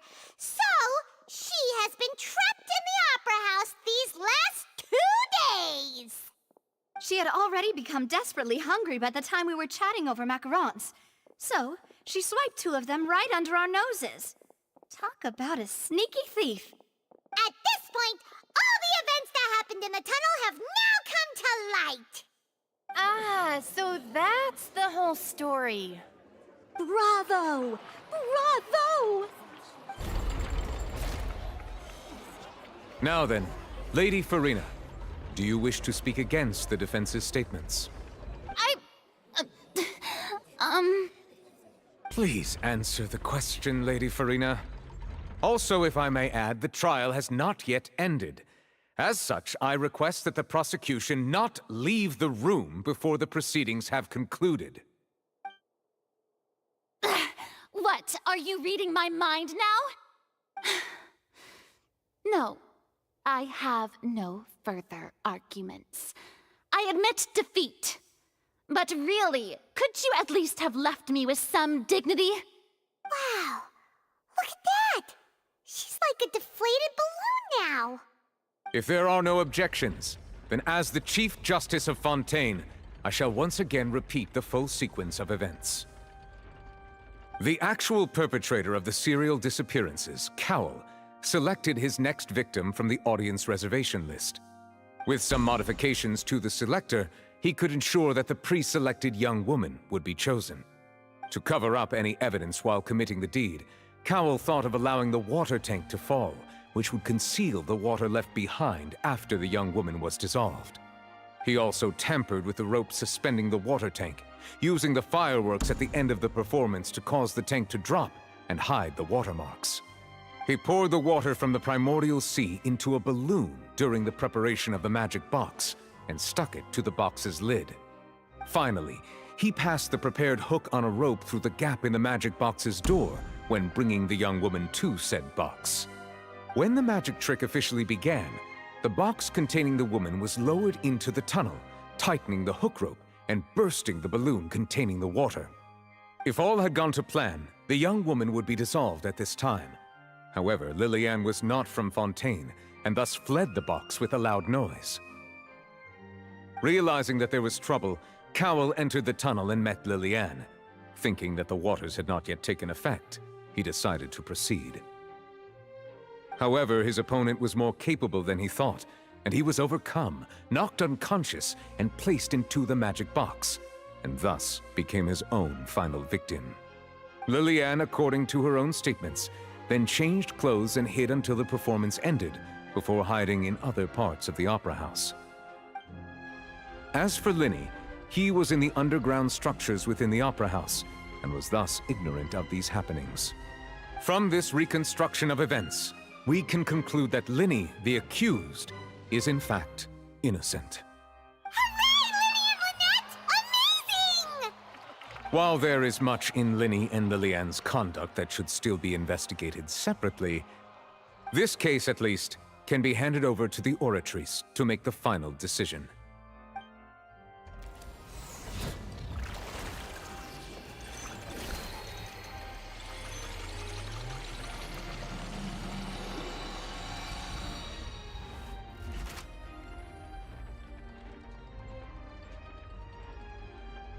As such, Linny and Lynette are officially declared not guilty.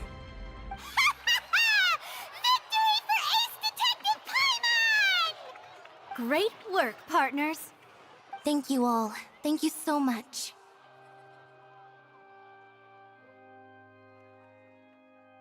Next, I think we deserve an explanation, Guard Vaughn. How did you find the water from the primordial sea in Linny's baggage? Right! Your discovery caused me to make a serious mistake, you know. Or was that not a discovery, but false evidence that you dared to bring before this court? I suspect that the accomplice mentioned in Cowell's notes was not Linny, but you, yes?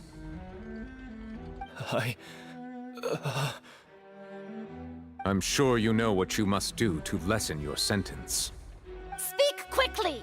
Unless you want to earn yourself a one-way ticket to Coupon Town. I was just following orders.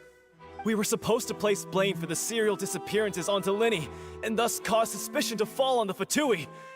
The higher-ups said this was the best opportunity to do so.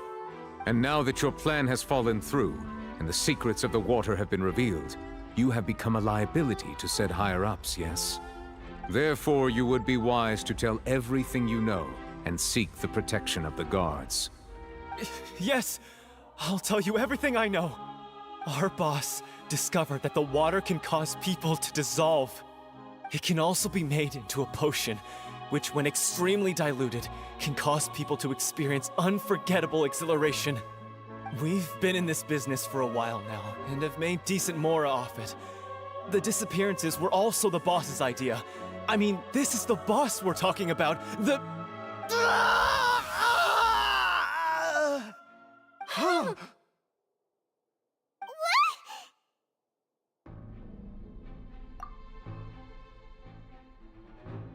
And now he can no longer talk. Such ruthlessness. I shouldn't have expected any less of them. An outrageous act. All present, please submit to inspection immediately.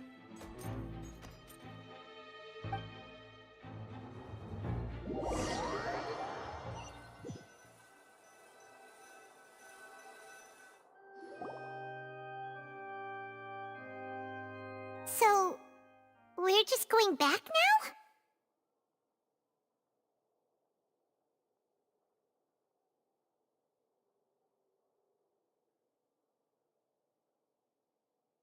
That's true, but...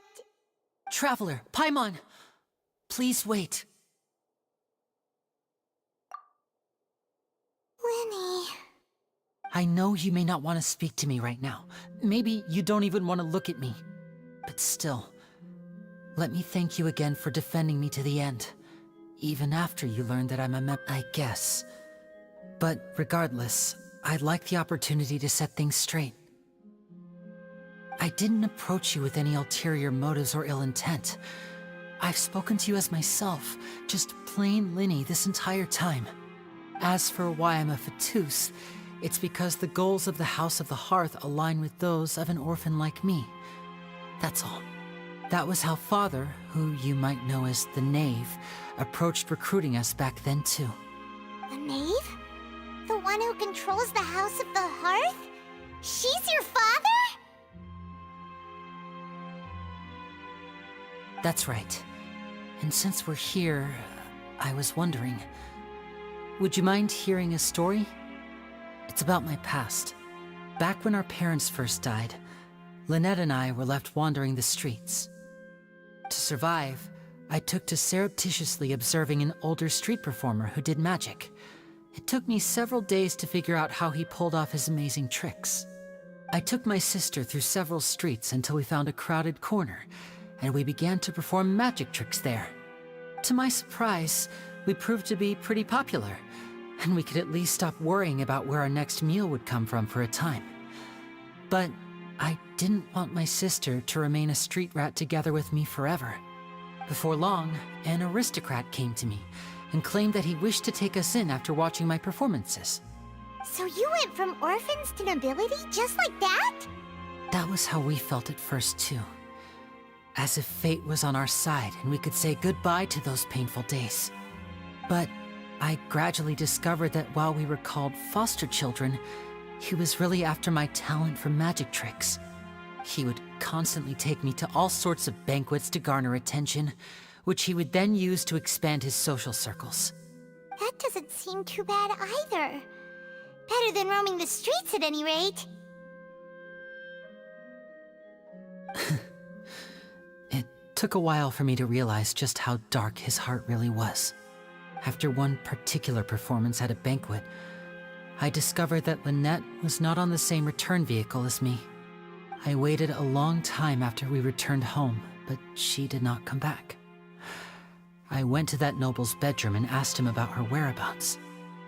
The answer he gave me was, she caught the eye of the most eminent person at the banquet, so I sent her over as a gift. I mean, you'll be able to perform your magic regardless of who your assistant is, yes? Oh no. So he was gonna... But wouldn't Fontaine's laws deal with such people? As far as outsiders are concerned, this is a relationship akin to adoption or foster care, and they have their ways of escaping the eye of the law.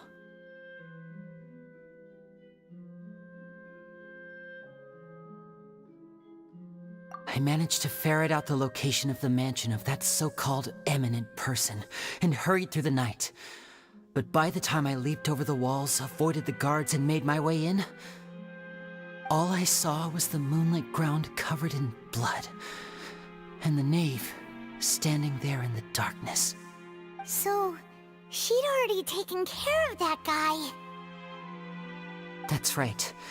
She had rescued my sister before she could come to any harm, and had even discovered several girls hidden in a basement, all of them orphans. Father, I mean, the knave, might have seen something in me, and so she made me an offer. The House of the Hearth welcomes you, for your interests align with ours. Here, none will ever betray you. Indeed, betrayal shall never be permitted here. I was hesitant to trust her. I mean, I had just been betrayed by nobles. But she was also quick to destroy the noble who had taken us in at first, giving us back our freedom. Oh, so that's how the two of you joined the House of the Hearth.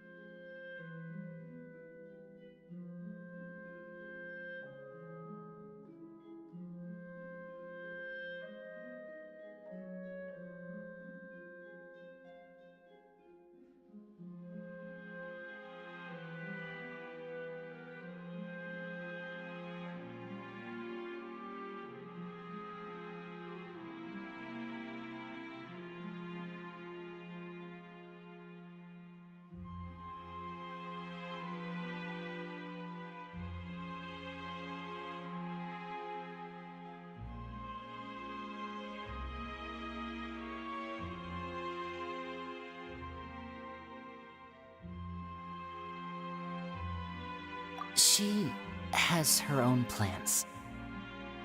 She has gained permission from the Tsaritsa to first use the Gnosis' power when she obtains it. She plans to use it to find a way to break the prophecy and save Fontaine. So, she believes in that prophecy too? That's right. The whole House of the Hearth is currently working to combat that crisis. Today's case has also proven that people from Fontaine can indeed dissolve into some sort of water, thus further supporting the prophecy. All of us house members here, Lady Arlecchino herself included, are from Fontaine. We won't give up on defending our homeland. To us orphans, the only connection we have left to this world, apart from our family, is our homeland. So, from small deeds like distributing magic pockets to huge schemes like stealing a Gnosis, everything is aimed at dealing with that prophecy.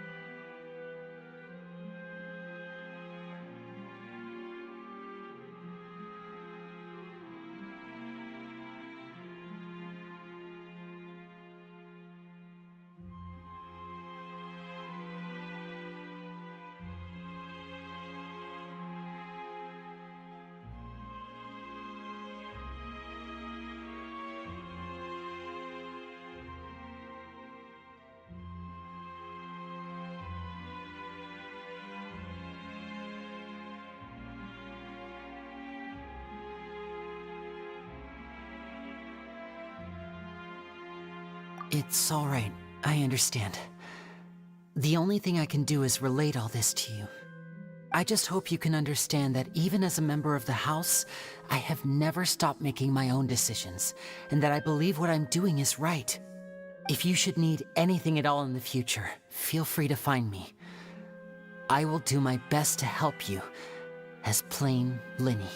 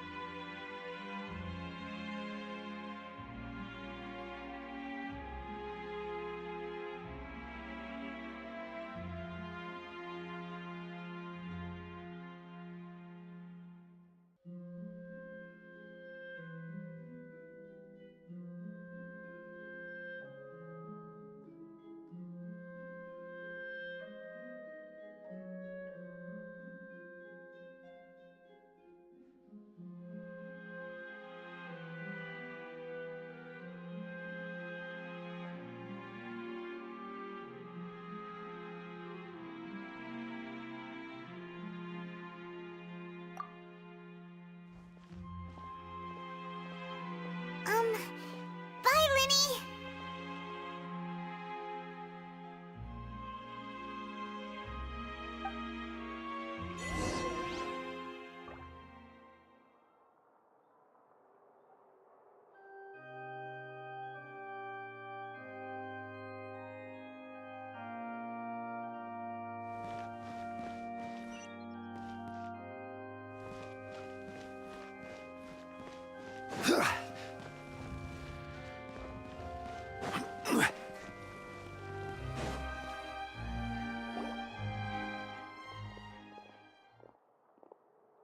Hey there.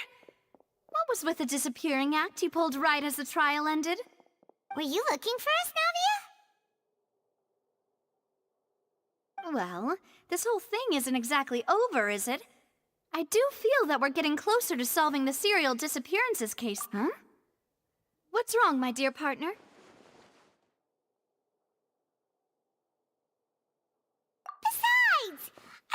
we're the ones who can crack a case that's been cold for decades now? And given that there's new evidence from the trial, there should be a trail of breadcrumbs for the Hydro Archon's people to follow now, right? Ah. I see.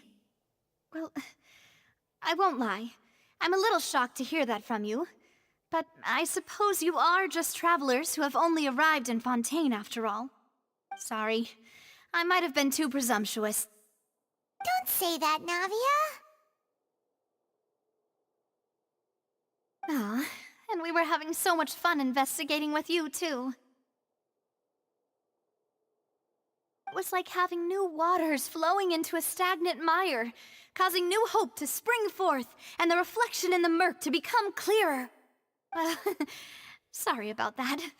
I'm a bit prone to nostalgia. Don't mind me. Wait, shall we have a farewell meal? You know, to commemorate our time as partners? Huh? Do we really need to get that formal? Well, guess you really did treat us as partners, huh? Well, I'd just like to have a proper ending to every important memory. That way there are no regrets later. Anyway, it would just be a meal, so it shouldn't take up too much of your time.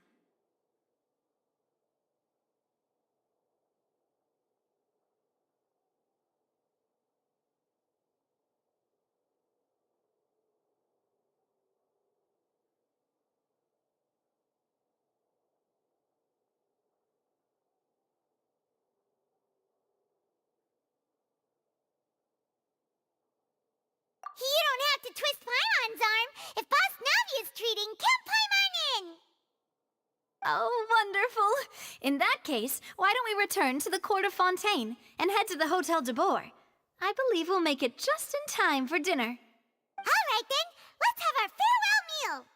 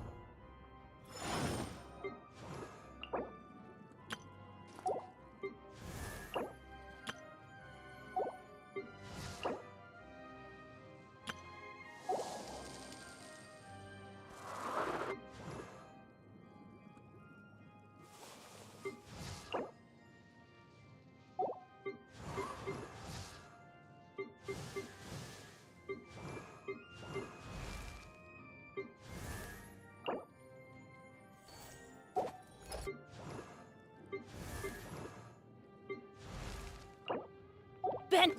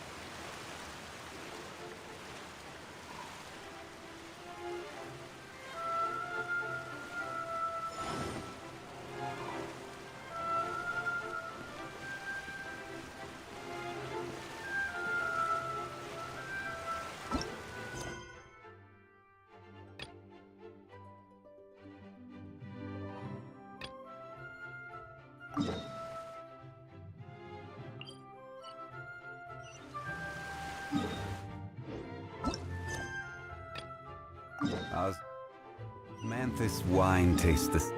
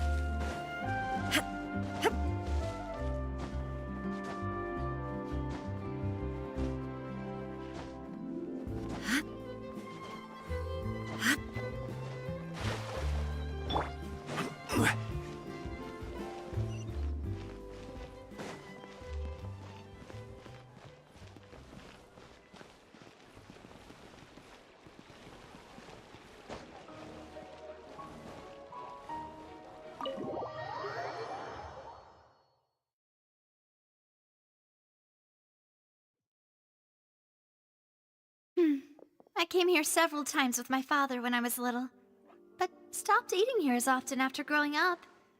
I hope the food here will be to your taste. Oh, don't worry. We haven't eaten at a hotel like this in a while. Paimon's getting excited already.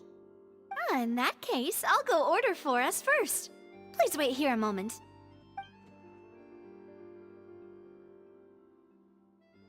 Ooh, everything looks so good. People in Fontaine sure know how to enjoy life. Why, of course. Go ahead, try whatever you like. If the food's good, I'll make a group reservation for the rest of Spina di Rosula next time. And if it's not? Well, then I'll still bring everyone. Albeit with only one dish per table.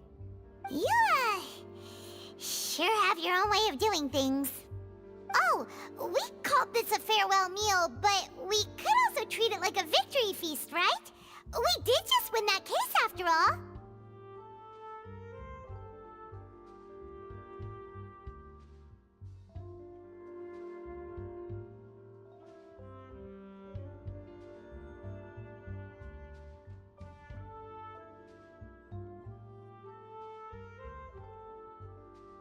Oh, true. Very true. In that case, boss, we'll have another 2 dishes. Huh? Paimon didn't mean that you had to order even more food.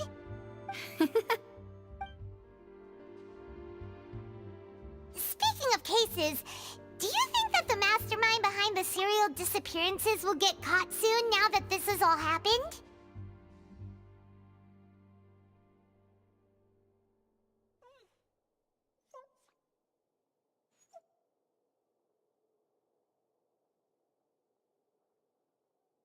Well, we've certainly taken a big step forward, but I feel that's about it.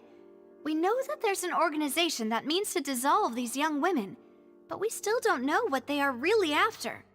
If it hadn't happened right in front of us, Paimon wouldn't have ever believed that a person could be dissolved like that. Right? Yet it was because this was such a preposterous notion that the investigation could never really move forward before. Ugh. If only that guy could have finished speaking! We were so close to hearing who was behind it. In such investigations, even the smallest step can seem like a yawning chasm if the trail of clues is cut off. To be honest, I don't have high hopes for any follow-up that the authorities might conduct.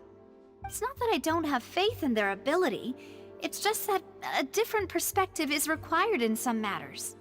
It's easy to guard against and deceive a single narrow perspective. A shift in thinking is required at such times in order to produce a breakthrough, which is exactly why the Spina di Rosula exists. Those highfalutin folk are not all-knowing. That's why we exist, to seep into the cracks where filth falls through, where their watch fails them. That's the kind of problems we solve. Seems Paimon thought things were simpler than they actually are. It's all right. Well, this was supposed to be a farewell meal, so I doubt you have further interest in this business, right? Let's talk about something else. Like, what are your future plans?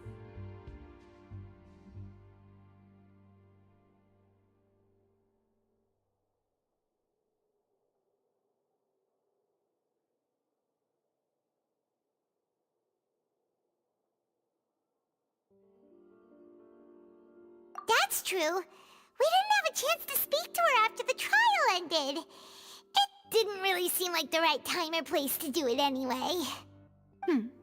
I see. So, your primary objective, which has been foiled so far, was to have a chat with the Hydro Archon. I've heard that there's a long line of people waiting to meet Lady Farina. I suspect you'll be waiting for quite a while, considering that you missed your chance today. Yeah, we've heard that she's super popular here in Fontaine, and that it'll be tough getting any of her time. Well, would you consider some more, unique ways? Perhaps even methods of, let's say, questionable legality? Guess that's Spina di Rosula's boss for you. Chock full of sketchy ideas. Well, what did you have in mind? Well, one way would be to infiltrate a performance troupe at the Opera House, only to abandon your act at the play's climax and ask to speak to her after the performance. I'm sure Lady Farina would be eager to see the ending, and would agree in order to finish watching the play. Don't you think? Could you suggest something a little more practical? This plan seems pretty hard to pull off. We'd have to go learn how to act, and acting's really hard. All right, here's another. Find a way to conceal yourselves under her bed. Then wake her up in the dead of night and demand answers. Don't let her go back to sleep until she answers all your questions. I can personally testify that this one works. When I'm sleepy, I'll do anything as long as I can finally get some sleep. That might work, but that's not really the problem. The problem is we don't want to get ourselves arrested. Ah, valid point. I overlooked that part. I was just thinking about leveraging a person's desire for sleep.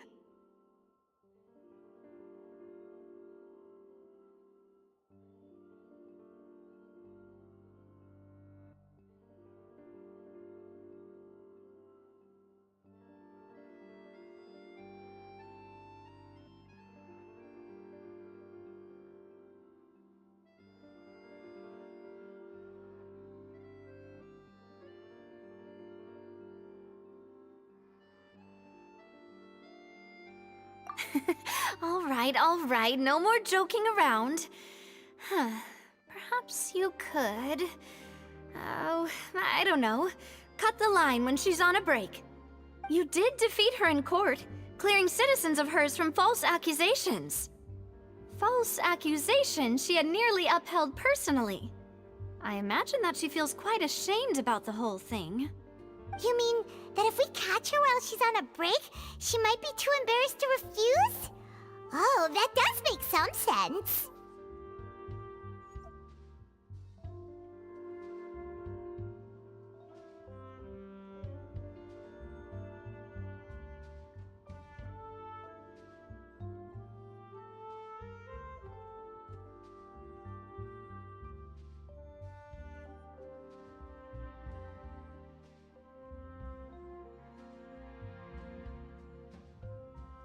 Why don't we give it a try after this meal? You know, strike while the iron is hot and all.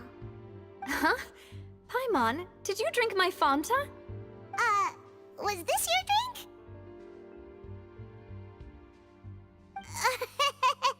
Sorry about that. Paimon wasn't really paying attention and the cup was right next to Paimon.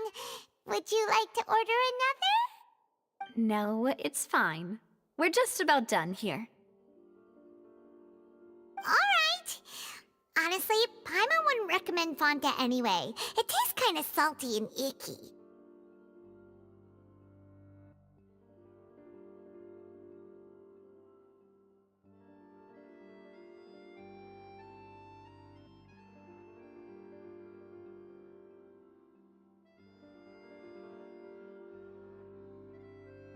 Is that so?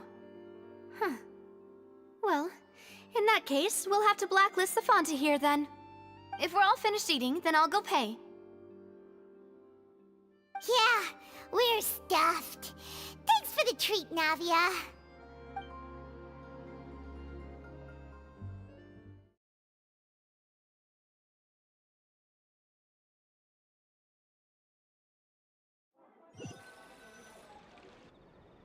Oh, so full. Paimon can barely float anymore. Nah, that would be so... normal. You know, like you. Okay. As for expenses this month, we're left with... Hey, Navia! What are you doing over there? Oh, nothing. It was just a meal, you know? Nothing the Spina di Rosula can't cover. Let's get ready to try to meet the Hydro Archon again. Bye, Navia! So this is goodbye, huh? Well, if you do encounter any other trouble in Fontaine, you're always welcome to contact the Spina di Rosula. I'll give your requests the highest priority. In any case, I wish you smooth sailing. I'll see you again, partner. See ya!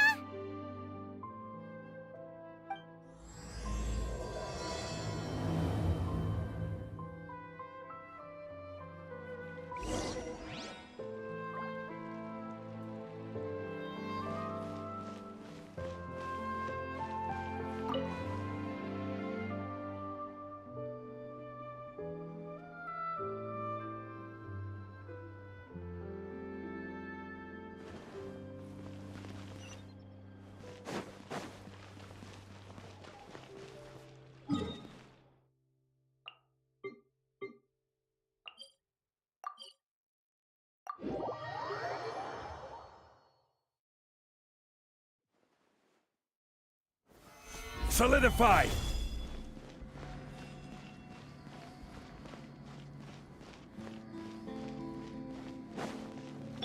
No time to lose.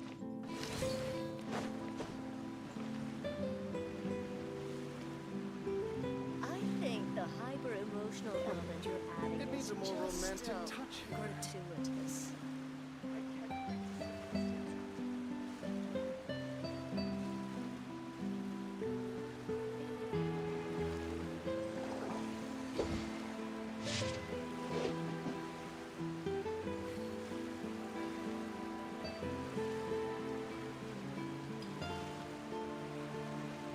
I think the hyper-emotional element you're adding is It needs a just more romantic touch. gratuitous.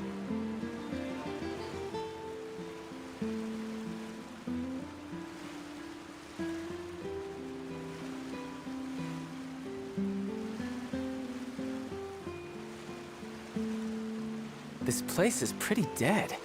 By which I mean, there's nothing to kill. I think the hyper-emotional element you're adding is just It needs a more gratuitous. romantic touch.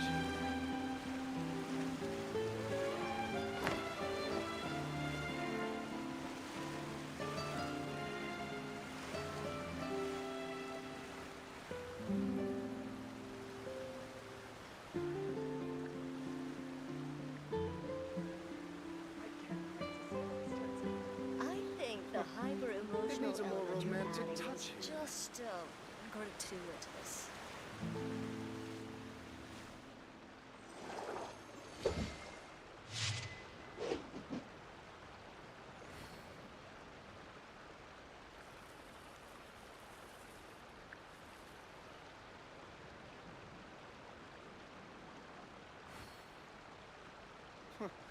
It needs a more romantic touch here.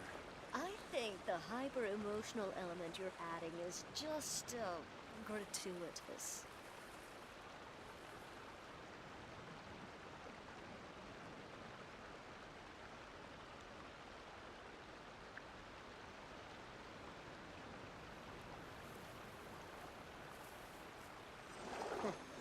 It needs a more romantic touch here. I think the hyper-emotional element you're adding is just gratuitous.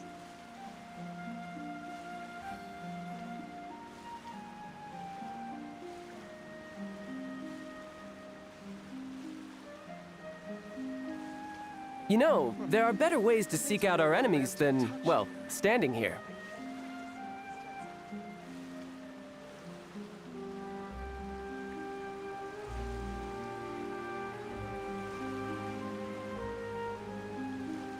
I think the hyper-emotional element you're adding is just gratuitous.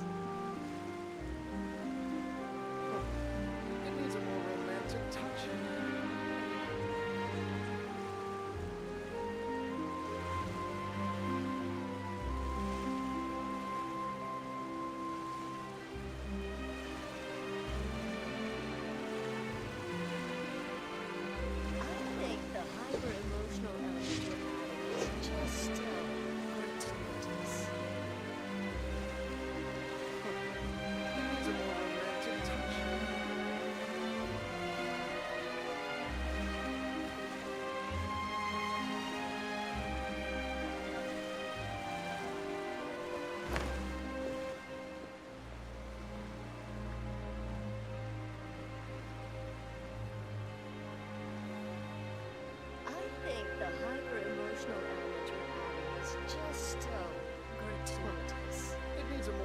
wait to touch here.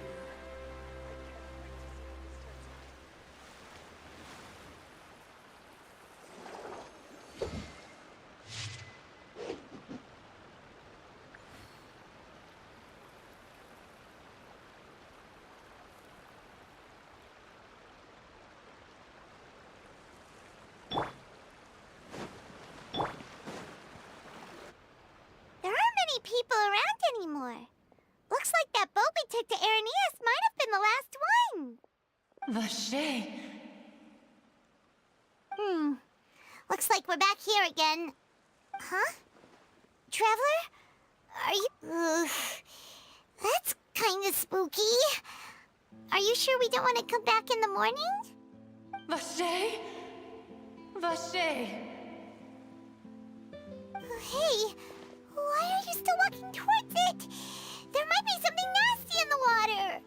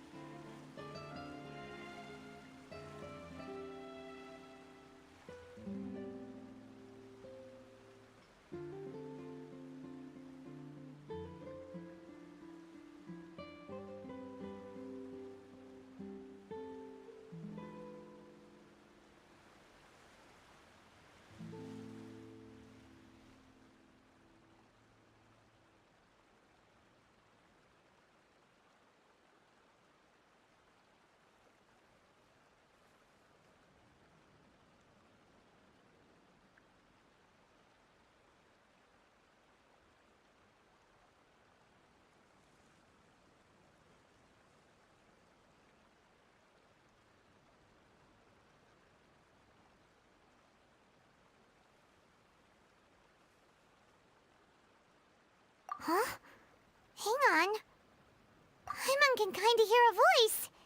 It's calling for... Vache, right?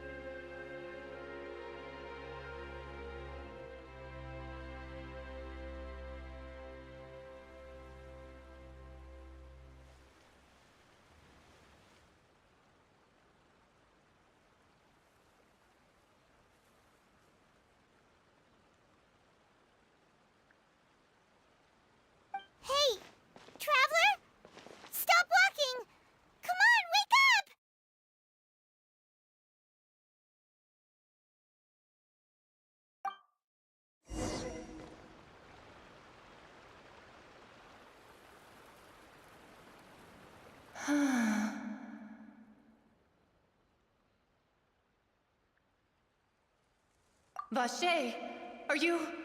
my dear Vache? No, wait. You seem to be someone else. Do you know Vache? Do you know where my love is? Wait. Who am I? I'm very sorry. I fear I do not know. My memories feel like they have been washed away like a flood. So many fragments dissolved amidst the tide, never to be recovered. How much have I lost?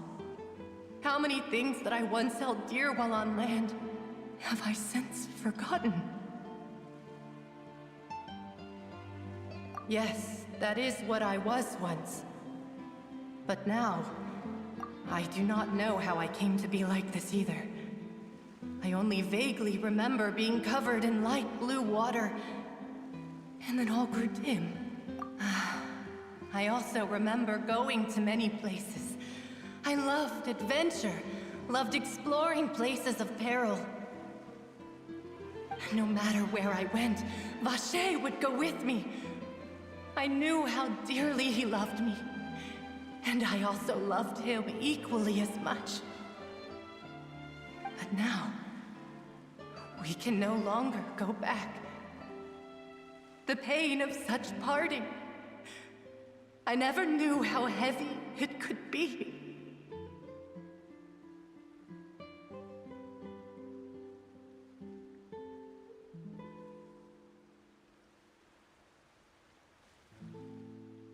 No!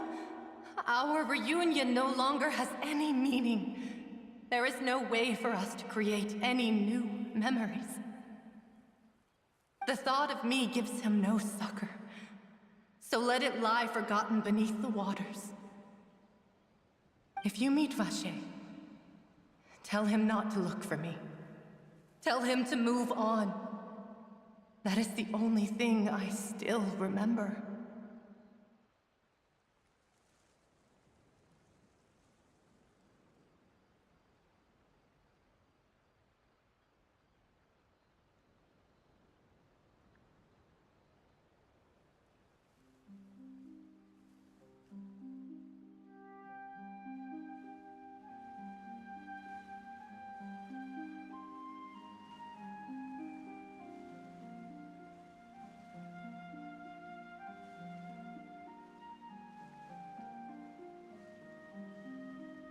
Perhaps that is so. As I was submerged in the waters, losing consciousness, I saw Vache above the surface. His eyes were filled with such sorrow, such longing. If only I could have comforted him, told him that I did not suffer. Indeed, I had felt a great warmth.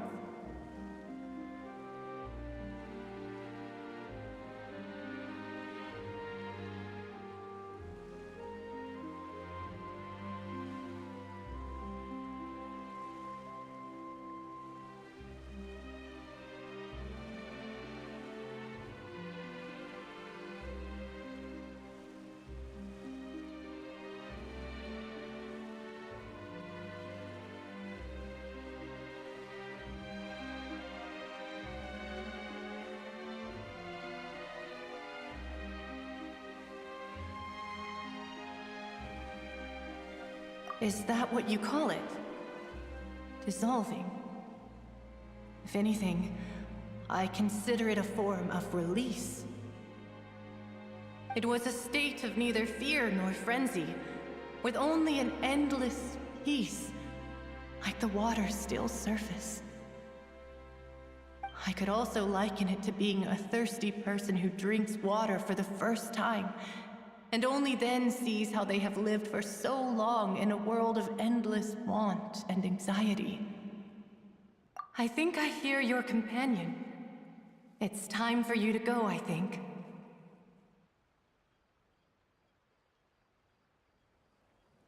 Farewell, then. I am glad that you were able to sense my presence. Remember, if you see Vache, tell him not to seek me out any longer.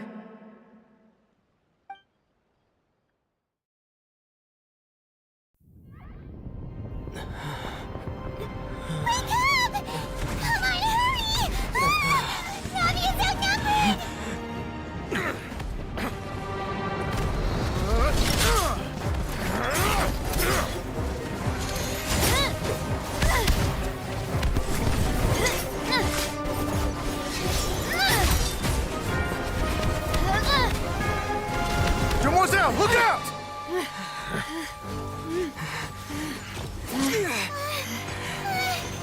Dear God, it's a whole army of Gardamex.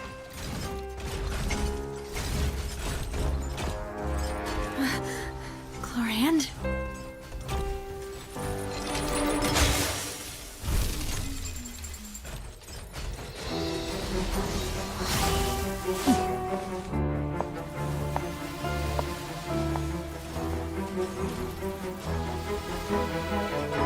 Quick, now's our chance!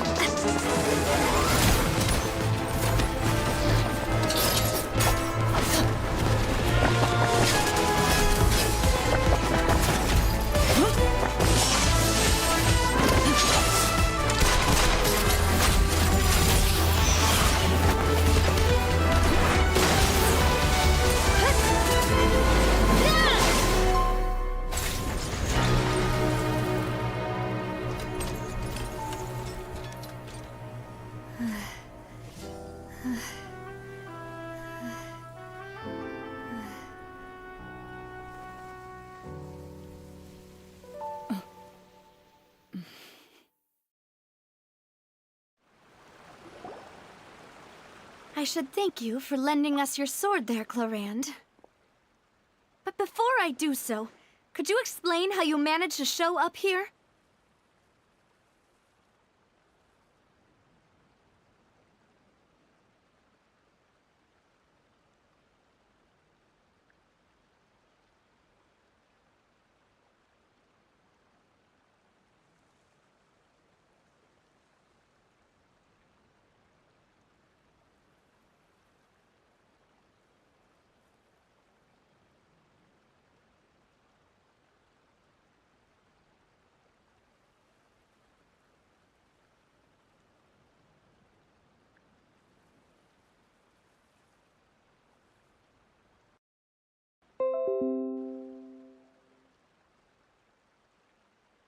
I followed you.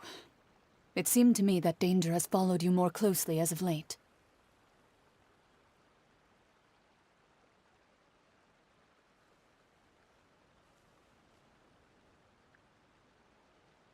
I believe that following someone without their knowledge is actually called stalking, is it not? Mr. Callus's last wish was for me to ensure your safety, and I will not betray his trust. He would do the same, were he alive today. Do not speak of my father! Sorry, demoiselle. I was not strong enough. Thank you for your aid, Miss Clorand, but do keep an eye out for your manner of speech. I believe we all wish to avoid unnecessary emotional harm. Sorry, I did not consider your feelings. Whatever. What else do you know? How did you come to the conclusion that I'd be in grave danger? I doubt I know much more than you, but I believe that the mastermind behind the serial disappearances is very powerful. Your performance tonight will almost certainly attract their attention. Huh. I'm sure they've known about me. To be honest, I'm shocked it's taken them this long to act against me. And what about these Gardamex? I thought only those associated with a Maison Gardiennage could control them. None of these mecha have serial numbers. I was sure to check a moment ago. They are not the ones used by the authorities to enforce the law. I can only conclude that some powerful or wealthy party must have obtained them via illegal means, deploying them as a private force of sorts. What? Your point being that they're out of Spina di Rosula's league, then? Yes. Be careful, and do not act rashly. I will continue investigating no matter what. We will bring the truth to light. That's my father's true last wish. Regardless, thank you for your help today, Clorand. But if you get any ideas, tell me first. I don't much appreciate being followed. I do not think that they'll strike again anytime soon. So I shall stop following you. Good day, all.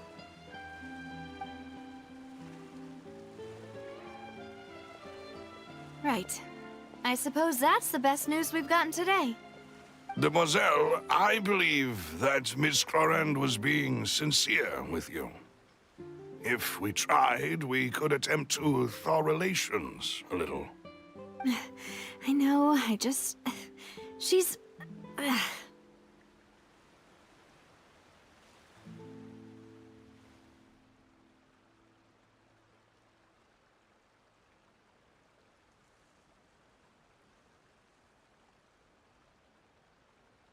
Oh, thank goodness!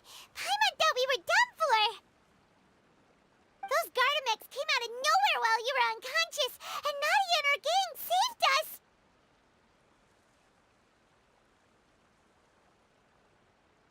Oh, and there was that champion duelist named Chlorinde who came out to save us too! We got lucky there. Paimon probably couldn't have fought them off Oh, come now. Forget all that polite talk. That wasn't really a farewell meal we had back there. Not for me, anyway. In truth, I hope that every meal we have together shall be a victory feast. As such, we're still partners. There's no need to thank me. It will take 50 years for me to match Demoiselle's magnanimity. If it were me, I would have joined the Spina di Rosula on account of her goodwill long ago. All right, you two. That's enough. Actually, Navia, how did you know that we were in danger? You sure did show up in the nick of time. Well, to be honest, you're the one who tipped us off, Paimon. Huh? Really? Paimon contributed somehow? Ooh, Paimon's even more amazing than she thought! Yes, all thanks to you grabbing my drink by mistake. How did that help? After we parted ways, I was on the way back to one of our bases when I suddenly thought of what you said. That the Fanta tasted kind of salty and icky. Fanta only comes in sweet flavors, so how could it have tasted salty? The color of the drink, if I recall, had also been a bit off. So the Fanta had been spiked with water from the primordial sea? Yes. So, if you hadn't drunk that cup for me... Spina di Rosula is preparing the grandest of awards for you as we speak for saving the boss. Huh. Really? I sent people to Hotel de Boer to investigate, but whoever did this left no trace at all. That's when I figured out that you might be in danger, and hurried here as quickly as I could. But why would they go after us too? All we did was defend Linny in court and help clear his name. Ugh, now we're caught up in this mess too, aren't we? Well, you did foil a plan that they were probably pretty proud of, and almost got their name in the process. Speaking of which, did anything strange happen when you drank the primordial seawater? Well, it can't be a coincidence that the Traveler fainted just now. He said that he heard that voice calling for Vache again. Oh, and this time Paimon heard it too, but it was real faint. Does this situation have to do with the primordial seawater then? Does that mean the primordial seawater raises someone's sensitivity to hydro when it's used on people who are not from Fontaine? That doesn't sound like too much of a bad thing, to be honest.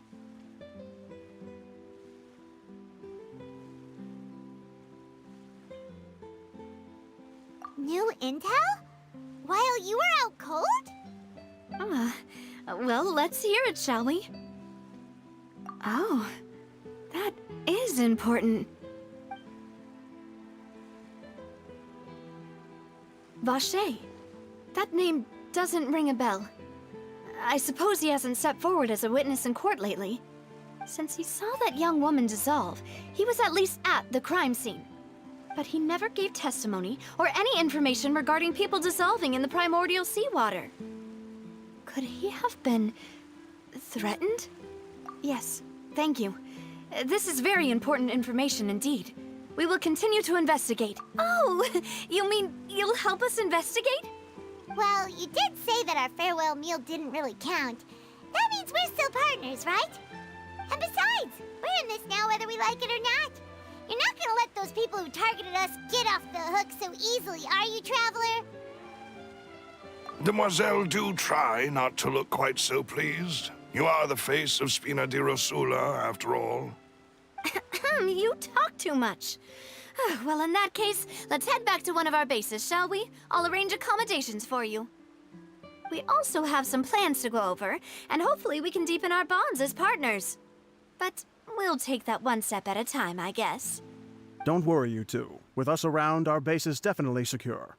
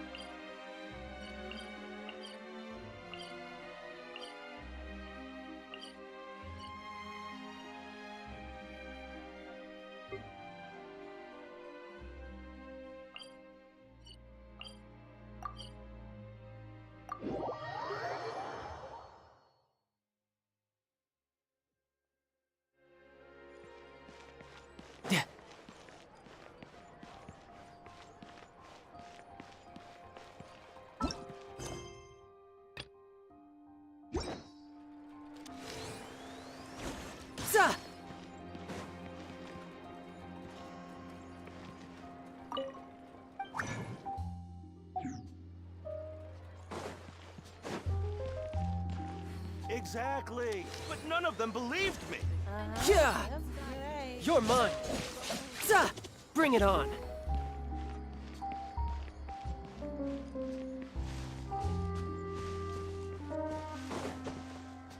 I could get used to this. It's right up ahead, but let's make sure we weren't followed first. I've been keeping watch, Demoiselle. I haven't spotted anyone suspicious thus far. Huh, very good. But let's not let our guard down for now. I shall find rooms for our respected guests. Thank you, Malus. Now, let's continue, Traveler.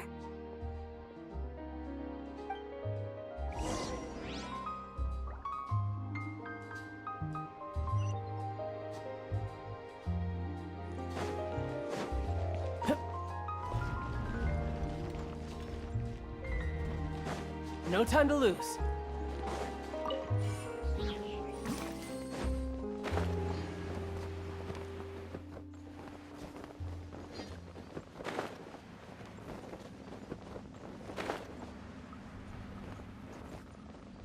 Yeah.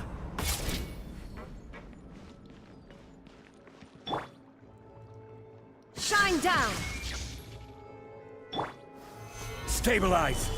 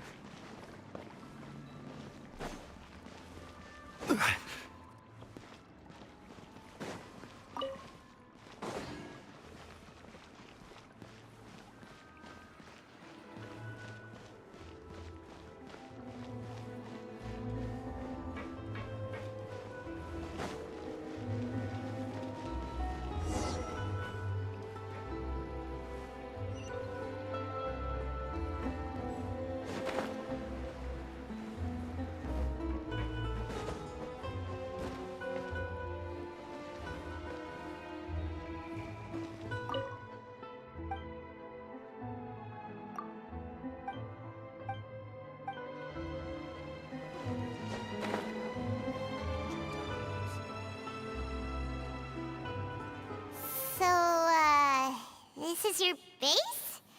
It's not quite what Paimon imagined. Your accommodations have been arranged. Under the present circumstances, I can confidently say it's the best we have. Well, our funds have been a little tight lately. After all, we don't allow illegal or unethical profiteering. In fact, our funds often come from citizenry who support us. Seems like it's tough times for everyone. But if you have the support of the people, that does sound like it's worth it. To be honest, our financial situation was a lot better back when my father was in charge a few years ago. I'm afraid I'm not quite his equal. Your father... he was the previous boss of Spina di Rosula, right? How did he... Demoiselle, if you'll allow me to explain. No. I'll explain it myself. I suppose I couldn't run from this topic forever. And as partners, this is something I hope they can understand. My father's name is Callus. Yes, the same one they call Callus the Unfaithful in the streets. 3 years ago, he was accused of murdering his own friend. But he chose a duel to defend his honor instead of standing trial. He died in the duelist's ring. Oh no. But I do not believe my father was a murderer. I'm sure he was set up. At the time, I believed that if he only stood trial and was duly investigated, something amiss would crop up and prove his innocence. But strangely, he not only requested the duel himself, but rumor has it that even after being seriously injured, to the point where he could be deemed as having lost the duel, he refused to surrender, determined to die in the arena. 3 years later, I still don't understand why he did that. How could he protect his honor if he's dead? If anything, he gave up his chance to defend himself. The closest piece of info I have is that my father had been investigating the serial disappearances case at the time of his death. Ah, so that's why you're so determined to get to the bottom of that case. That's right. I've also tried to investigate the murder my father was implicated in, but I haven't found a single new clue in my countless reviews of the investigation records. However, I believe that if the murder case is related to those behind the disappearances, they must know something. I must know what really happened. Was my father coerced? Framed? Even if he really did kill his friend, I must get to the truth. If only he'd been more open with me when he was still alive. He even hid the fact that my mother died due to complications when giving birth to me. And now, here I am investigating his death. You really are a handful, aren't you, Papa? Demoiselle, please, if there is anything I can do, anything at all. I also will never believe that Master Callus murdered anyone. There are none whom I respect more than the two of you, Demoiselle. Master Callus did so much good in life, yet all it took was one murder case for him to be dubbed Callus the Unfaithful. Even our supporters decreased greatly due to that incident, hence our strained finances at present. Wait, if Callus was such a good man, wouldn't people at least be a little suspicious when he was accused? No. Perhaps people just revel in that kind of drama. It's not something exclusive to people from Fontaine, really. Everyone's like that. People love watching the evil turn over a new leaf, but they also enjoy watching good people fall into an abyss from one slip-up just as much. But how could... never mind. If Callus was really falsely accused, we have to find the truth. He didn't deserve to have that happen to him. There is one other thing. Master Callus's opponent in the duel was Ms. Clorand. Oh, her? Well, then, isn't that as good as saying that she was the one who killed him?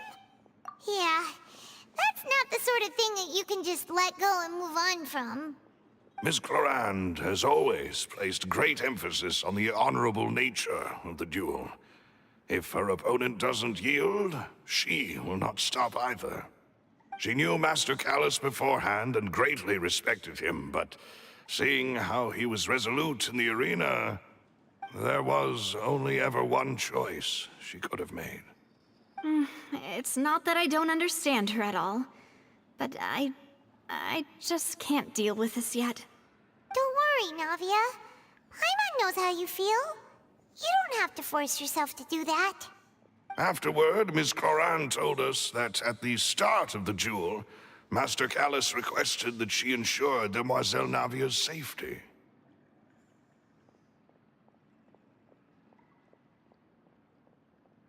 Yes, that is our understanding as well. Oh, Papa.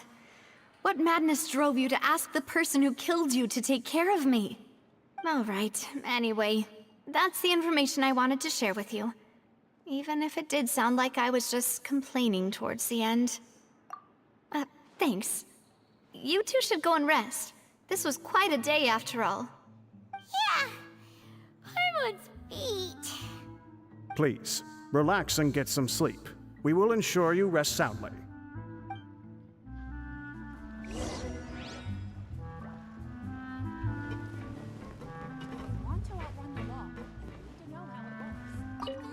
Whether it be responsibility for Spina di Rosula or Master Callus's death, it all landed on Demoiselle's shoulders so suddenly. This won't do. I must become stronger.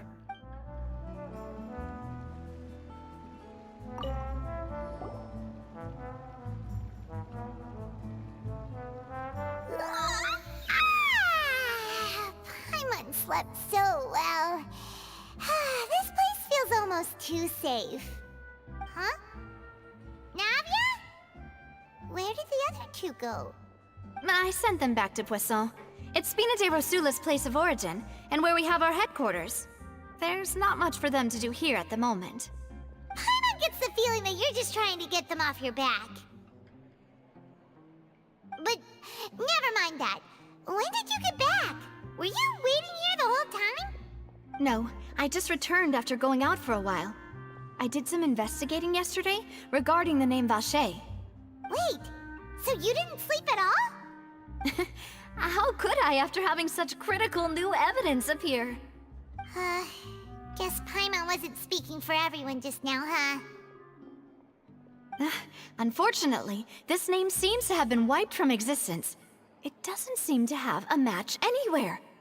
I suspect that those behind this have already taken steps to hinder an investigation from this angle. But that does prove that this Vache person is a key witness in the incident. Does that mean we're too late,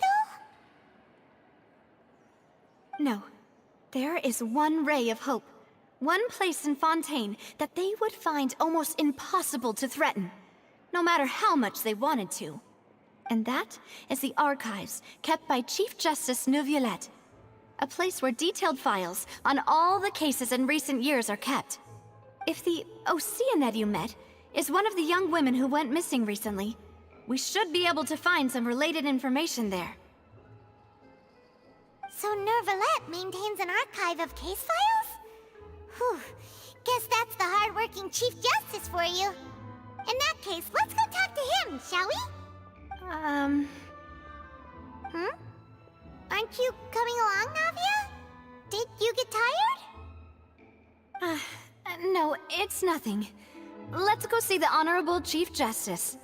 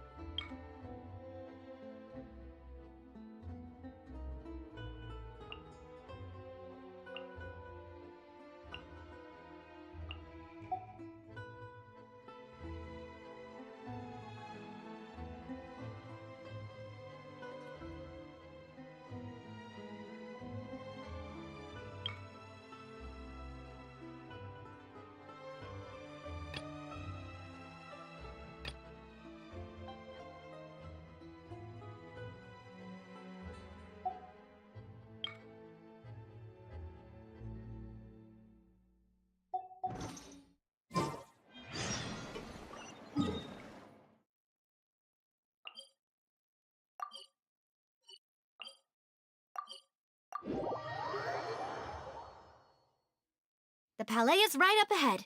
Come on.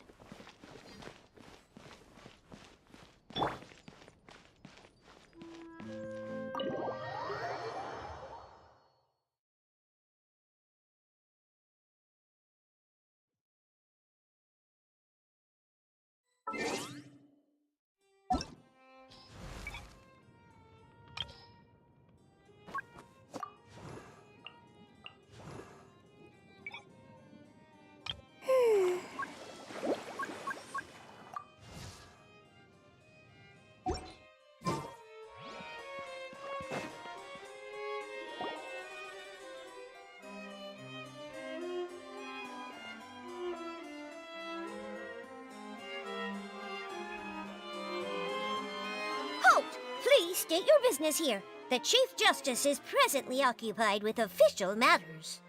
Huh. This place does look pretty heavily guarded. Guess that proves that Nervalet's files are really secure. Hey, don't you recognize us? Huh? Who are you? Just to be clear, I don't care who you are or who you might be related to. Our rules make no exceptions. See? They've got great discipline, too. Yep. Paimon can tell.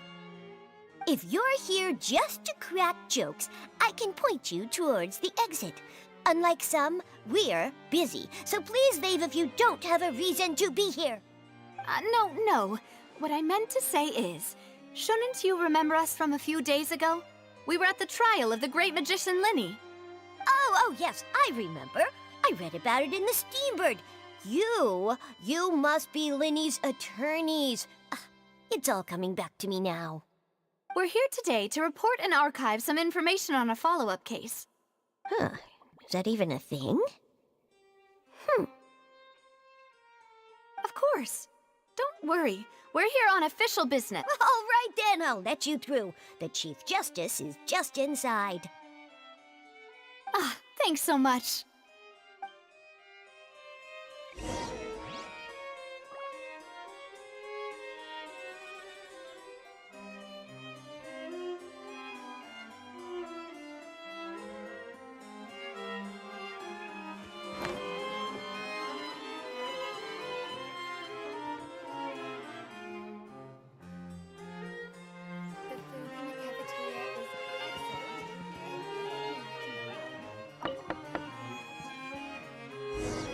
Please come in.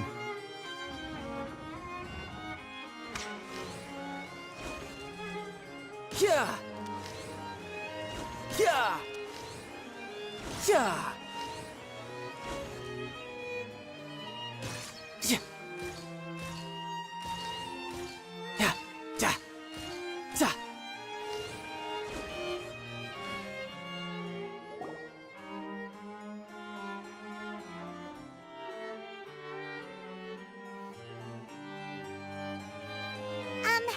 Sorry to barge in, Monsieur Nervalet. We only lied to get in because we didn't know any other way. It's all right. Please let me know how I may be of assistance to you. So you're not mad at us? We're looking for a man called Vacher. He may have been an eyewitness in the serial disappearances case. If we can find him, we may be able to unearth some key information on the case. Ah, I see. In that case, please wait here a moment while I browse through the files.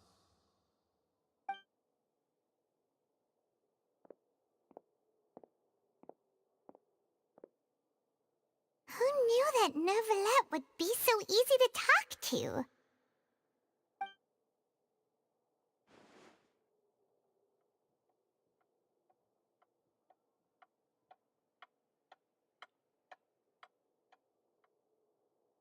Unfortunately, I'm quite certain that no one by the name of Vacher has been involved in any case, criminal or civil, in the past several years. There are no records of him either in the files or in my memory. Traveler, what if it was really just a dream? Is that so? All right then. Thank you so much, Monsieur Neuvillette. We'll take our leave now. Ahem.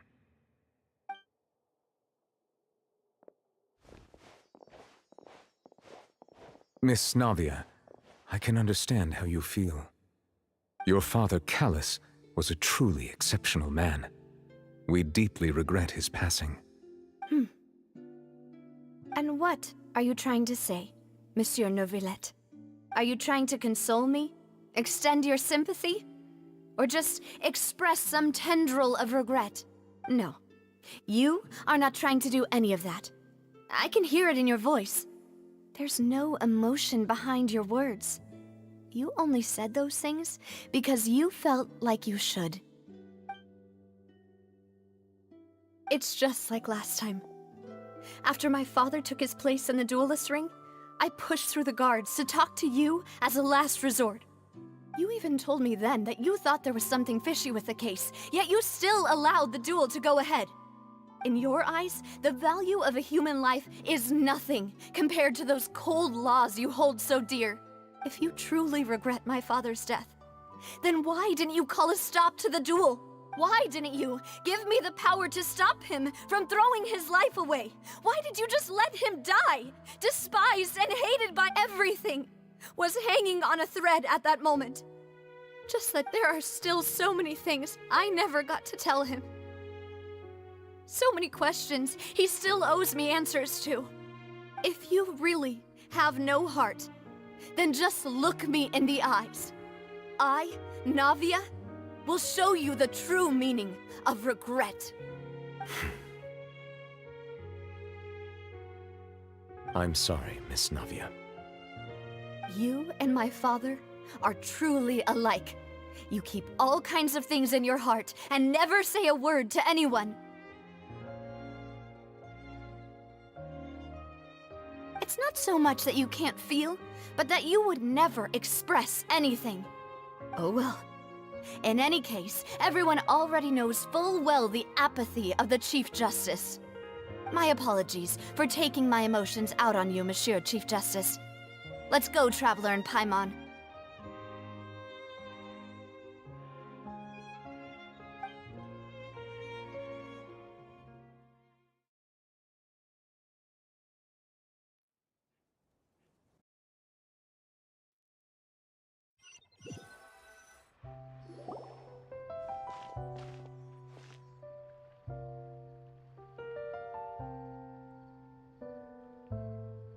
Navia, are you okay?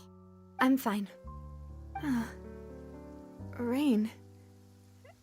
It's raining. You're right. Wasn't it still sunny when we went into the building? And there shouldn't be any active trials today. How strange.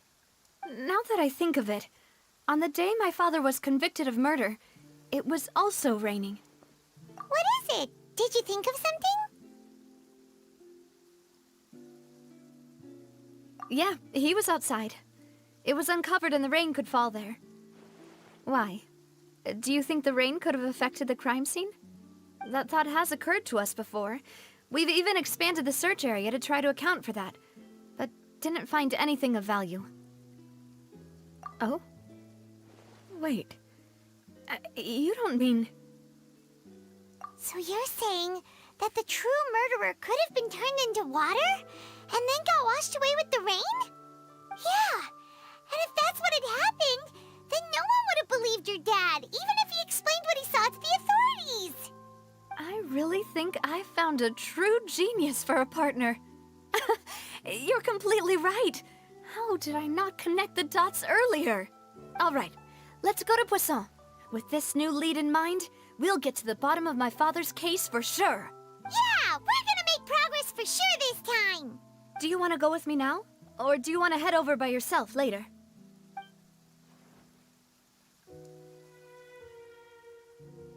Great. Let's go then.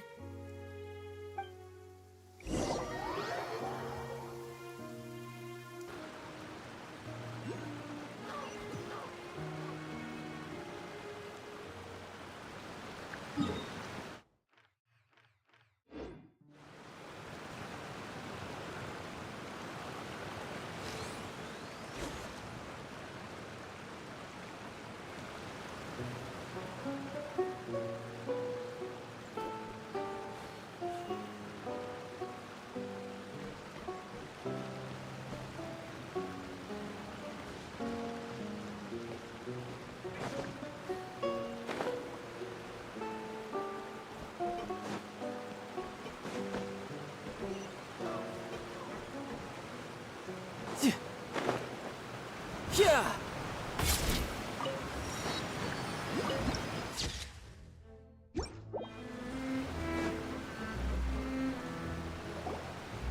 Whoa! What a huge ship! Why would a ship be anchored at a place like this? There's no need to be so surprised. While it may look like a ship, it's actually Spina di Rosula's headquarters. My father was the one who asked for it to be built like this. Perhaps our taste in exterior design is the only thing we occasionally had in common. A gigantic and glamorous ship embodies discovery, opportunity, ambition, and conquest. It symbolizes Spina di Rosula's bright and limitless future. And Paimon thought you were bluffing when you said Spina di Rosula had a glorious past. Paimon was confused why a group with such a history would live in the sewers. But now that Paimon has seen this ship for herself, she's been convinced. Well, Poisson is where Spina di Rosula began, after all. It's our main base, our home.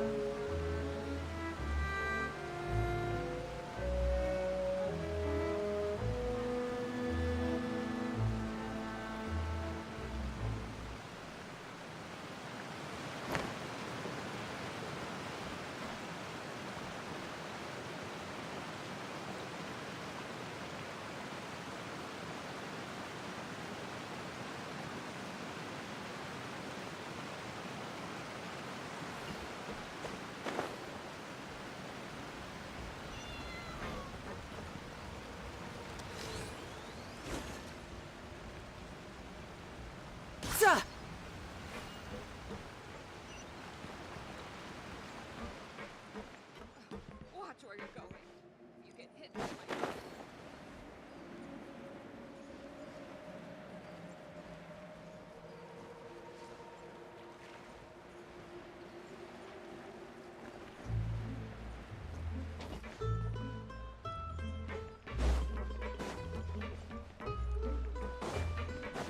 I'm just saying, if you're playing fire.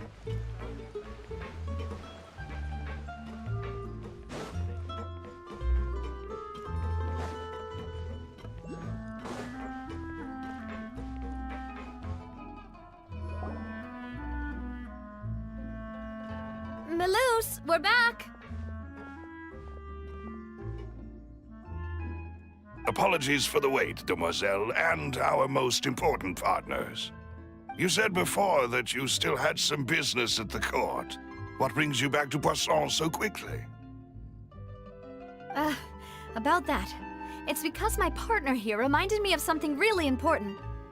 You see, what if my father's case had something to do with water from the primordial sea? You still remember, right, Maloose? On that night, it was raining? Yes, the case was quite similar to that of Mr. Linney's. Both were what you'd call impossible murders. Could you tell us a bit more about what happened before? Yeah, of course. Many years ago, something called synth began to gain popularity in Poisson.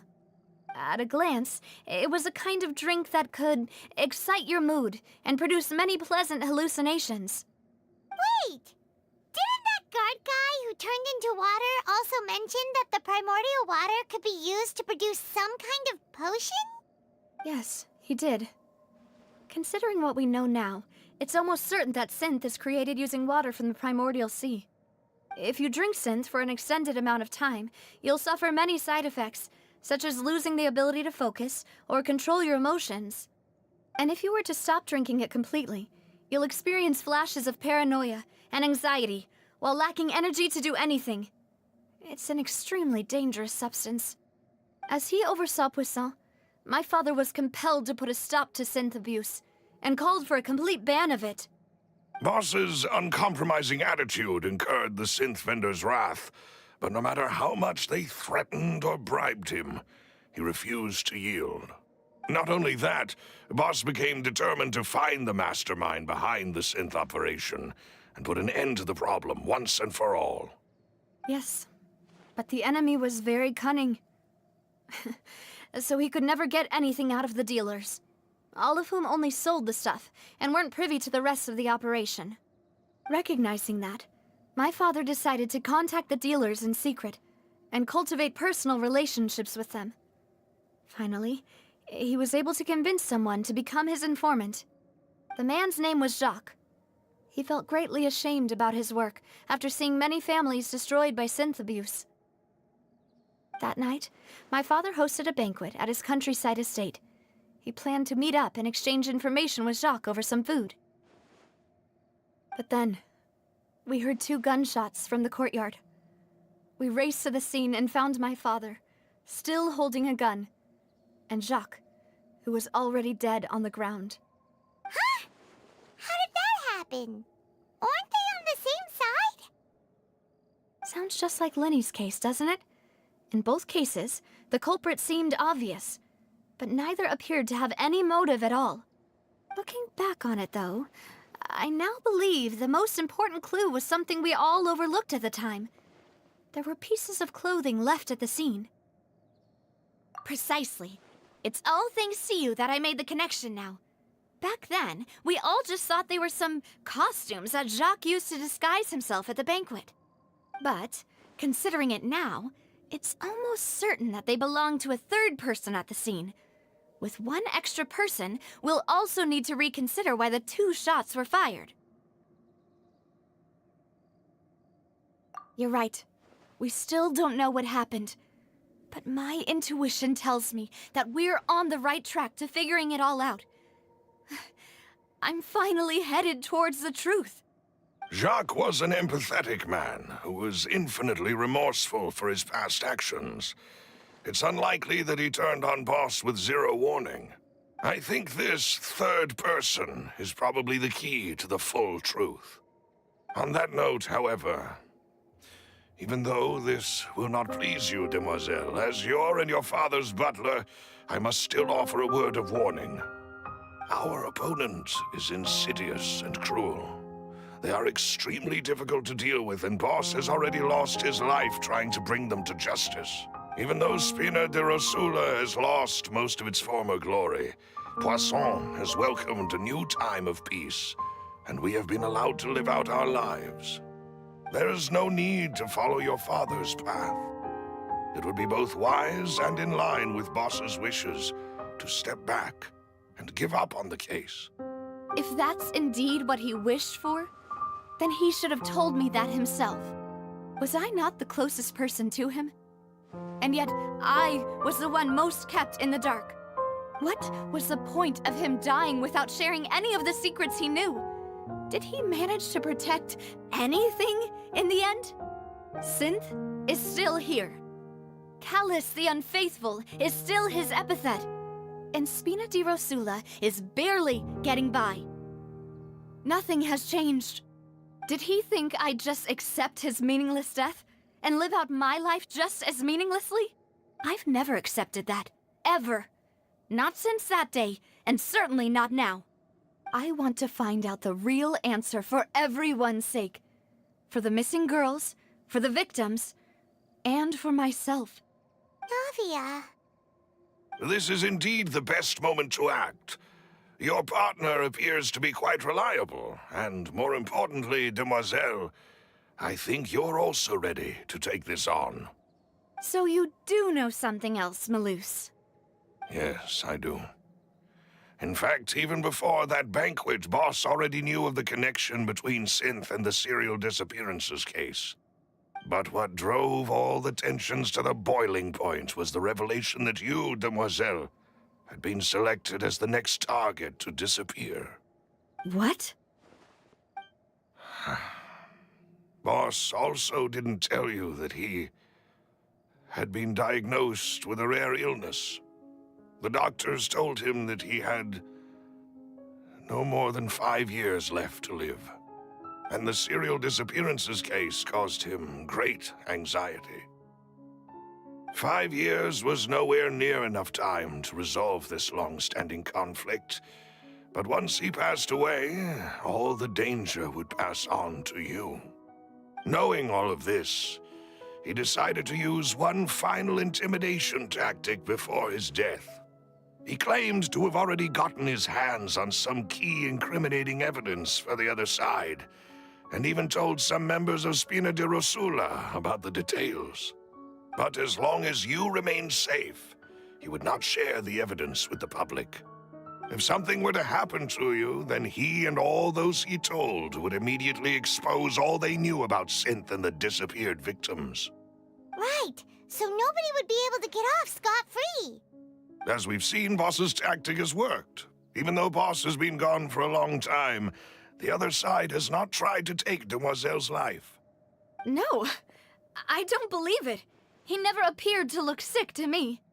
No father wants their daughter to see them weak and haggard, especially someone as proud as Boss. To him, dying in a duel and suffering lasting dishonor as the unfaithful was still far preferable than losing face in front of his daughter. So he chose to die in silence, so that he could protect me. I'm afraid you're not understanding this correctly, Demoiselle. What Boss wanted to hand to you was not a parasol, but a sword. If Boss's spirit could hear you telling me that you want to find the answer for the sake of everyone involved, I'm sure he'd be extremely proud. That fool. Couldn't he have just given it to me straight? No. He might have set up everything precisely because he never thought I'd be able to understand him. Is that the amount of confidence he had in me? And what if I was never able to make it to where I am now? Yeah. I suppose that's true. With the way he'd set things up, if I had wanted, I could have just lived out my life without a care in the world. But thankfully, he rarely talked to me about complex matters, and thus understood little of me as a person. In this case, he really didn't need to give me an easy way out. Malus, what was the key evidence that he shared with you? It's the location where Synth is produced. Essentially, it's the enemy's headquarters. When he was threatening the enemy, Boss didn't share the specifics of the incriminating evidence he found. But if you want to use it against the enemy, you'll still have to take several things into consideration. Why? If we know where the place is, can't we just go storming in? You mustn't forget that we're fighting against a mysterious and dangerous organization that's been in operation for decades. There's no telling what might be lying in wait at their headquarters. We also have no idea what kind of evidence we may be able to find inside, nor what people we may be able to capture. But a single visit to their headquarters would be tantamount to a formal declaration of war. The worst case would be that we leave empty-handed, but also open ourselves up to full retaliation. Then, in that case, why not work with the Fontaine authorities? Well, you saw one of them dissolve during Mr. Linney's case. We have no idea just how thoroughly they may have been infiltrated. Huh. That's true. Seems my father really had no choice. But things are different now. It should be a lot easier to prove the other side's guilt, now that we've connected Synth with the disappearances case. You sound like you've put a lot of thought into this, Malus. I am the butler, after all. I live but to serve the boss and Demoiselle's will. I've always been willing to take on any kind of risk for your sake. But considering my relative lack of ability, I've spent my time keeping secrets, performing basic investigations, and waiting for the right time to come. Thank you for all of that, Malus. Have you discovered anything new in the past few years? Let me think. One conclusion I came to was that the enemy must be quite familiar with Spina di Rosula, or at least have an informant planted here. When I announced orders to the organization's members on Demoiselle's behalf, I used to deliberately keep a few people in the dark and observe the reactions of the synth vendors. If the vendors didn't change their plans, then the individuals informed of our orders must be innocent. If the vendors packed up and fled, however, then someone must have given them the news. After several rounds of testing and investigative tracing, I've narrowed the suspect list down to 3 people. The first is Florent, Spina de Rosula's senior advisor. Huh? Florent? Yes, surprising, isn't it? He was one of the people Boss trusted the most, which also means that he was someone who understood Boss really well. Thanks to his position within Boss's innermost circle, he always knew our upcoming plans and could thus avoid capture this whole time. There's someone else like him too. Marcel, the head of Confrérie of Cabrières. Uncle Marcel. It's a guild in Poisson. Boss helped it to grow to its current size and prominence. In the beginning, they were only reselling some daily goods, but now they're one of the richest guilds around, with a lot of business connections in the city. So, they're like a sister organization of Spina di Rosula? Yes, you can say that. When we were fighting against the synth dealers, they provided us with plenty of support. It's a bit difficult to imagine someone using their own money to hunt down themselves. The final suspect is Thierry, the man responsible for coordinating information between Spina di Rosula and the guards. Although the guards mostly leave us to our own devices, there are still many activities we have to report to the local authorities. Since Thierry is always in the know about our current activities, he could theoretically always plan one step ahead. I see. These are all people who I communicate with quite regularly. To think that the enemy we've been fighting against has been right next to me all along, among those I trust the most. It's almost too hard to believe. If you want to investigate them, please take every precaution to not alert the quarry. Judging from our experience, the enemy is extremely cautious. Of course. And thank you, Malus. You've provided us with a lot of great information. You're too kind, my lady. I'm just doing my duty. And before I forget, proving Boss's innocence would also mean clearing him of blame in Jacques' death. After that incident, Jacques' wife and daughter were taken into the Spina's care. They still live in Poisson today. If it might help, you could also pay them a visit. I can make the necessary arrangements. Oh, thank you so much, Malus. You really are the best. A new case awaits, my dear partner. I hope we can work together to uncover the truth and end this case once and for all.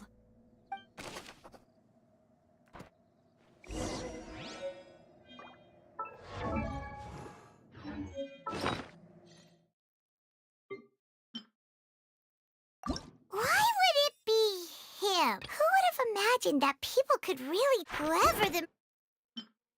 Who would have imagined that people could really turn into water? Here we go again, trying to crack it and pop.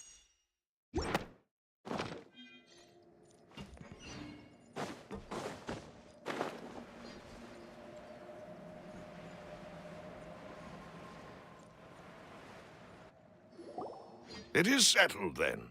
Please excuse me, and enjoy your conversation at your leisure. Thank you for arranging everything for us, Malus. Excuse me, miss.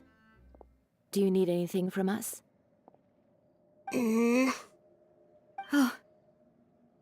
Hey, Navia's all quiet. This isn't like her at all. I'm sorry that I only came to visit after all this time. After what happened, I didn't know how I was supposed to face the two of you. Ah, if it's about that, there's no need to apologize. After my husband died, Spina di Rosula sent us a lot of mora and support. I understood your guilt and apology to be genuine. But aren't all of those things nothing compared to the loss of Jacques? I can understand the kind of pain that comes with losing a father so needlessly. You don't understand at all. I didn't know how to face you, because I didn't know what I could possibly bring as a consolation gift. I know only the full truth could bring closure to you. And to all of us. Mm-hmm. I'm sorry. I appreciate the sentiment, but you don't have to carry all that guilt. On the matter regarding my husband, my daughter and I have more or less found our answer already. Would you mind sharing it with me? I really can't believe that my father could ever bring himself to shoot Jacques.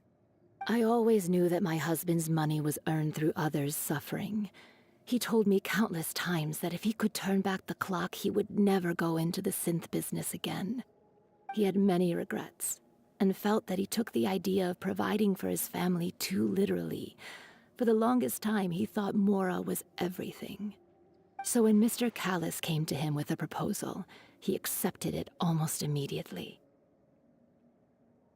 He tried to be as careful as he could, but even so, he was still found out by the higher-ups.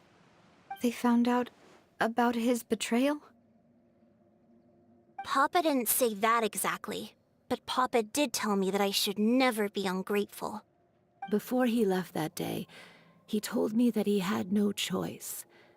It was only later that I realized it was his final farewell to the two of us. I don't know that for sure, but you could say that's the conclusion I eventually came to. Which is why I'm the one who should feel guilty. Callis had always taken great care of us, both when he was still alive and after he passed away. Even if he fired the shot that killed my husband, it was likely in self-defense. It is impossible for me to hate him for what he had done. But Mama, why is Papa still the bad guy if he did the right thing? Papa always wanted to be a good man, so why did he have to do a bad thing in the end? Well, things aren't always as they seem. You still feel like your Papa was a good man, right? Yeah, Papa was a really good man. The best in the whole world. Then you should hold on to that. If a good man had to do a bad thing, then he must have had his reasons, regardless of whether he left you a parasol or a sword. He must have done so to give you a better life. Oh. Thank you for everything you've told me. I will definitely find the truth. The current state of things is not something I'm willing to just sit back and accept. Thank you. I'm very grateful to hear this from you. Even though your personality is quite different from your father's, your determination when you speak is really similar. You really think so? That's the first time anyone said that to me.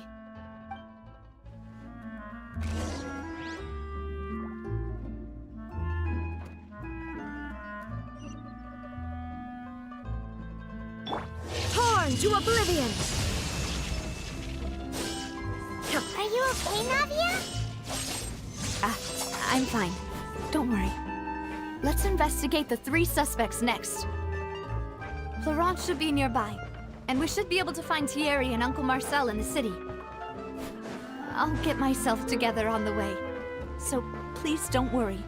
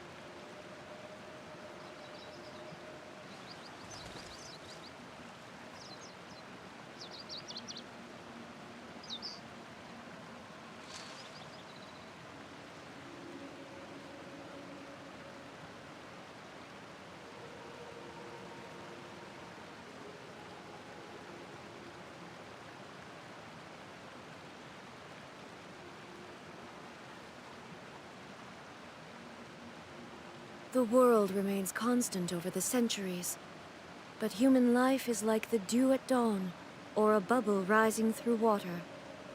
Transitory.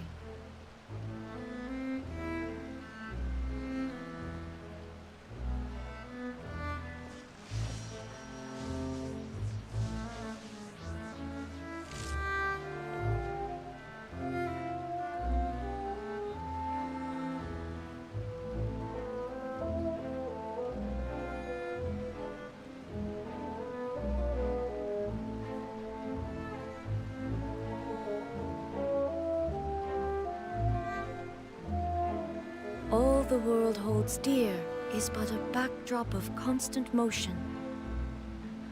I stand before it, alone and unchanging.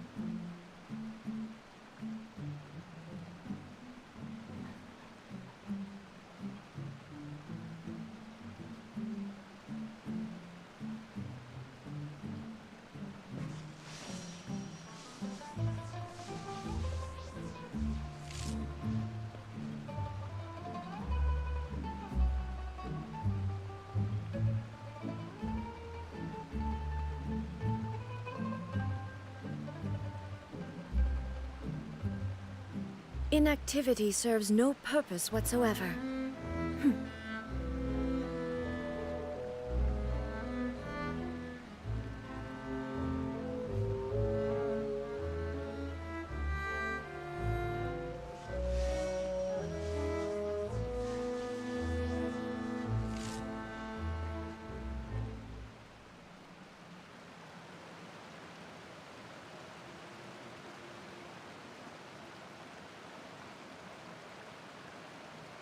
The world remains constant over the centuries, but human life is like the dew at dawn, or a bubble rising through water.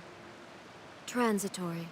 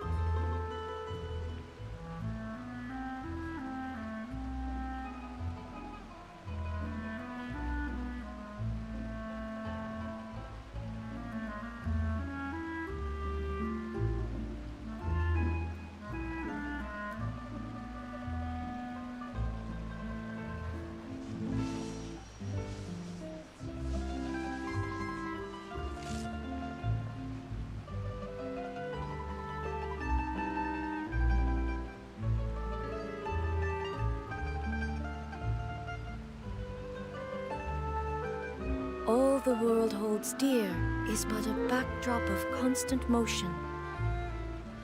I stand before it, alone and unchanging.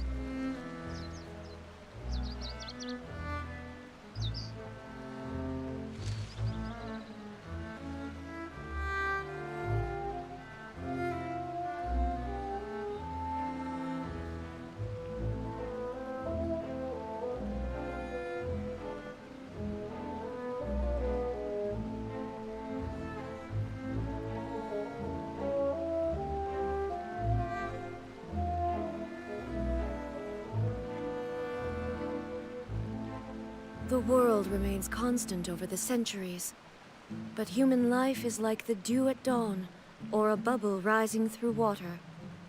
Transitory.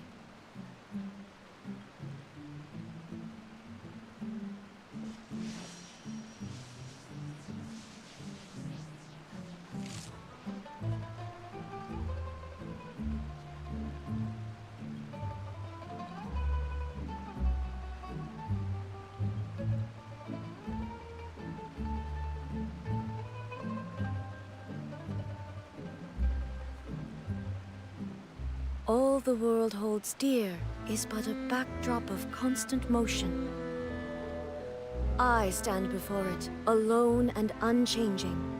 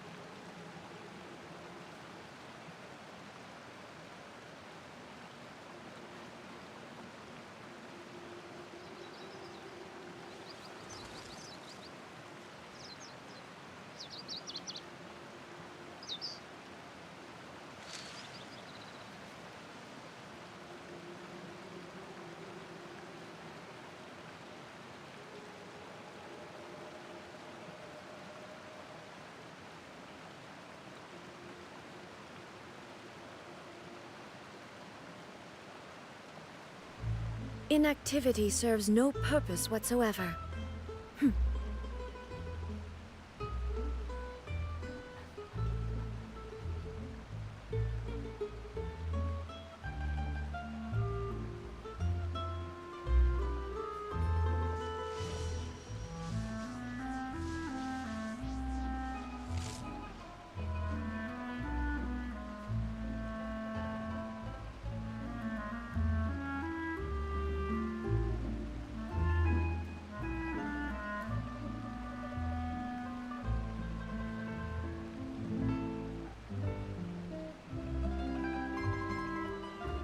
All the world holds dear is but a backdrop of constant motion.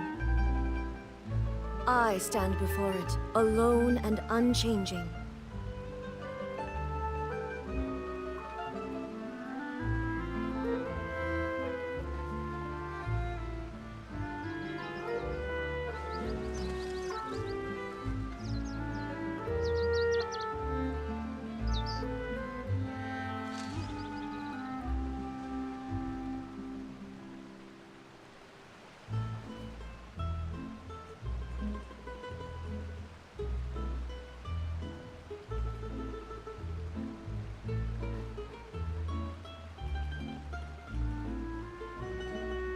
The world remains constant over the centuries, but human life is like the dew at dawn, or a bubble rising through water.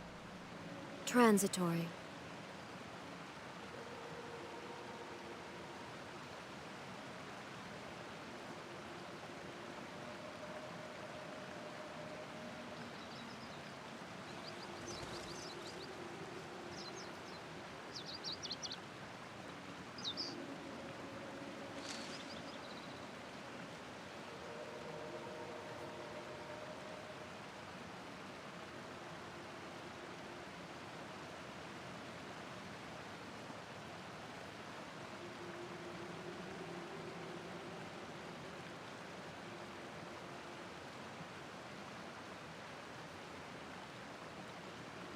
Inactivity serves no purpose whatsoever.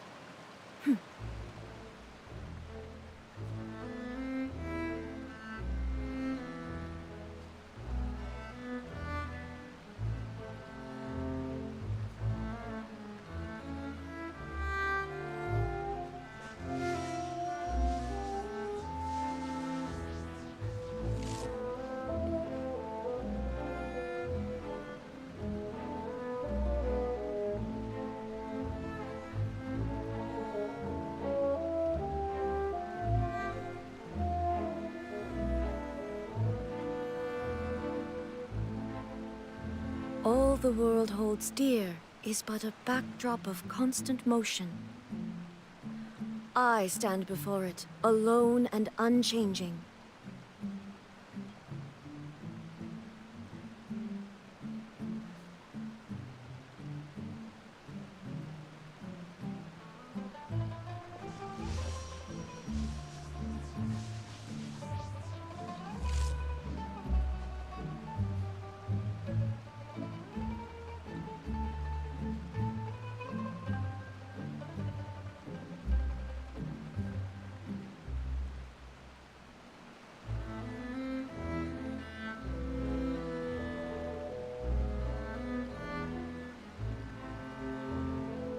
Inactivity serves no purpose whatsoever.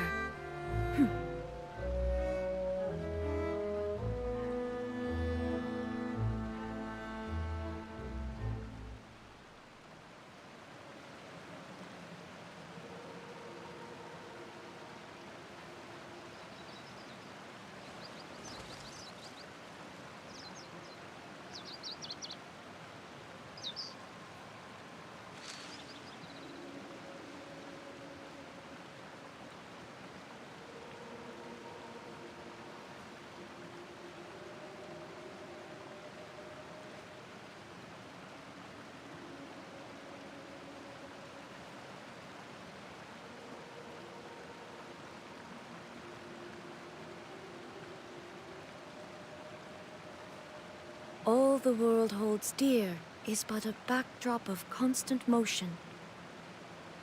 I stand before it, alone and unchanging.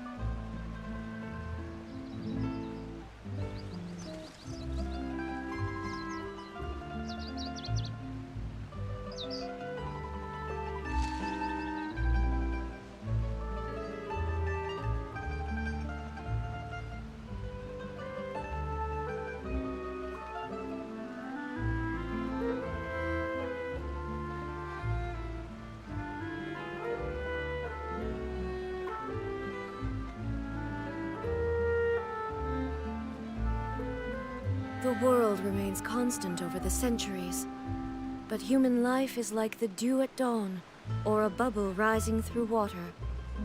Transitory.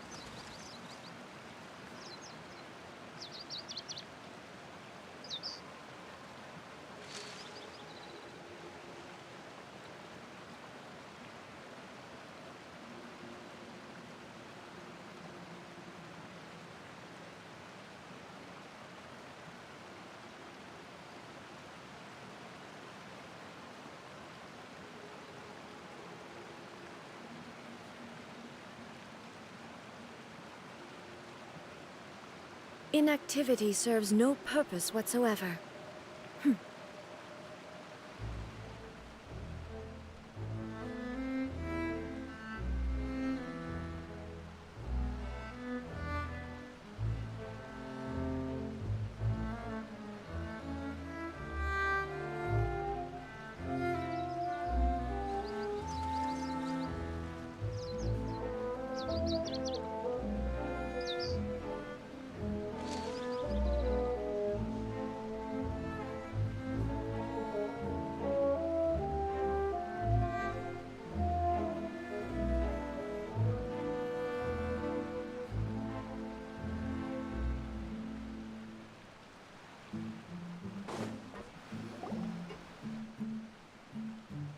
Greetings, boss. How may I be of assistance today? I'm sure you've heard about what happened at the Opera House. Someone got turned into water right in front of us. Yeah, I've heard. With something that dramatic, I'm sure journalists will milk it for all it's worth. And it'll be all the talk for the next several weeks. It also reminded me, on the day that the incident happened with my father, it was raining outside, and we found some clothes left at the scene. After my partner here put the dots together for me, I feel like we should try to reopen his case.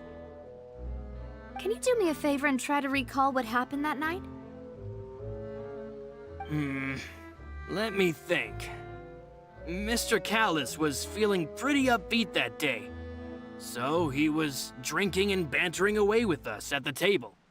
After that, he told us that he wanted to go get some fresh air. So we let him go without thinking much of it.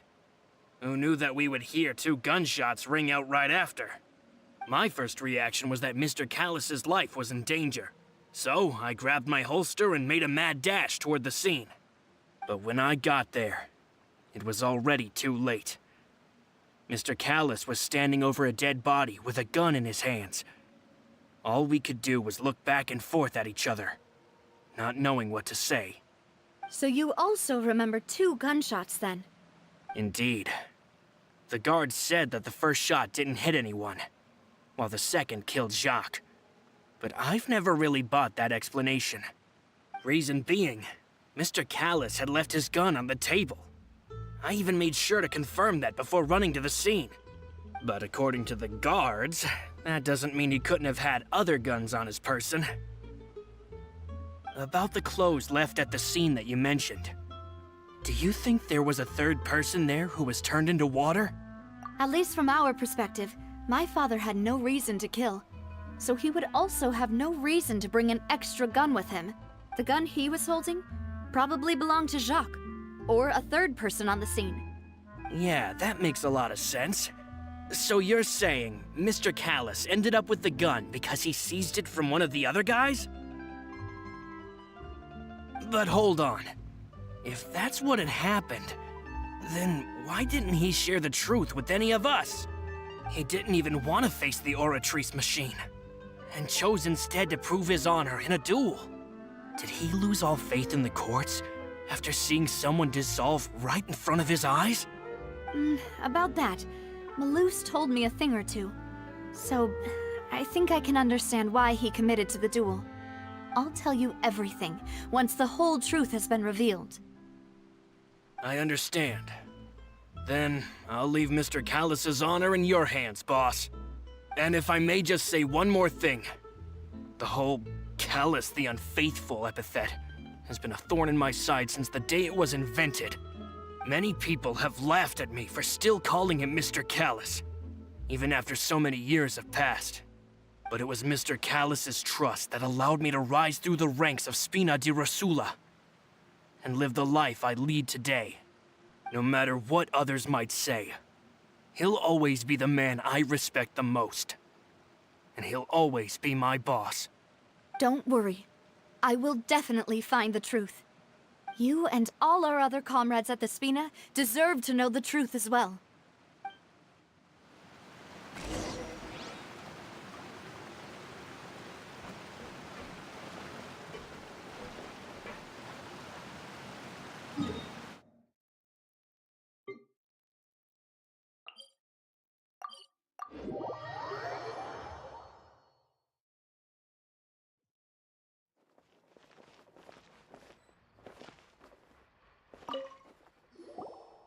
Hey, Thierry, it's me.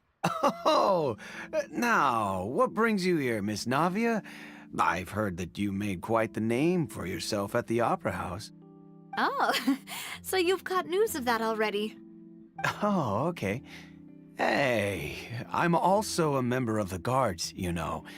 The way you make it sound, people would think I was sent off to Poisson because I had done something wrong. Are you sure there isn't a little bit of truth in that? Under normal circumstances, shouldn't you have been called back to the city already? I mean, where I work is really up to me. Let's just say I enjoy the ambiance of Poisson. Callus did a fantastic job running the town, building Spina di Rosula from the ground up and clearing many obstructions in my way. It would be next to impossible for me to find a similarly easy but high-paying job in the city. Anyway, enough chit-chat. Are these two friends of yours? You, here for some formal business? Yes. These two are my partners. What happened at the Opera House made us realize that Linny's case and my father's may be related. We're trying to reinvestigate the details of my father's old case. Ah, I get it. You think there might be more to the case now that we know people can be dissolved into water, right? I was also flabbergasted when I first heard of it. If you want to go through the original files from your father's case, I can help you look for them. That'd be much appreciated. Thank you. Actually, I have another question. Do you have the authority to dispatch Gardamex? Of course. Without them, I couldn't possibly handle Poisson on my own. Why do you ask? We definitely can't use them to forcefully get more evidence for your father's case. Well, you see, just recently, we were attacked by a horde of unnumbered Gardamex in the city. So, if you hypothetically wanted to do something against me, all you would need to do is get rid of the mecha serial numbers and send them after me. Then you think too highly of my abilities. Dispatching mecha is very different from controlling them. If I had to make an analogy, when you order a dish, the chef will make it for you. You can ask the chef to cook, but not to massage your shoulders or carry your baggage. If you try to make unreasonable demands, the chef would just think you're out of your mind and ignore you completely. The same goes for me and my Gardamex. Removing a serial number is also not as easy as you might think. There are a lot of complex steps to it, and it's almost impossible to keep it a secret. So I can promise you, those mecha were definitely private units. They're certainly not cheap. So, whoever their owner is must be super rich, powerful, or both. Now that you mention it, though, being in the synth business would definitely be profitable enough to afford this. Oh, then you're officially in the clear, Thierry. Oh, well, thank you for the vote of confidence, Navia. Jokes aside, I'd like to wish you all the best with your investigation. I'll be staying in the city for a little while, so just come find me if you need any support from the guards.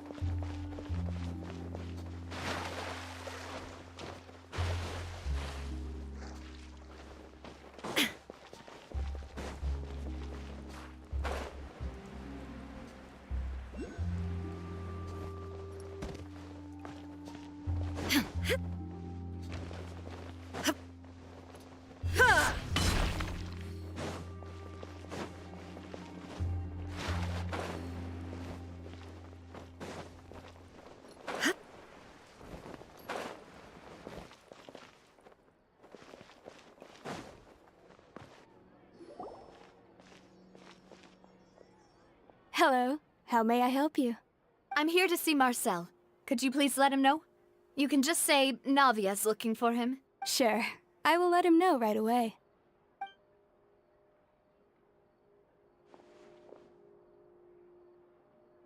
Navia, hello. Sorry to keep you waiting. I'm not as young as I used to be, so my legs are giving out a bit. Oh, it's all right, Uncle Marcel. There's no need to stress. I just wanted to talk to you briefly about what happened in the Opera House. I'm sure you saw everything too, right? Yes, I've never seen anything so strange. Oh, You were at the Opera House too? That's right. I went there with Navia to see the magic show. Who knew it would turn into a whole murder mystery? I also witnessed your marvelous sleuthing work. Quite impressive.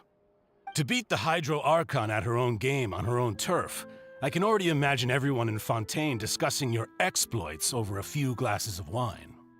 Oh, Paimon doesn't want to become the talk of drunkards. Apologies. It's just how Fontaine is as a nation. Everyone loves drama and theatrics. Uncle Marcel, you've also noticed that other thing, right? The fact that humans can dissolve in water? Yes, I was reminded of your father's case right away. Is that what you're investigating now? Exactly. I still don't have much solid proof, but I can sense that the other side has already begun to act. Oh, and what makes you say that? We were attacked on Araneus by some unnumbered Gardamex. And there was also an attempt to get me to drink water from the primordial sea.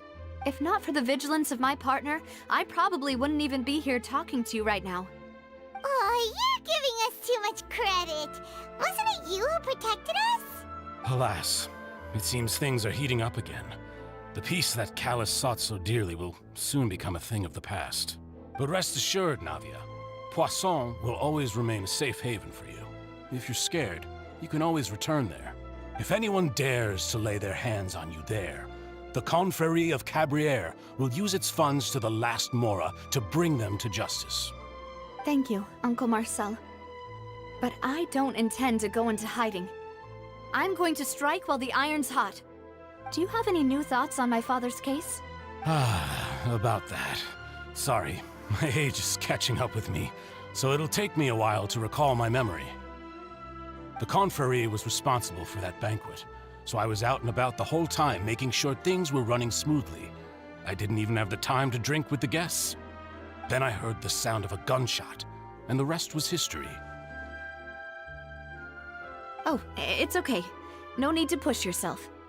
We'll ask around some more, see if there are any valuable clues elsewhere. Sounds good. Just let me know if you ever need Mora. All my wealth comes from Callus's patronage and support. I'll spend however much it takes to clear his name.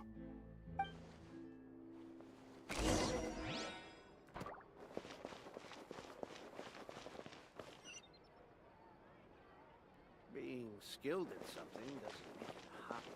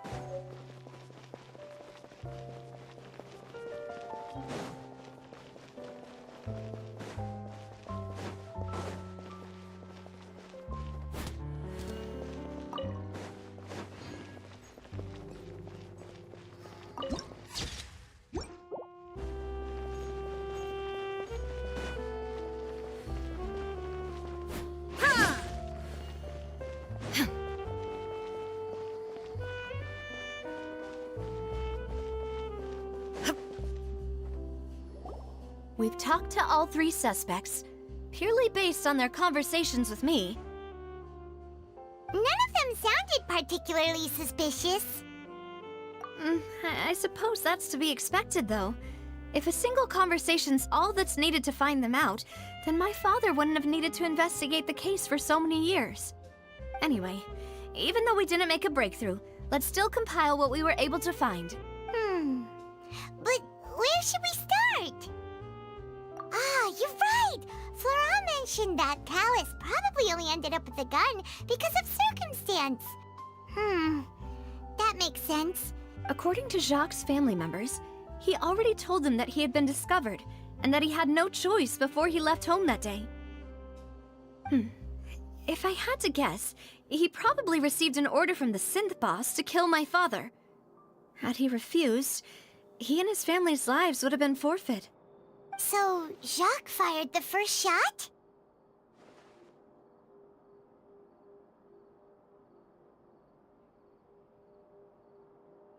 Oh? And why is that?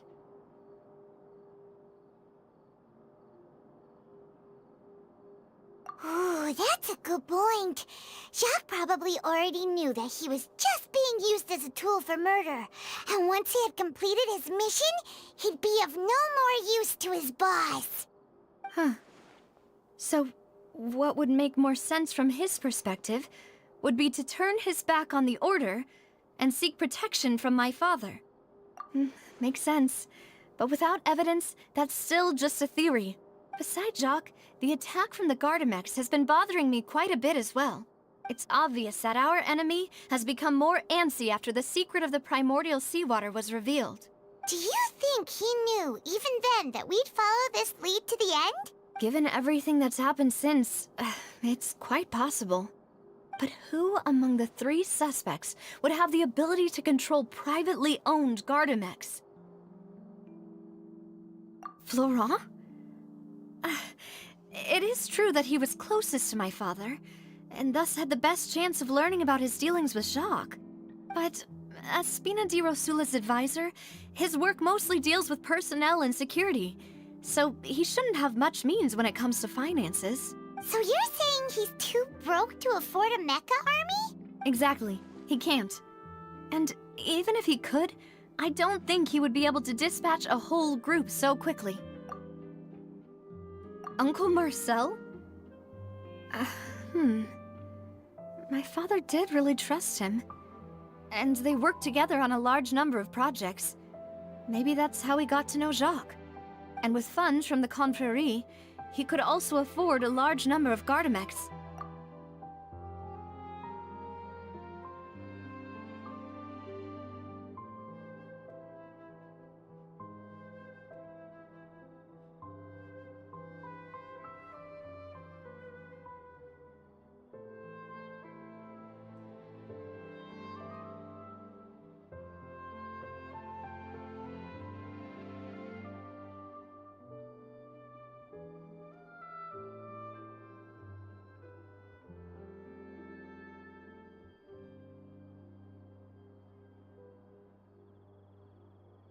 It's still really hard for me to imagine, though.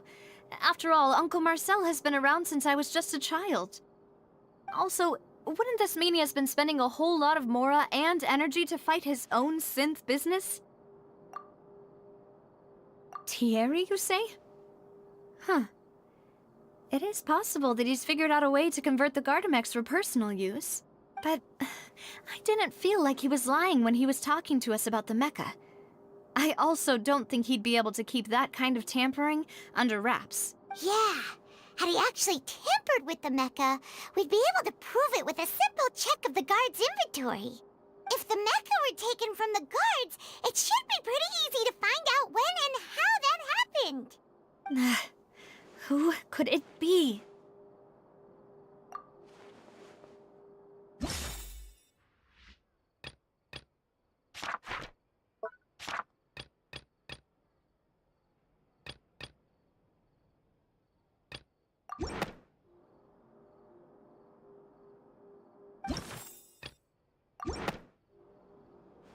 You know, if you think everything through, Uncle Marcel is indeed the most suspicious of them all. Could we be missing other suspects? Malus didn't know about the people turning into water thing when he narrowed it down to these 3, did he? Malus has always been very reliable, and his judgment of others' trustworthiness has been fair and well considered. When he laid out his case for the 3, the rationale he gave me made a lot of sense as well. The suspect is knowledgeable about the Spina's internal affairs, has the means to dispatch mecha to assassinate us, and possesses significant intellect and foresight. Even if I don't want to believe it, I'm starting to see how things could all tie back to Uncle Marcel.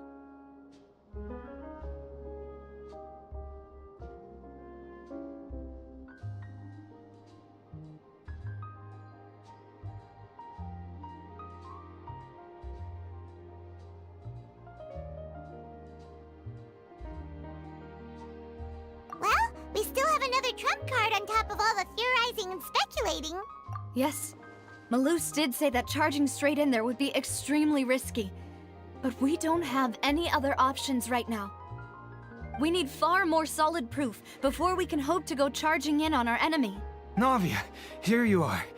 Oh, I've been looking for you. Huh? Aren't you the guy from the guards? Did something happen? Yeah. News came from Arrhenius just after you left. We've got another trial on our hands. Wasn't that place built specifically for holding trials? What's so newsworthy about this one? I know. But they said the person they're putting on trial is a Fatui harbinger called Tartaglia. What? Is that someone you know? Yeah, we know him. Maybe even a little too well. Well, he's been accused of being the true culprit behind the serial disappearances case.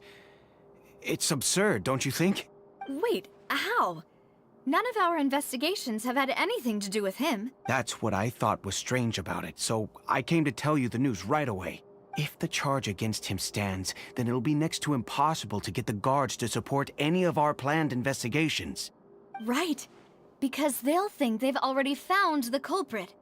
Yeah, and it'll be a lot harder then to clear Mr. Callus's name. I understand.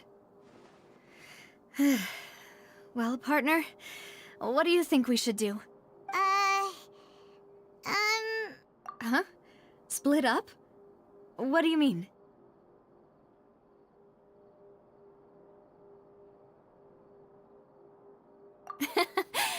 Since this is a trial about the serial disappearances case, the culprit's attention will be focused on Arrhenius, leaving his home base wide open. You're right. This is our best opportunity. All right then, let's do this. I'll stall them at the Opera House and charge Marcel as the true culprit. I won't have any chance of making that charge stick, though, unless we find more evidence. It'll be up to you to— We'll help you, just like you helped us in Linny's trial. Demoiselle, please allow us to accompany you. I'm ready. Ah, Malus, Silver, when did you two— We heard that you'll be leaving Poisson and figured that you might require our assistance. It's our hope that your confidence will be bolstered with the two of us by your side. Thank you so much. Then, let's make haste for Arrhenius. Paimon, Traveler, I'll see you at the Opera House. See you then!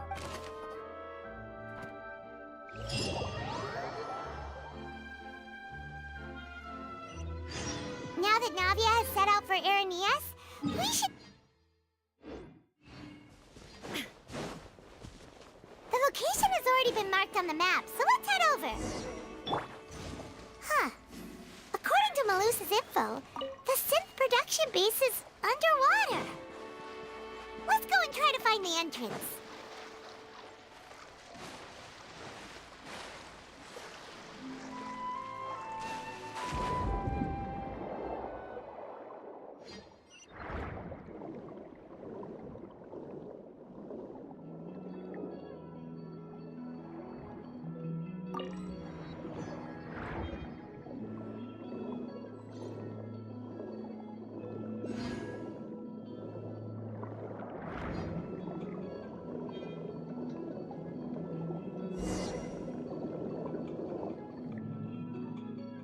Finally found it!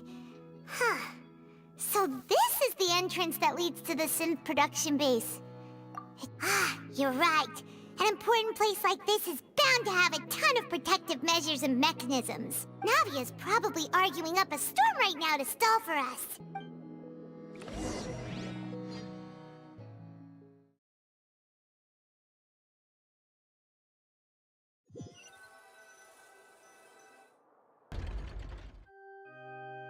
It would appear that I must repeat my question again, Mr. Tartaglia.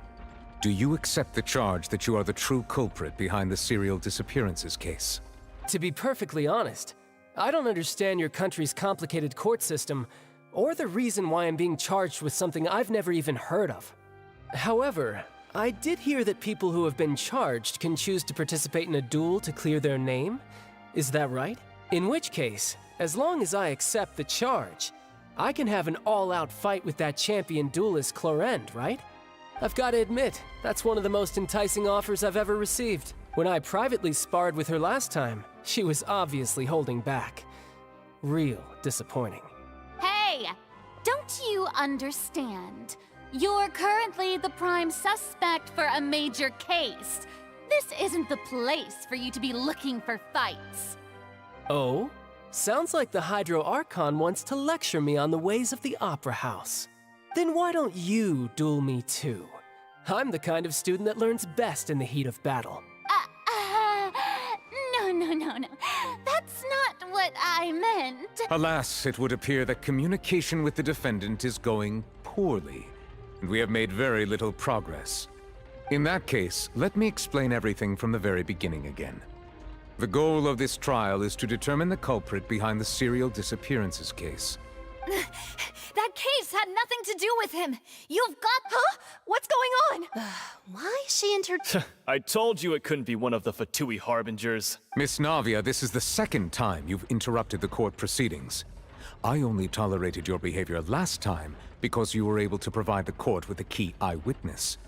But that was an exception rather than standard court protocol. I can very well charge you with contempt of court for your interjections. Oh, please. Did you ever think I had any respect for this place's pointless theatrics? We can put that discussion aside for now. I'm not here to argue with you. And if my charges prove true, then Tartaglia here will be proven innocent by default. Oh, a young lady has charged in and offered to clear my name. How fascinating. Well, I'd gotten half bored to death by all these rules and procedures anyway. So I'll take you up on that offer. So, Your Honor, is there nothing else for me to do now? You may take a seat for now in the audience, but that doesn't mean the suspicions against you have been lifted. Now then, Miss Navia, who is the person you would like to charge instead? That person is...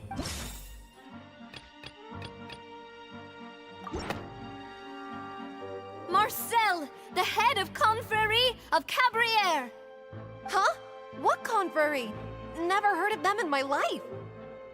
I've heard of them, but weren't they Spina di Rosula's sister organization? Oh, is this going to be a friends to enemies type situation? Please let me remind you, Miss Navia, that charging someone is an incredibly serious matter. Committing to the charge also means taking on the legal responsibilities associated with it. And if the charge fails, depending on the circumstances, you may also be charged with the crime of making a false accusation. Knowing this, do you still wish to charge this man? Yes, I do. In that case, I declare the charge to be valid.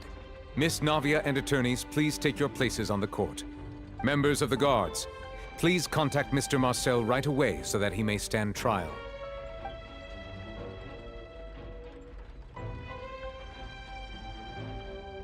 Mr. Marcel, you will not require an attorney. Is that correct? Apologies. It all just happened so quickly. I still haven't figured out what's going on. I think an attorney won't be necessary. This is probably just a misunderstanding between me and Navia. Very well. In that case, since both sides have now arrived, Miss Navia, please present your charges. I would like to take everyone back to 3 years ago, to the case of Callus the Unfaithful. Only through elucidating what really happened in that case can we connect all the dots for the serial disappearances case. Navia, do you really think that I was the one who killed your father? Come on, why would I do that? Callus was my benefactor, and remember both you and I only ran to the scene when we heard the sound of a gun. If that's enough to make me a suspect, wouldn't that make everyone at that banquet a suspect as well? I think there's no point in getting into the specifics right now. The audience doesn't even have the big picture yet. Even I'm struggling to remember some details of that case. Exactly correct, Your Honor. I must refresh everyone's memory about that case before I can explain my charge and reasoning. I see. In which case, I will recount the findings about that case as originally recorded by Maison Gardiennage.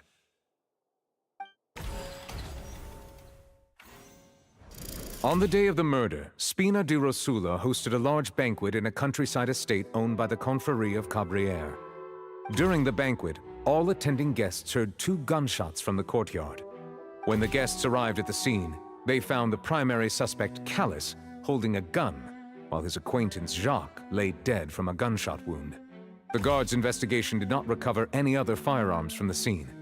As a result, they concluded that the suspect's first shot must have missed, while the second must have taken Jacques' life. The suspect did not dispute this conclusion, and also declined to defend himself in court. Instead, he chose to prove his innocence through a duel. Callus was defeated by champion duelist Clarande in the ensuing duel, and soon succumbed to the injuries. These are the known facts about the case. The one with the motive to kill was Jacques, not my father. And even so, Jacques still had no reason to pull the trigger. In truth, the third person shot Jacques first, and was shot in turn by my father when my father seized the gun from him. After that, the true culprit turned the third person into water, erasing all traces of him from the scene. Thank you for the summary, Your Honor. Of course, the guard... However, we should revisit the case now that we've gained new information about the abilities of water from the primordial sea.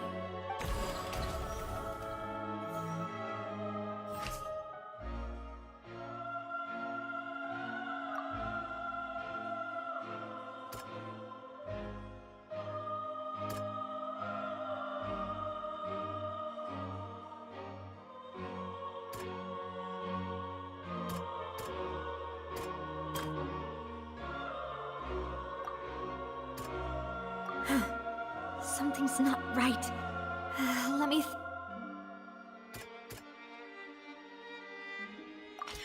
The testimony of the victim's family confirms that Jacques had thoughts of assassinating Callus when he set out for the banquet. However, in the end, he reconsidered, and instead shared everything with Callus, hoping to seek the latter's protection. Unfortunately for Jacques, the true culprit had already considered this possibility, and had sent out another assassin.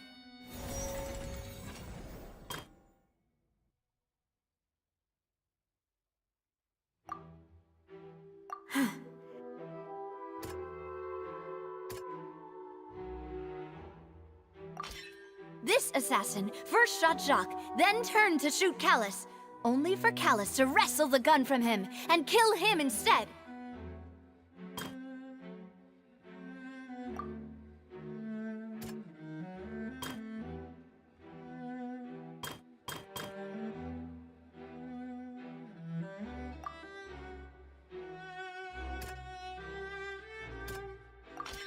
A pile of clothing was found at the scene.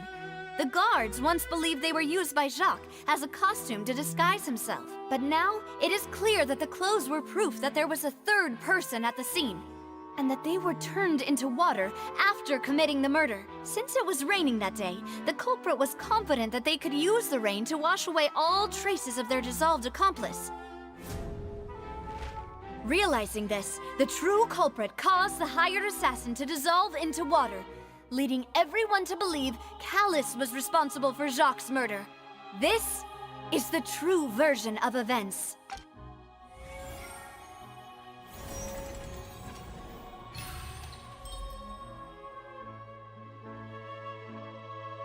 So that's what happened. Wait, you're telling me something as dangerous as water from the primordial sea has been used for all these years? What a great theory. It also explains Callus's and Jacques' respective motives. I guess they didn't shoot each other after all. Mr. Marcel, you are the one being charged with the crime. You should provide a rebuttal if you wish to prove your innocence. But I think I agree with everything Navia just said. In fact, there was nothing in her speech that directly implicated me. Then, may I ask some questions? In my opinion, we primarily need to determine two things. One, do you have the evidence to back up your claims? I'm afraid not. At least not at this very moment. Boo! If you don't have any evidence, you should just go home! I may not have the evidence with me, but I know where I could go to collect it. If we look up the deserted clothes against a record of people who went missing around the same time, we should be able to find a match. Considering the serial disappearances case, the guards probably kept careful records of all missing persons from around that time, regardless of age or gender. That makes sense to me. Monsieur Neuvillette, I would consider this to be a reasonable investigative direction. Why do I feel like Farina's acting a little differently today? Maybe she's scared of embarrassing herself again? Alternatively, she's become more diligent after charging an innocent citizen in the last trial. My second question has to do with the ensuing duel. If the truth is indeed as you described, then why didn't Mr. Callis explain himself in court?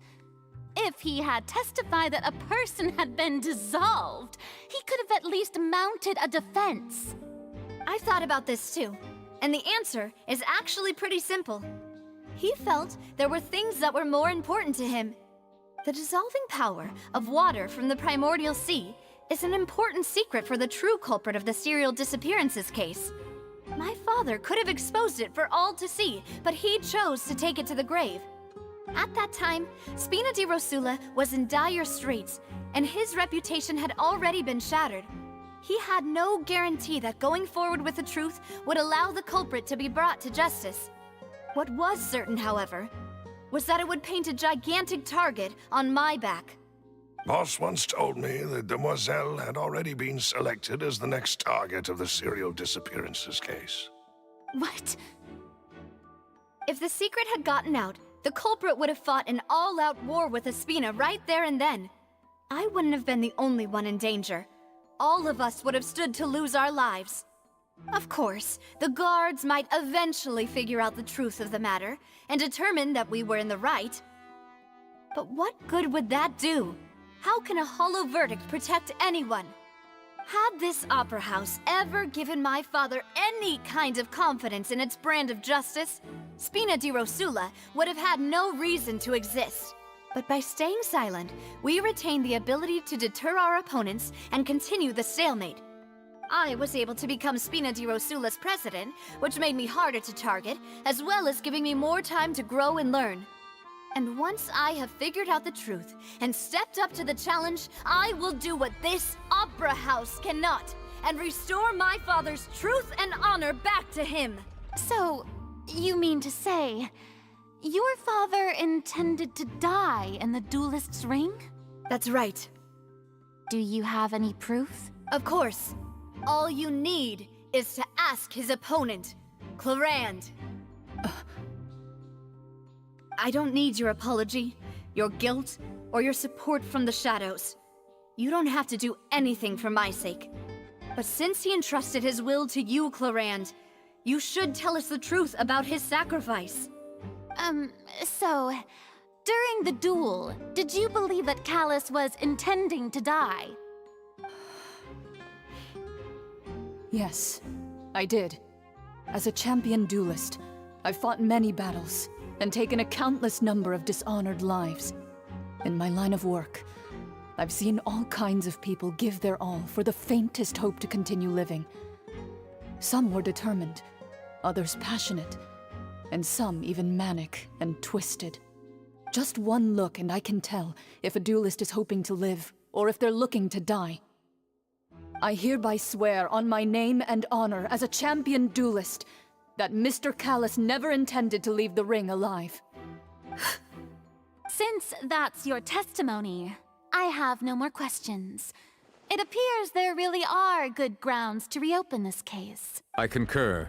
However, Miss Navia, you still have not explained the link between your father's case and the serial disappearances case. Right? What she said was fascinating, but kind of beside the point. Wait, Weren't they just talking about the serial disappearances case? Of course, Your Honor. The two cases are connected via a matter of timing. In my father's case, the culprit intended to kill both Jacques and Callus. As a result, they planned to act after hearing 2 gunshots. And, at the end of Linny's trial, the culprit also only dissolved the victim in front of everyone because they realized they were at risk of being identified. The culprit could only time their actions so precisely if they were already at the scene. Coincidentally, Marcel attended both the banquet and the trial. So that's why you suspected me. Even after hearing your reasoning, I still can't help but find it a little preposterous. I'm used to it, though. You've always been an impulsive and sentimental child, Navia. It's one of your most endearing traits. No need to appeal to pathos. I won't try to refute your points one by one, but even if everything you just said was true, can you prove that I was the only person present at both events? On top of that, does a person have to be physically present to control the timing?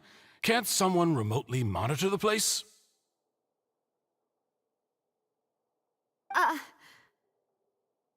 Don't know what she can say to that.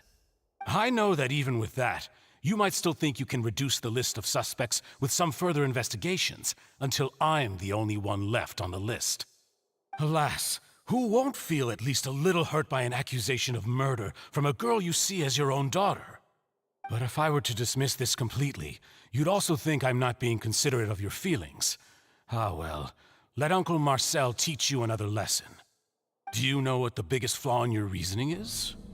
I suppose you're gonna tell me anyways. It's timing again. I'm a businessman by trade. From that standpoint, there's no reason for me to kidnap young women. It's a high-risk action with nothing to gain. In addition, I left my home in Snezhnaya when I was young to come to Poisson and work in some trade. My business only thrived when I received Callus's patronage. But the disappearances began before I ever stepped foot in Fontaine. I do apologize, demoiselle. This was my mistake. No, it's not your fault. I'm sure he had come prepared. Is there anything else you'd like to say? Would you like to check the date of my first business license against the first known case of the serial disappearances? You can also take a look at my border entry records, or ask my friends and family when I left Snezhnaya for the first time. Could those records and testimonies do something to appease the unspeakable anguish in your heart? Seems like she got the wrong guy. At this rate, Navia will be convicted for falsely accusing him. I think you've done a superb job of dissecting your father's feelings as he neared the end of his life. But aren't you going against all of his wishes and expectations right now? He wished for you to become more rational, collected, and conscientious, instead of dwelling only on your own feelings. Once you've learned to be more considerate of others' feelings, and to stop rushing headlong into things, you'd have met most of his expectations. This isn't just about me, and it never has been. The biggest difference between me and the rest of the victims is that I still have the ability to search for the truth, while that same agency has long been taken from them. The people whose families were destroyed by synth abuse, the people who lost their loved ones to the serial disappearances, and the people who suffered tragic ends due to their sense of justice. Many people's images are flashing before my eyes. I'm sure some are coming to those of you in the audience as well. And whose image do you see, Marcel? Is it a man named Vacher? Oh, so you do know that name. I'm merely surprised you'd suddenly say the name of someone I've never even heard of. I was waiting for you to say that.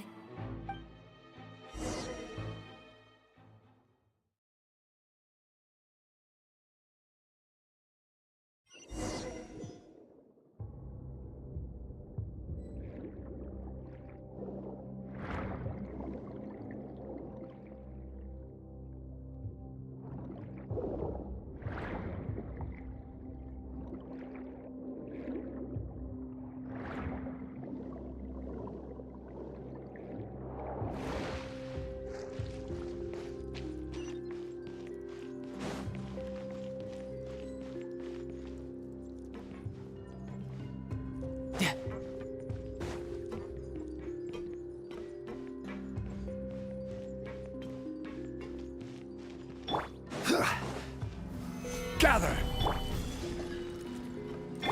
Hey! I see everything! There is no escape. Yeah! Ha! Yeah! Da! Yeah! Da! Ha! Da! Ha! Yeah! Da!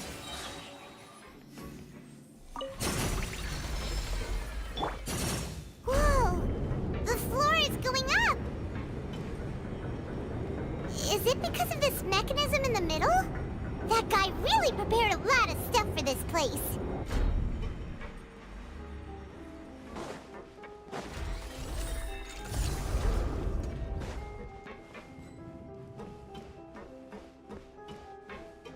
Paimon thinks we need to go up, but Paimon doesn't see a way. Let's take a look around. Maybe we'll find a hidden mechanism that'll show us the way up.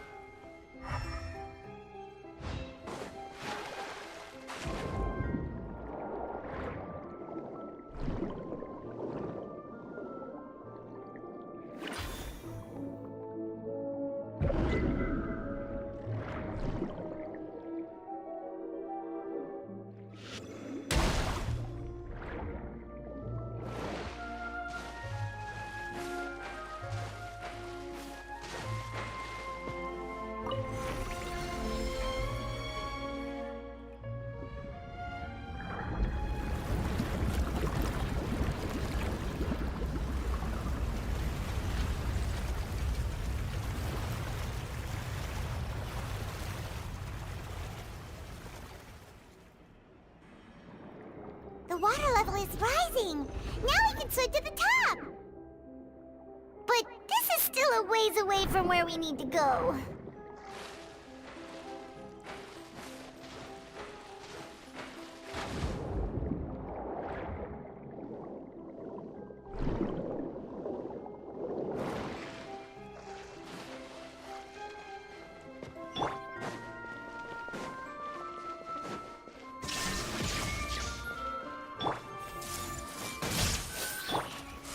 Solidify! Tidal wave! Yeah! Za! Ha! Ja! Yeah! Yeah! Yeah! Yeah! Yeah! Yeah! No time to lose. Gather!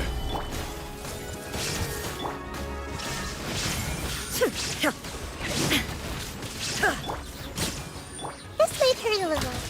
Yeah! Yeah! Yeah!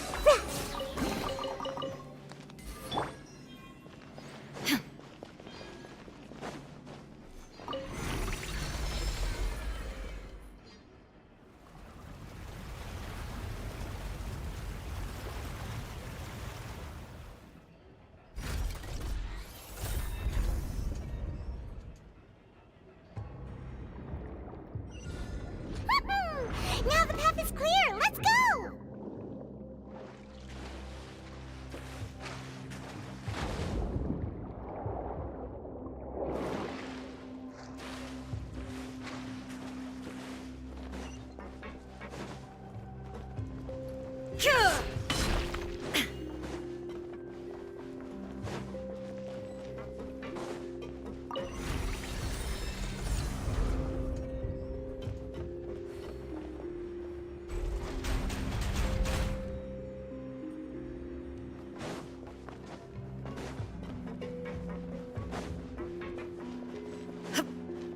Shine down!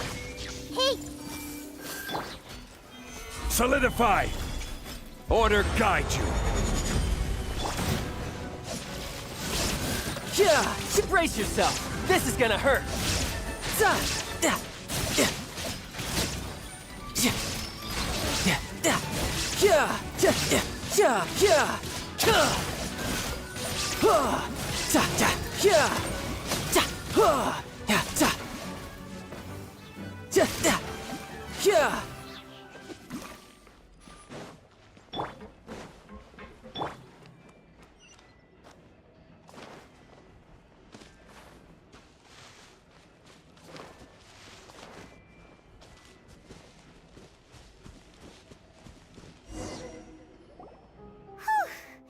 After all that, we finally made it to the innermost sanctum. Though, as expected, the mastermind isn't here. That's right. Then let's hurry up and find some evidence so we can get back to the Opera House and help Navia!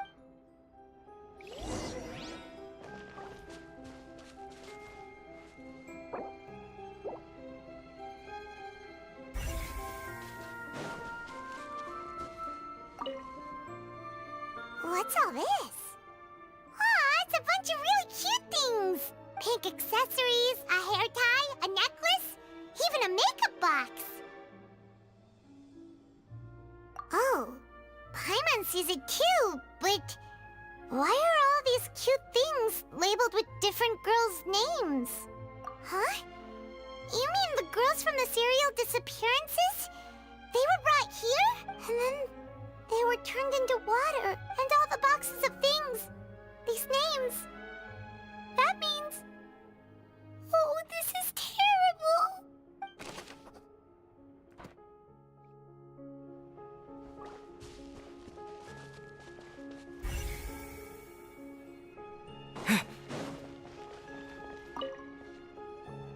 Whoa! There's so much synth here! And so many bottles of ingredients that probably just contain the waters of the primordial sea. Mixing in progress, ready to drink, stock sample? Huh. They've also got all the synth pretty clearly labeled. Whoa, there's even fruit-flavored synth? Yep, it's super obvious.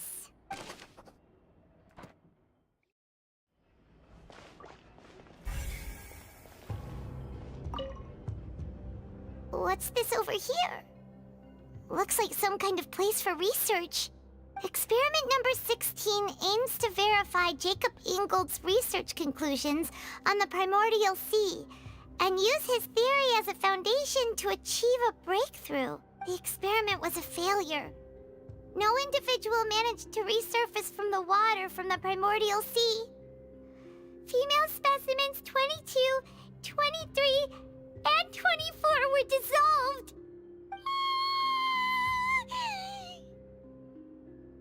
Sorry, Traveler. Paimon will try her best.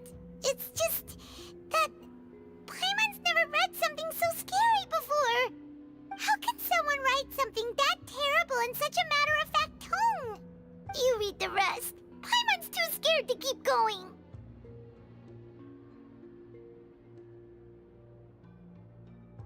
So that's why he did all of these experiments.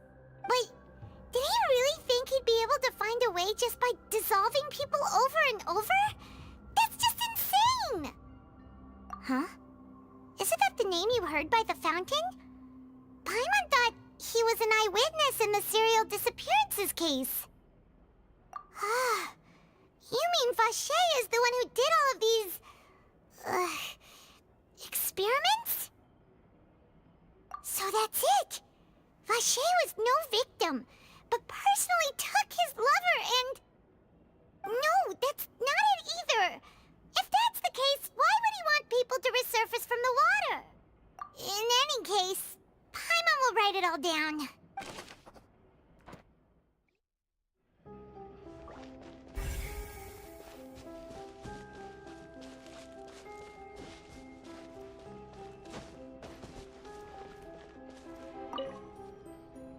Oh, look!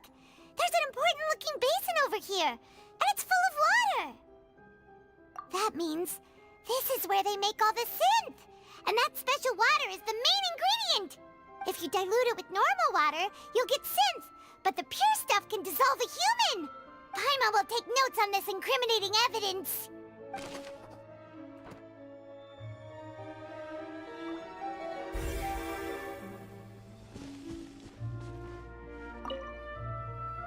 Let's see what's written here. Nothing escapes Detective... Callus. Navia's father. Oh, this seems to be an investigation report on him. Yep, it's about finding someone to assassinate Jacques and Callus because of a lack of confidence that Jacques himself would go through with it. This should prove the existence of the third person, right? We still have not determined the exact content of the key information Callus has passed on to certain members of his organization. The old dog's a real menace to deal with. Even if he abides by the promise he's made to us, he will still have the upper hand. He can act whenever he wants to make our lives miserable. The only option left is to remove him from the picture entirely. I concur. Let's send someone to kill him. He won't declare war as long as we don't touch Navia. Oh, seems like we've got a bunch of correspondence between the higher-ups.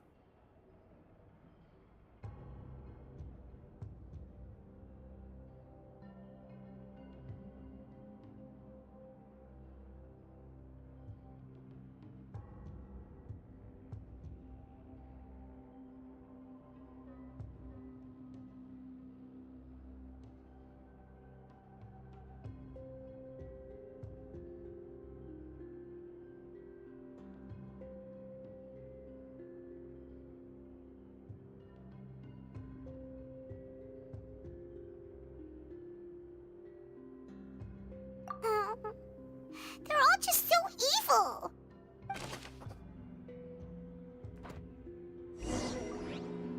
We've looked at almost everything here, and it seems like our theories were spot on. But, yeah, we haven't found anything that reveals his true identity. No wonder even Neuvillette wasn't able to find anything. Whoever it is probably destroyed everything to do with that name a long time ago. That way, even if we bring all this back to the opera, we won't be able to identify the true culprit. Sure thing.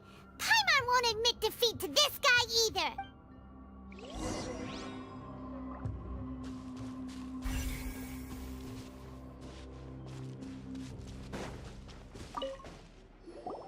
You take that side and Paimon will take this side. Check everything carefully. We'll find something for sure.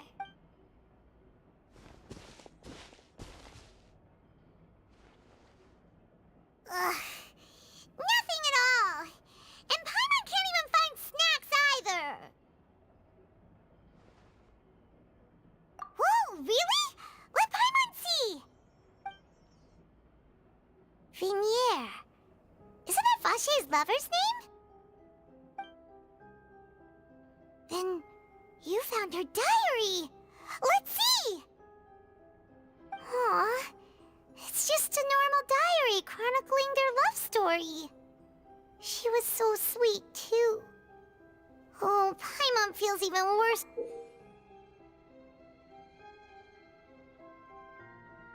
So many!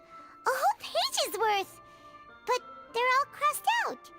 Was she unhappy with all of them? The final name she decided on was...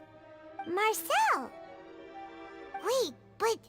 Marcel's pretty old.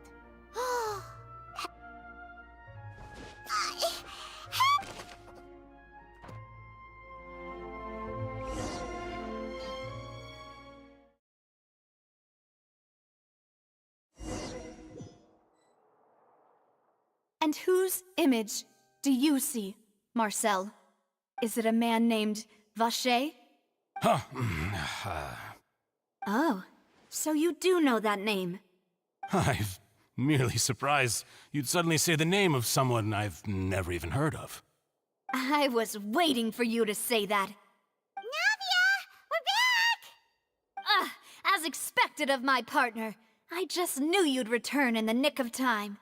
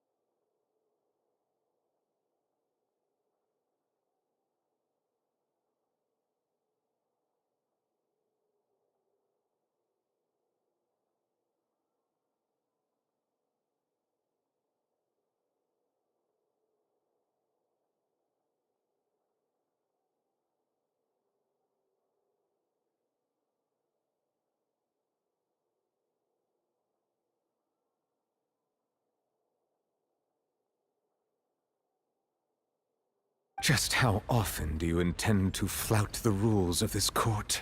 It's all right, Monsieur Nervalette. Given their confidence, I expect they've found the crucial evidence.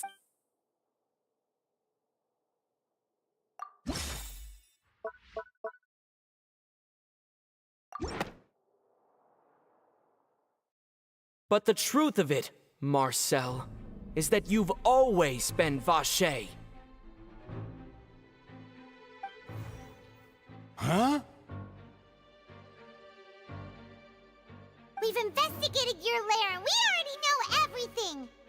After your lover, Venier, was dissolved, you kept abducting young women to experiment on the hopes of bringing her back to you!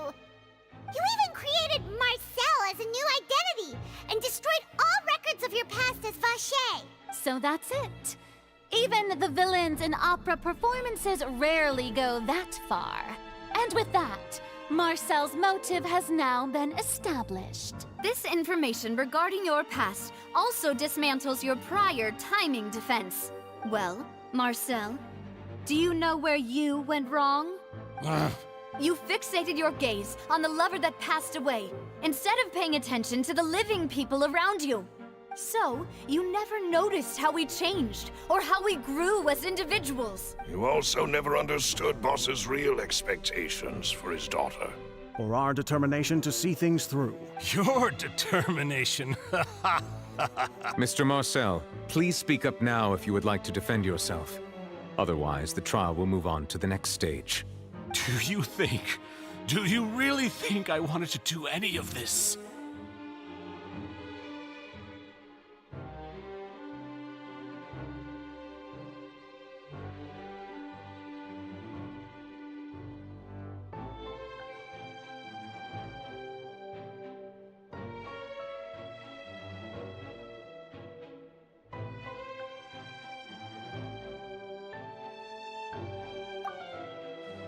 Pay attention to you? What for? Have you ever paid attention to me? Ever empathized with my pain? Ever known how it feels to watch the love of your life dissolve right in front of your eyes? No one helped me. No one even believed me. All those decades ago, even the officers from the Maison Gardiennage were laughing at me. They said there's no way a human being can turn into water. So I must have gone mad from grief. Vinier's death was brushed away by all of you as if it didn't matter at all.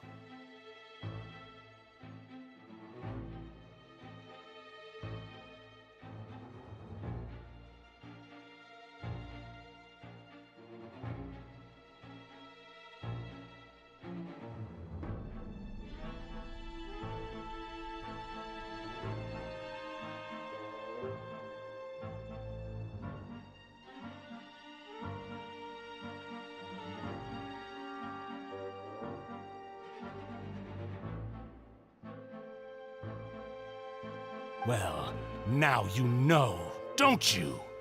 Ha! Well, it's too late now. All those who were dissolved are gone forever. You only have yourselves to blame. You set up this ornate opera house in pursuit of your so-called justice, your beloved drama, while turning a blind eye to the suffering of the people. Venier is dead. We promised each other that we would always be together. Wherever she goes, I will follow. But I'm not from this blasted place, so I can't be dissolved, no matter what I do. Hey, is that water from the primordial sea that he's drinking? I can't dissolve! Can't dissolve! Can't dissolve! Do you all see? I can't go! I can't follow! So if I can't go where she is, what choice do I have but to try to bring her back? I did all of that, and in the end, that accursed Callus still got the better of me. I spent my entire life living on pins and needles, only to get stabbed by his idiot daughter at the very end.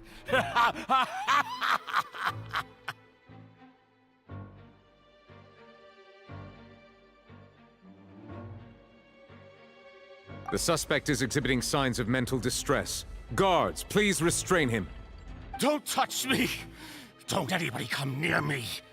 I still need to save Vignere. I promise. We made up Vignere. Vignere! Please, Vignere, don't think badly of me. All I want to do is fulfill our promise. At this point, the verdict of this trial is clear. With Mr. Marcel's conviction, the charges against Mr. Tartaglia no longer have any basis. Fine by me. I was in a bad mood, but after a show like that, I'm actually feeling pretty good. Traveler, please submit all the evidence you have collected to the guards, so that I might review and summarize the truth behind the serial disappearances case.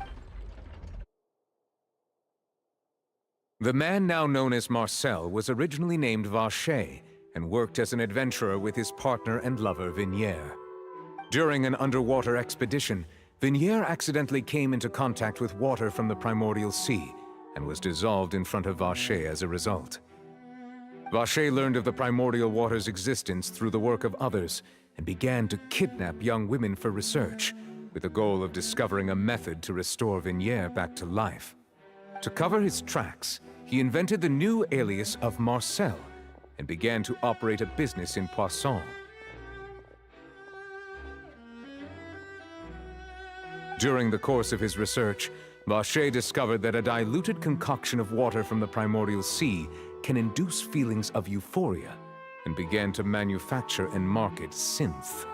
However, as he accumulated wealth to fund his continued research and expanded the scope, he came into conflict with Spina di Rosula.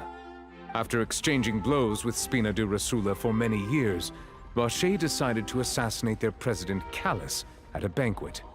Although the assassination did not go as Vacher expected, he was able to turn Callus into the murder suspect by dissolving the assassin he sent to the scene. And just recently, Vacher attempted to frame Linny as the culprit of the serial disappearances case, using a similar method. However, his attempt to frame Linny failed, and the power of water from the primordial sea became public knowledge. This case also exposed enough of Vacher's machinations that he was eventually successfully charged in court. Thus concludes the enigmatic history of the serial disappearances case, with the truth revealed to all.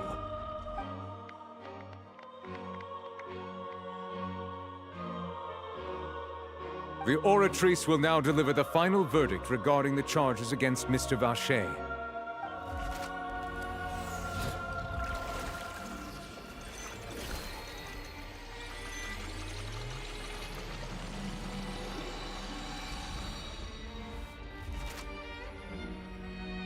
According to the judgment of the Oratrice Mécanique d'Analyse Cardinale, Mr. Vacher is guilty. Guards! Take Vacher away.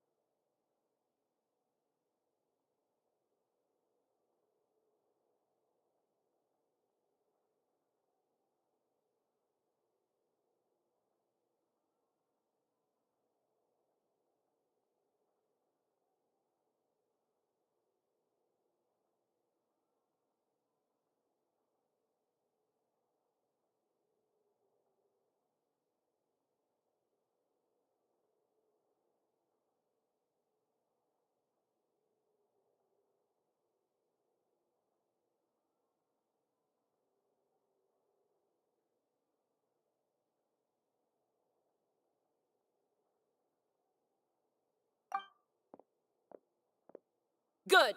It's what he deserves. With that, the serial disappearances case is over now.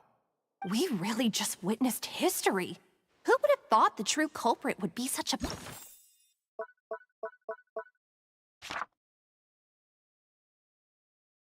light and well-spoken guy? Yippee! We helped Navia bring the bad guy to justice! sisters! Huh? Are you okay? Demoiselle, you were absolutely brilliant. The day our late boss had always hoped for has finally come. You can rest easy now, knowing justice has been served. Yeah. Yeah. It's finally over. It's all thanks to you guys. And my partner. See, Papa? Spina di Rosula's still doing well with me at the helm. Well now, hasn't this been a most delicious piece of drama? The villain has been caught, justice has been served, past wrongs have been righted, and it's a big ol' happy ending.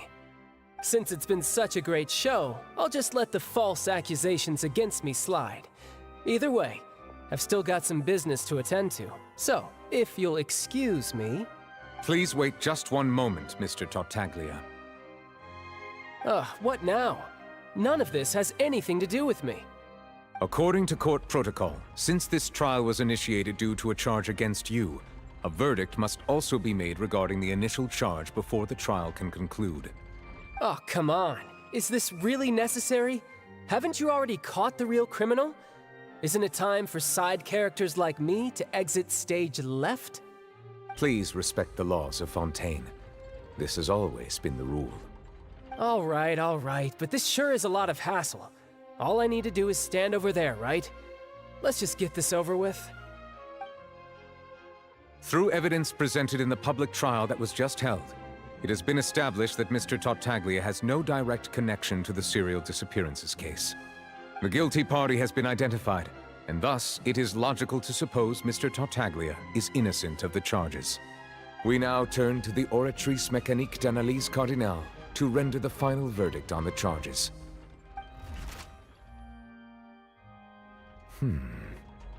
According to the judgment of the Oratrice Mécanique d'Analyse Cardinale, Mr. Tartaglia is guilty.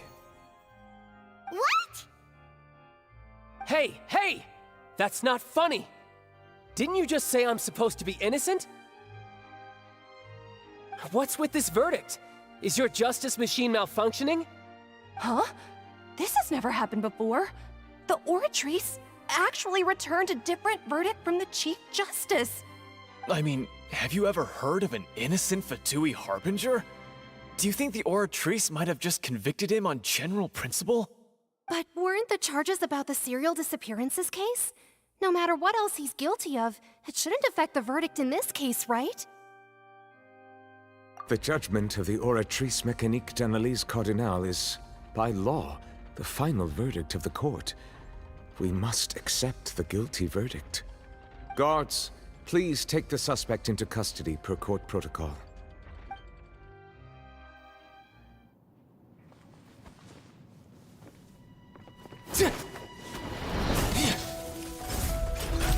So this is how justice is done in Fontaine. What a joke. You've got your rules. Well, I've got mine too!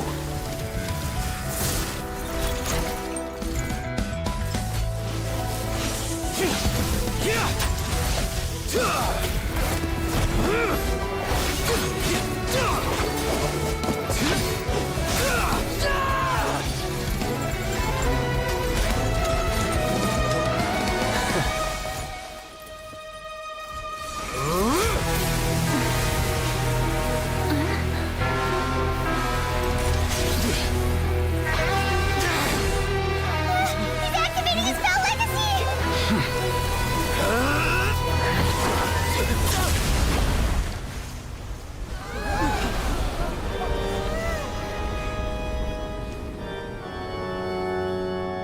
I am sorry.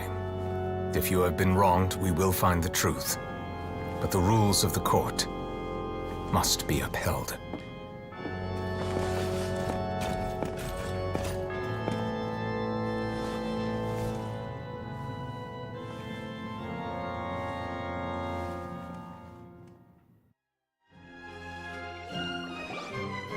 Hey, Monsieur Neuvillette, what's going on? Shouldn't they have been cleared already? Apologies. This is also the first time I've encountered such a situation. However, according to the rules established at the conception of Fontaine's court system, the Oratrice's judgment is the final verdict of the court. All I do is follow court procedure. As for why the Oratrice arrived at the conclusion it did, you should probably ask someone more knowledgeable than me. Why are you looking at me? I had nothing to do with it! I don't know what happened there either! Hey, stop staring at me! What does Lady Farina mean by that?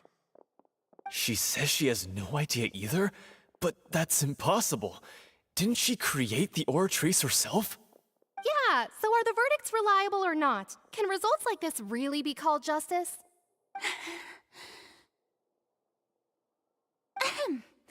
My dearest citizens, did you really think we'd allow an incorrect verdict to be handed out in this court? Did you really believe that the judgment could be mistaken or be the result of some sort of random mishap? Don't tell me you thought even I had been blindsided by the Oratrice's result. But the way she looked just now, it was pretty obvious she had no idea what was going on. However, given the state of things, I shall give you an explanation.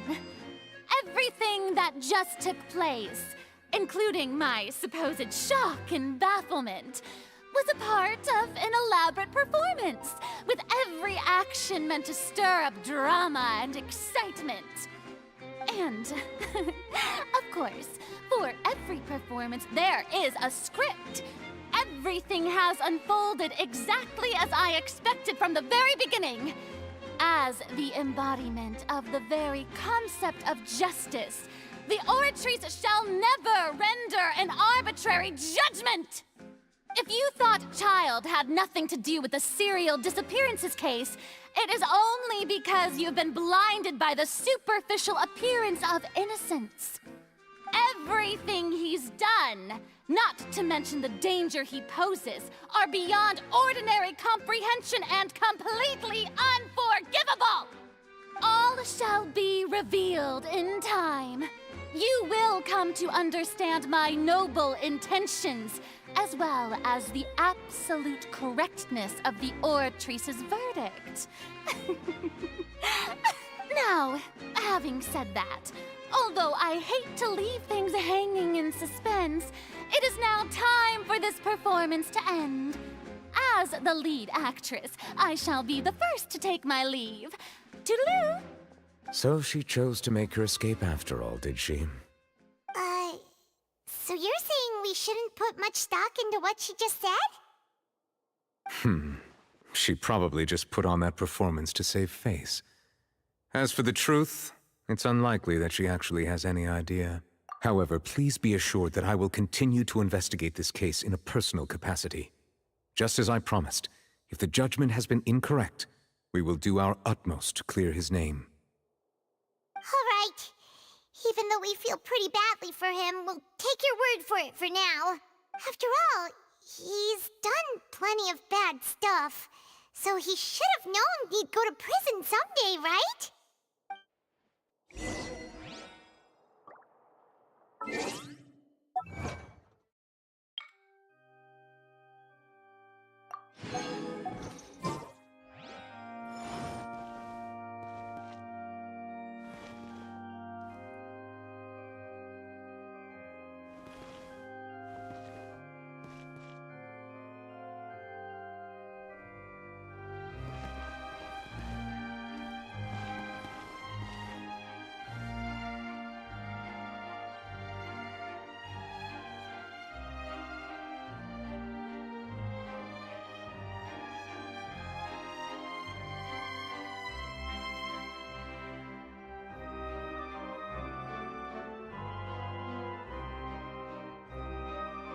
Boats are made for transferring commodities back and forth, and those that come across Lior tend to stay a while, so it is where many things come to settle.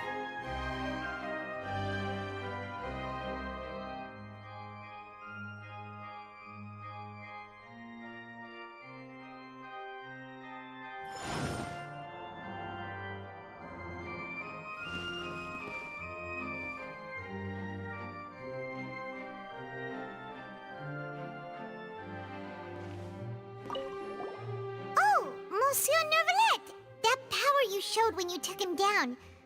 Who are you really? I'm the Chief Justice of Fontaine, of course. If officers of the law lack the strength and capability to enforce it, then it makes a mockery of justice.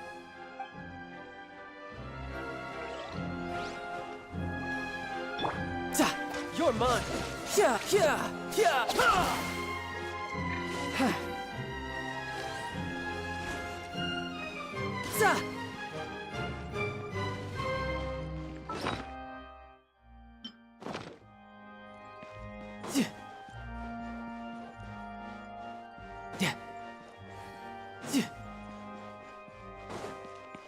No time to lose.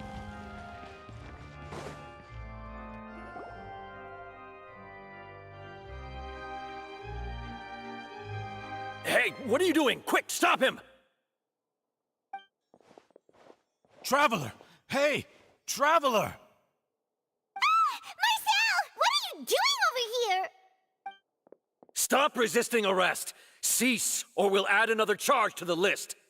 No, wait! I just want to ask the Traveler something. I'm not looking to run away. Please, please, just let me ask this one small thing. Go on. Thank you. Thank you. I was being led away when I finally realized something. Where did you first hear the name Vacher? I erased all records of that name. So, unless... Are you still trying to prove your innocence? Give it up. You've already been convicted. Really? You did? You're sure? You met her? But how could that be? The Fountain of Lucine? Then she's been so close to me all along. And I just never... Please, please give me a chance to talk to her again. Just let the Traveler take me to the fountain to see her one last time. This is the last request I'll ever make in my life. You can do whatever you want to me afterwards. I don't care. What? Give an inch and you want to take a mile? Do you think serial killers get to make requests like that? Paimon agrees. Why should we give him what he wants when he's only done a ton of super terrible things? This request, is it worth as much to you as your life? Of course! Wait, no. It's worth even more than my life. Humans. Will they betray the instinct to live just to satisfy spiritual needs? Very well. I will grant your request. Your Honor, I fear that... I will go with him. You do not need to worry about any escape. In that case, I shall leave him in your most capable hands, Chief Justice. Thank you, Your Honor.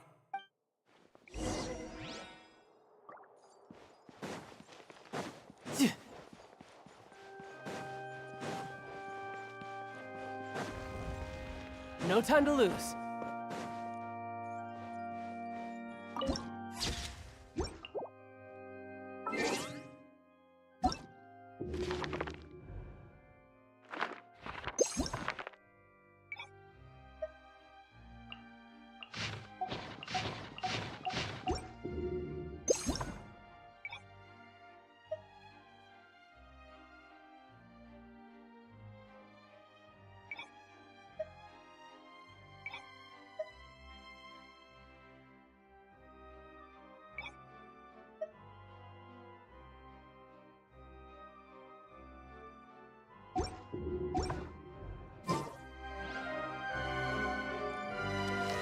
Yeah!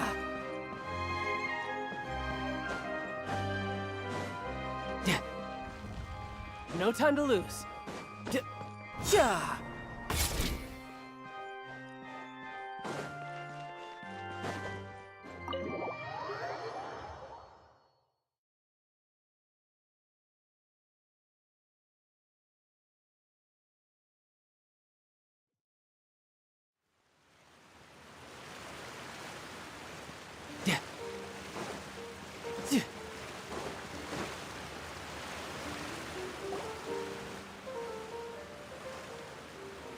Is this the place? You said she's here, but what do I need to do to see her? Yeah, and even Paimon could hear her after drinking that thing. Didn't you just drink a lot of it on the stage as well? Oh, in that case... Vacher. Ah! Yes, that's it! So you heard it too! Vignier, it's me! Vache? I'm here! I'm here! Where are you, Vignier? I'm coming for you. I'm finally here for you. Hey, wait! Be careful! Hey, wait! Vignier, is that you? It's me, Vache! Vignier! Vache? Why did you come? Didn't I say? You don't need to look for me. You look a lot older than I remember. How long has it been? It's been more than 20 years. I've suffered for over 20 years since the day you left. All this time, only the thought of bringing you back has kept me alive. Nothing else mattered to me. I must be dreaming. Who would have thought I'd get the chance to tell you all of my feelings like this?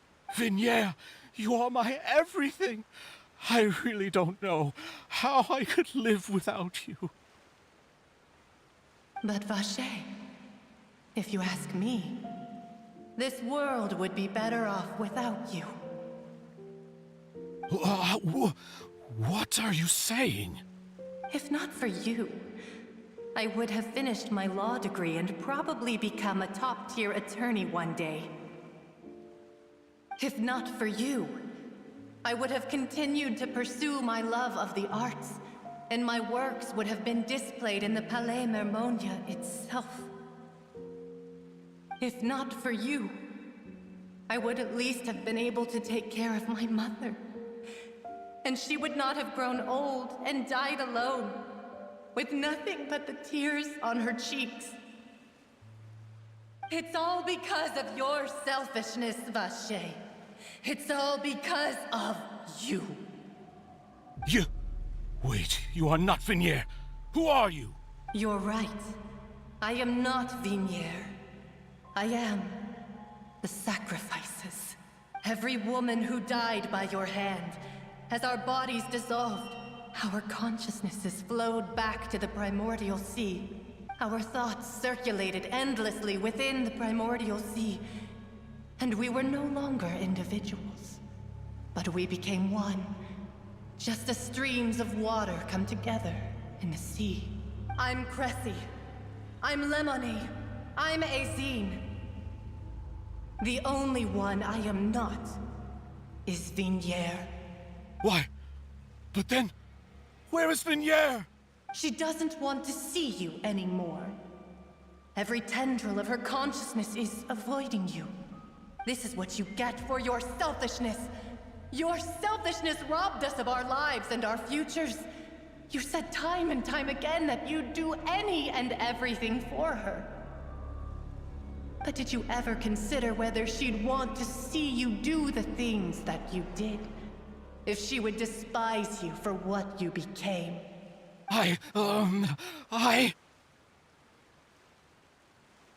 You are a liar, a heartless murderer, and a cowardly narcissist. The only thing you are not is Vignier's beloved. From the moment your first victim died and her consciousness merged with Vignier's, she has had nothing but pure hatred for you.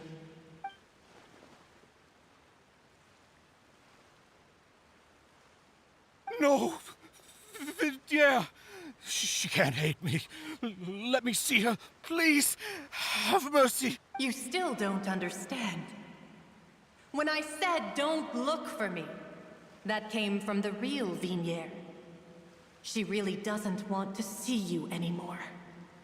But on top of that, she also said that because it's her final drop of pity for you.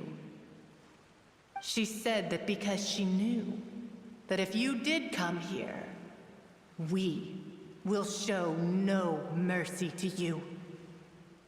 Vache. Vache? Vache. Vache. Vache. Vache. Drown.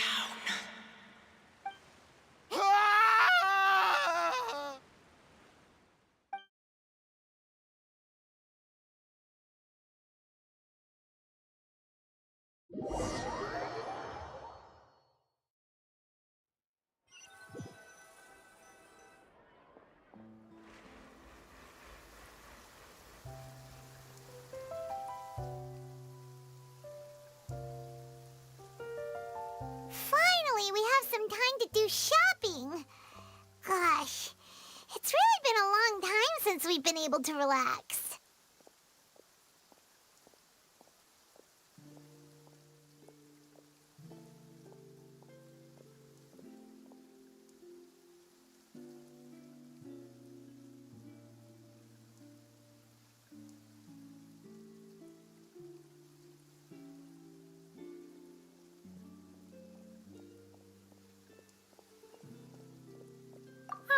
Well met, partner. I knew something great was going to happen when I woke up in such a good mood today. Even this weather can't put a damper on the demoiselle's mood. It's a pleasure to see you both again. Oh, hey, Navia! It's been a few days. Paimon's already started to miss you. Oh, now that I believe. I'm easy to work with and always bring home the bacon. Who wouldn't treasure having a partner like me? Sounds like you're really enjoying life these days, Navia. What have you been busy with since the trial? It's just been one thing after the other. I've been making non-stop trips between Poisson and the courts in Sen. Everyone from Spina di Rosula organized a memorial for my father. We never held a memorial when he first died, since everyone knew that even if we held one back then, no one was going to come. This time, though, everyone in Poisson, and even many people from the court, all attended. So his name's definitely been cleared now. That's what we like to hear. It's been the dearest wish of Demoiselle all along. That blasted stubborn fool. I was right to put my faith in him. I'm so glad I didn't give up on the case all those years ago. Oh, by the way, I ran into Charlotte just after I left the memorial service. Well, maybe it'd be more accurate to say I knew she would be there, and there was no way she'd just let me go. Huh? So you know Charlotte too? The Charlotte? Journalist from the Steambird? Yeah, way back when I first became the president of the Spina di Rosula, she was all over me. Wouldn't take no for an answer. I believe the story was called The True Heart of Darkness, Secret Tales of the Yellow Rose. To be fair, though, it was a really flattering feature. So, we've been on pretty good terms ever since. She was trying to lean on our friendship to get me to do an exclusive piece on the serial disappearances case. Oh yeah, she told us about that. She's always been super interested in that case, so now her wishes finally come true too. Anyway, I told her to make sure that when she writes about you guys entering the opera house with the critical evidence, that you both sound really cool. Now that's another thing to look forward to. We trust Charlotte's skills with a pen for sure. Oh, and in other news, I also took Clarand out for a meal. Oh, are you two on better terms now? While you were investigating Vaché's headquarters, Clarand gave testimony on my father's behalf. It was thanks to her that we were able to turn the tide. I wanted to thank her. I mean, there's also no point in being awkward all the time, so we took the chance to reconcile with each other. Oh, that's great. Paimon also thought Clarand wasn't actually a bad person. It's always good to have more friends. Anyway, now that the case has finally been solved, perhaps it will slowly begin to fade from the public consciousness. Oh, actually, there's still one last thing I need to do. What is it? I should pay a visit to my father's grave and tell him the truth of what happened, as well as how it all ended. And on top of that, just how much people still look up to him to this day. That includes me, too. Miss Navia. Indeed. We want to go too! We also think Callus is a really admirable person. Sure thing. I'd like you two to share the moment with me. After all, without you, there might not have been such a positive ending. And in that case, everyone, let's be off. Considering the recent weather, we'll be lucky if we can reach Poisson before dark. Yeah, you're right. It's been raining non-stop for a few days now.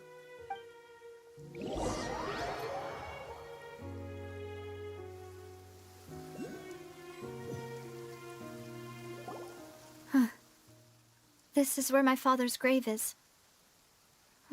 To be perfectly honest, even I haven't been back here for a long time. Huh? There's someone there already. Wait. That figure. It can't be... Hmm? Isn't that Nervalette? Why would the Chief Justice be here? Huh? Navia?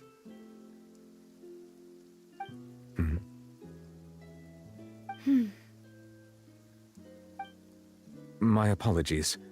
I should have asked before coming to pay my respects. Don't say that. Sorry about that. Oh, I was trying to say there's no need for you to apologize. I wanted to show my father how much I've grown, but still, I doubt I've grown to the point that even the Chief Justice would feel compelled to apologize to me over and over. In that case, I will stop apologizing for now. You really could use some pointers on understanding human emotions, Monsieur Nervalette. In any case, why did you come to Poisson? Well, ever since that day, I've been turning a question over and over in my head. Just what is justice anyway? There was once a time when I didn't want to believe that there could be anything more important to humans than life itself. Oh, rather than that, it's probably more truthful to say I didn't believe humans were capable of resisting the most basic instinct of living things. That they could rebel against their own nature, or consider certain... Which is also why I didn't stop your father from beginning that fateful duel. I believed that a truly innocent man would never throw away his life like that. That there was nothing, should have been nothing more important than one's own continued survival. But Mr. Callus proved me utterly and decisively wrong. If not for his sacrifice, the serial disappearances case would have remained unsolved to this day. Mr. Callus made the choice he did for his daughter, for his associates, and for many people completely unrelated to him.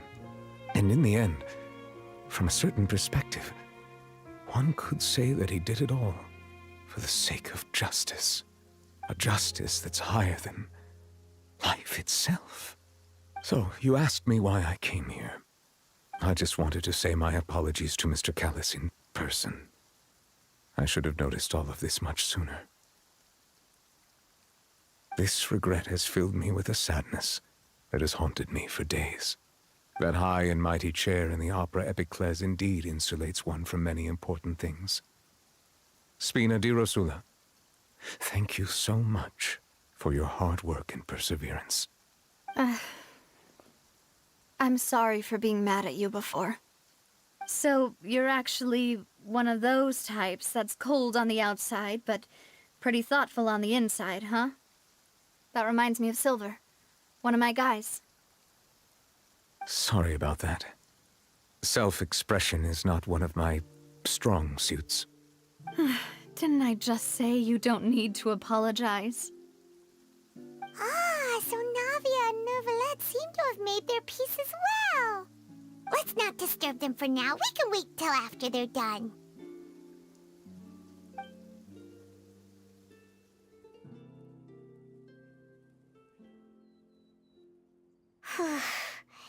Paimon's never paid respects at someone's grave before. Did Paimon do anything rude there?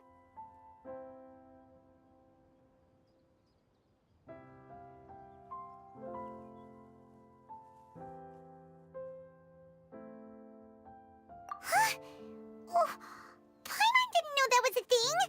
But Paimon doesn't know what she would do if she can't fly. Oh no. Paimon hopes Miss Navia won't be too mad.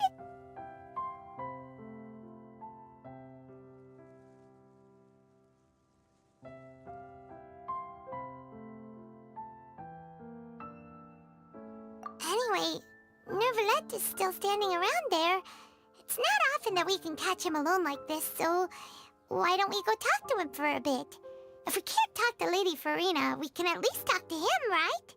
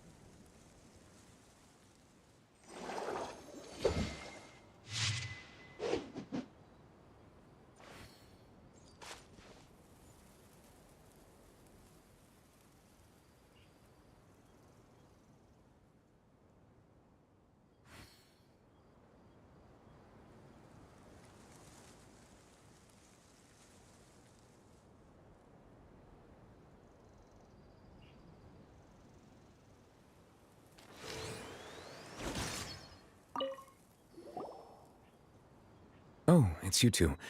Did Miss Navia invite you to come pay your respects to her father? Mm-hmm.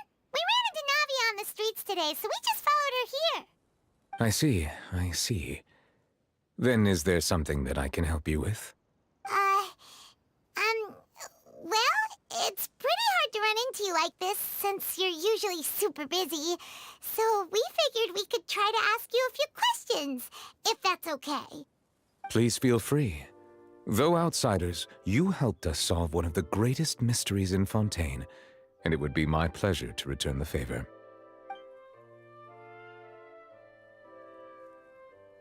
So, at court, the bad guys referred to that special water as water from the primordial sea, but what is it really? Truthfully, that name is already quite accurate.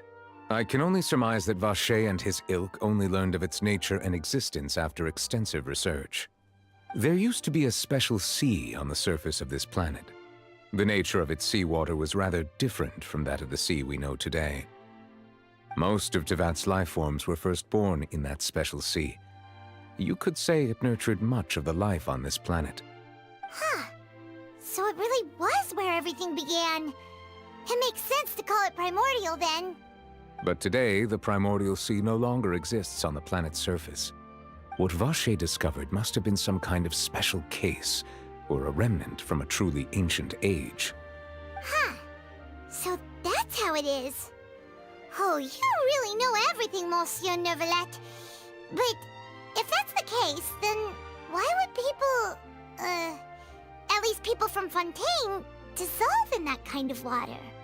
Indeed. Why would the primordial sea, which was known to engender and nurture life, suddenly reverse itself and devour life instead? To be frank, that also doesn't match my understanding of this world and its laws. There must still be some unknown secrets around the people of this land. Is there anything else you'd like to ask me about?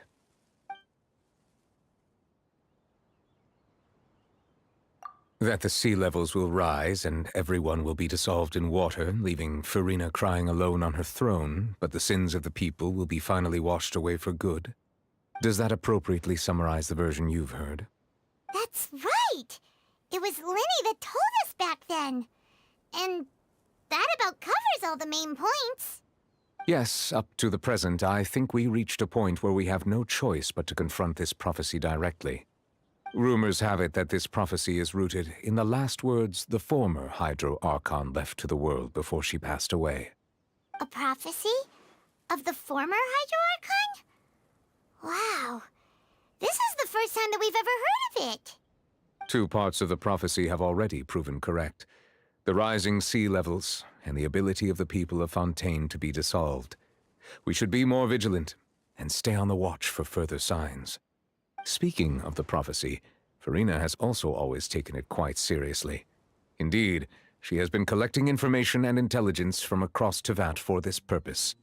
If the rumors were true, then perhaps this prophecy is the conundrum left to Farina by her predecessor. But with Farina being the way she is, can we really trust her to solve it? Is there anything else you'd like to ask me about? My apologies. My investigation has still not reached its conclusion. However, I still believe the judgment of the Oratrice was not rendered arbitrarily. Huh? But you also said you thought he was innocent. For many years, I have been quite aware that the Oratrice does not simply mechanically repeat the verdict that I give on each case. As a divinely created mechanism, the people's unified faith in the concept of justice is integrated into it.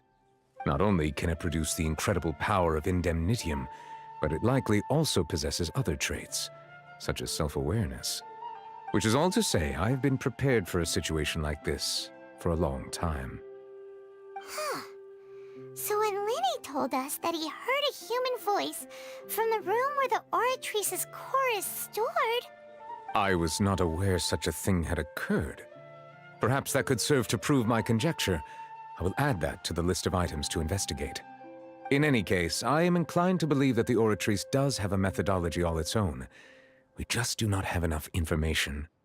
Based on Farina's reaction, I doubt even she had any idea what was going on. She managed to bluff her way through it, though, with Their time-tested twin tricks of bravado and drama. While we do intend to get to the bottom of this, for now, we regret to say that the Fatui Harbinger will just have to bide his time in the fortress of Meripede. If we did incorrectly convict him of crimes he did not commit, we will most certainly compensate him to the fullest extent allowed by the law. If you ask Paimon, the only compensation he'll want is a no-holds-barred fight with you. Is there anything else you'd like to ask me about? Your sibling, another blonde-haired traveler. I'm sorry, but I've never seen anyone who matches that description. If she ever stepped foot in Fontaine, I'm sure she followed our laws to the letter, and had no reason to appear on the stage of the opera Epiclese. Is there anything else you'd like to ask me about? Very well. It was my honor to provide you with what answers I could. I very much enjoyed conversing with you. It will soon be time for me to leave this blissful tranquility behind and return to Palais Memornia. You really are super busy, Monsieur Neuvillette. Paimon thought you only came here to pay your respects today because you had the day off. Crime and villainy do not have the day off, and so justice must work around the clock as well. This is merely the nature of a justice's work. All right, you've got a point. Huh? Paimon just noticed that the rain has stopped.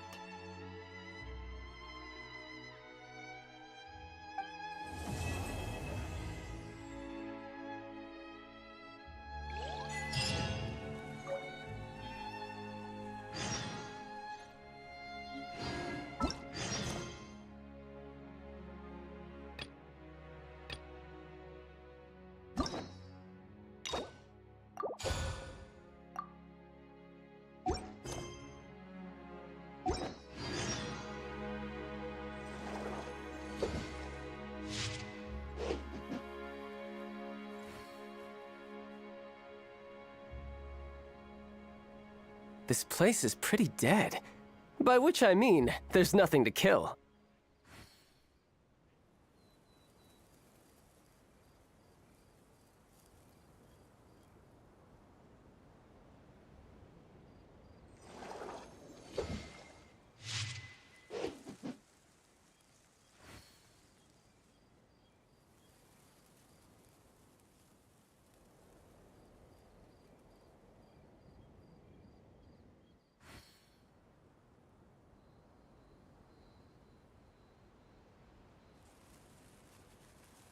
You know, there are better ways to seek out our enemies than, well, stand... Ha!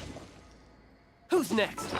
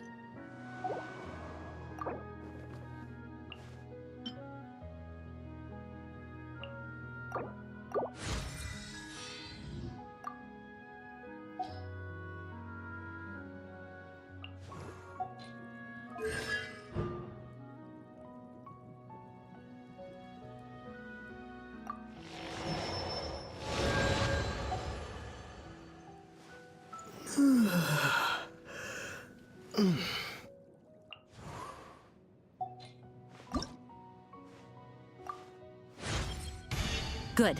On to our next objective.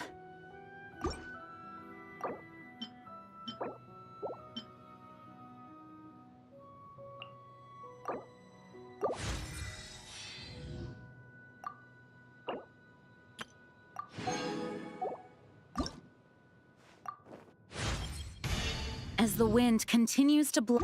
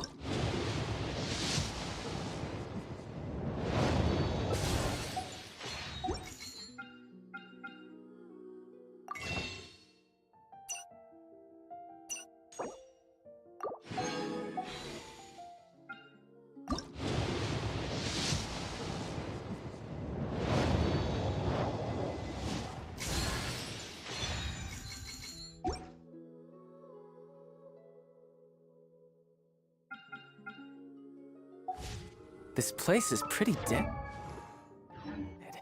By which I mean, there's nothing to kill.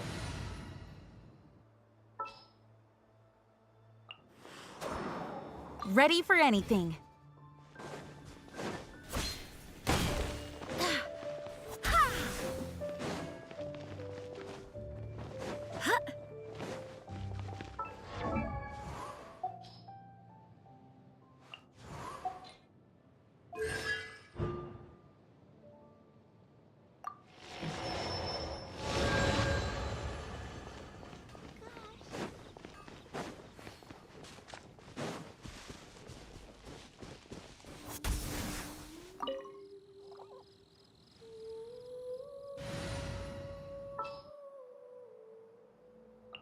Drat. Where is it?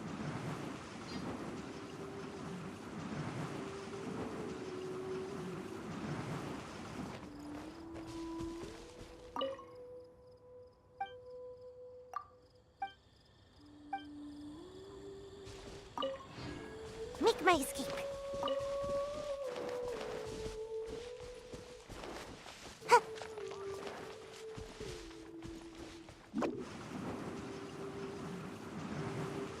And away I go!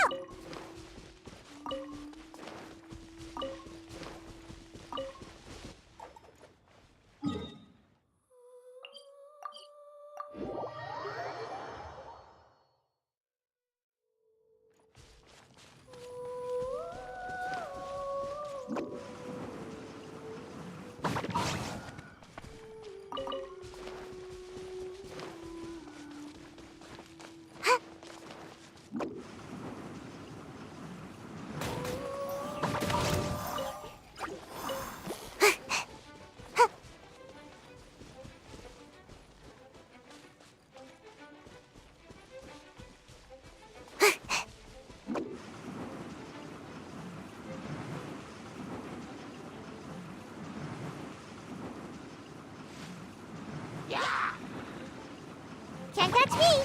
Make my escape.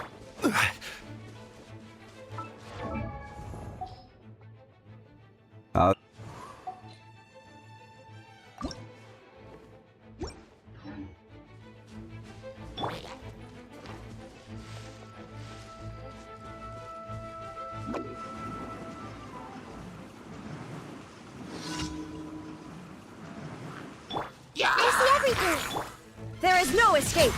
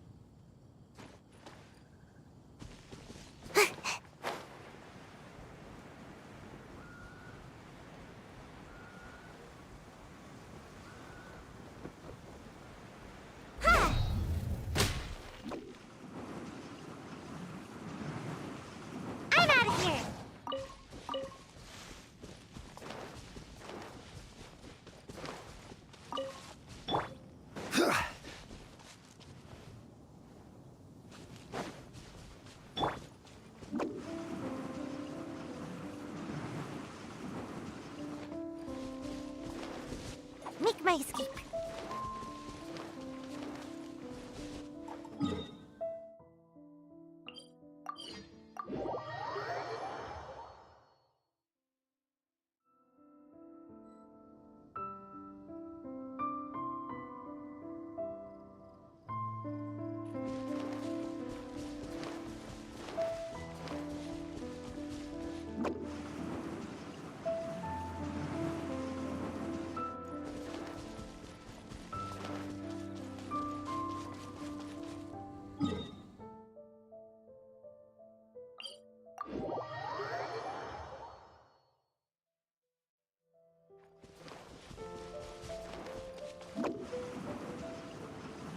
Can't catch me!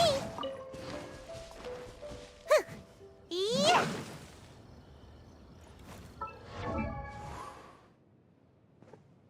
Phew.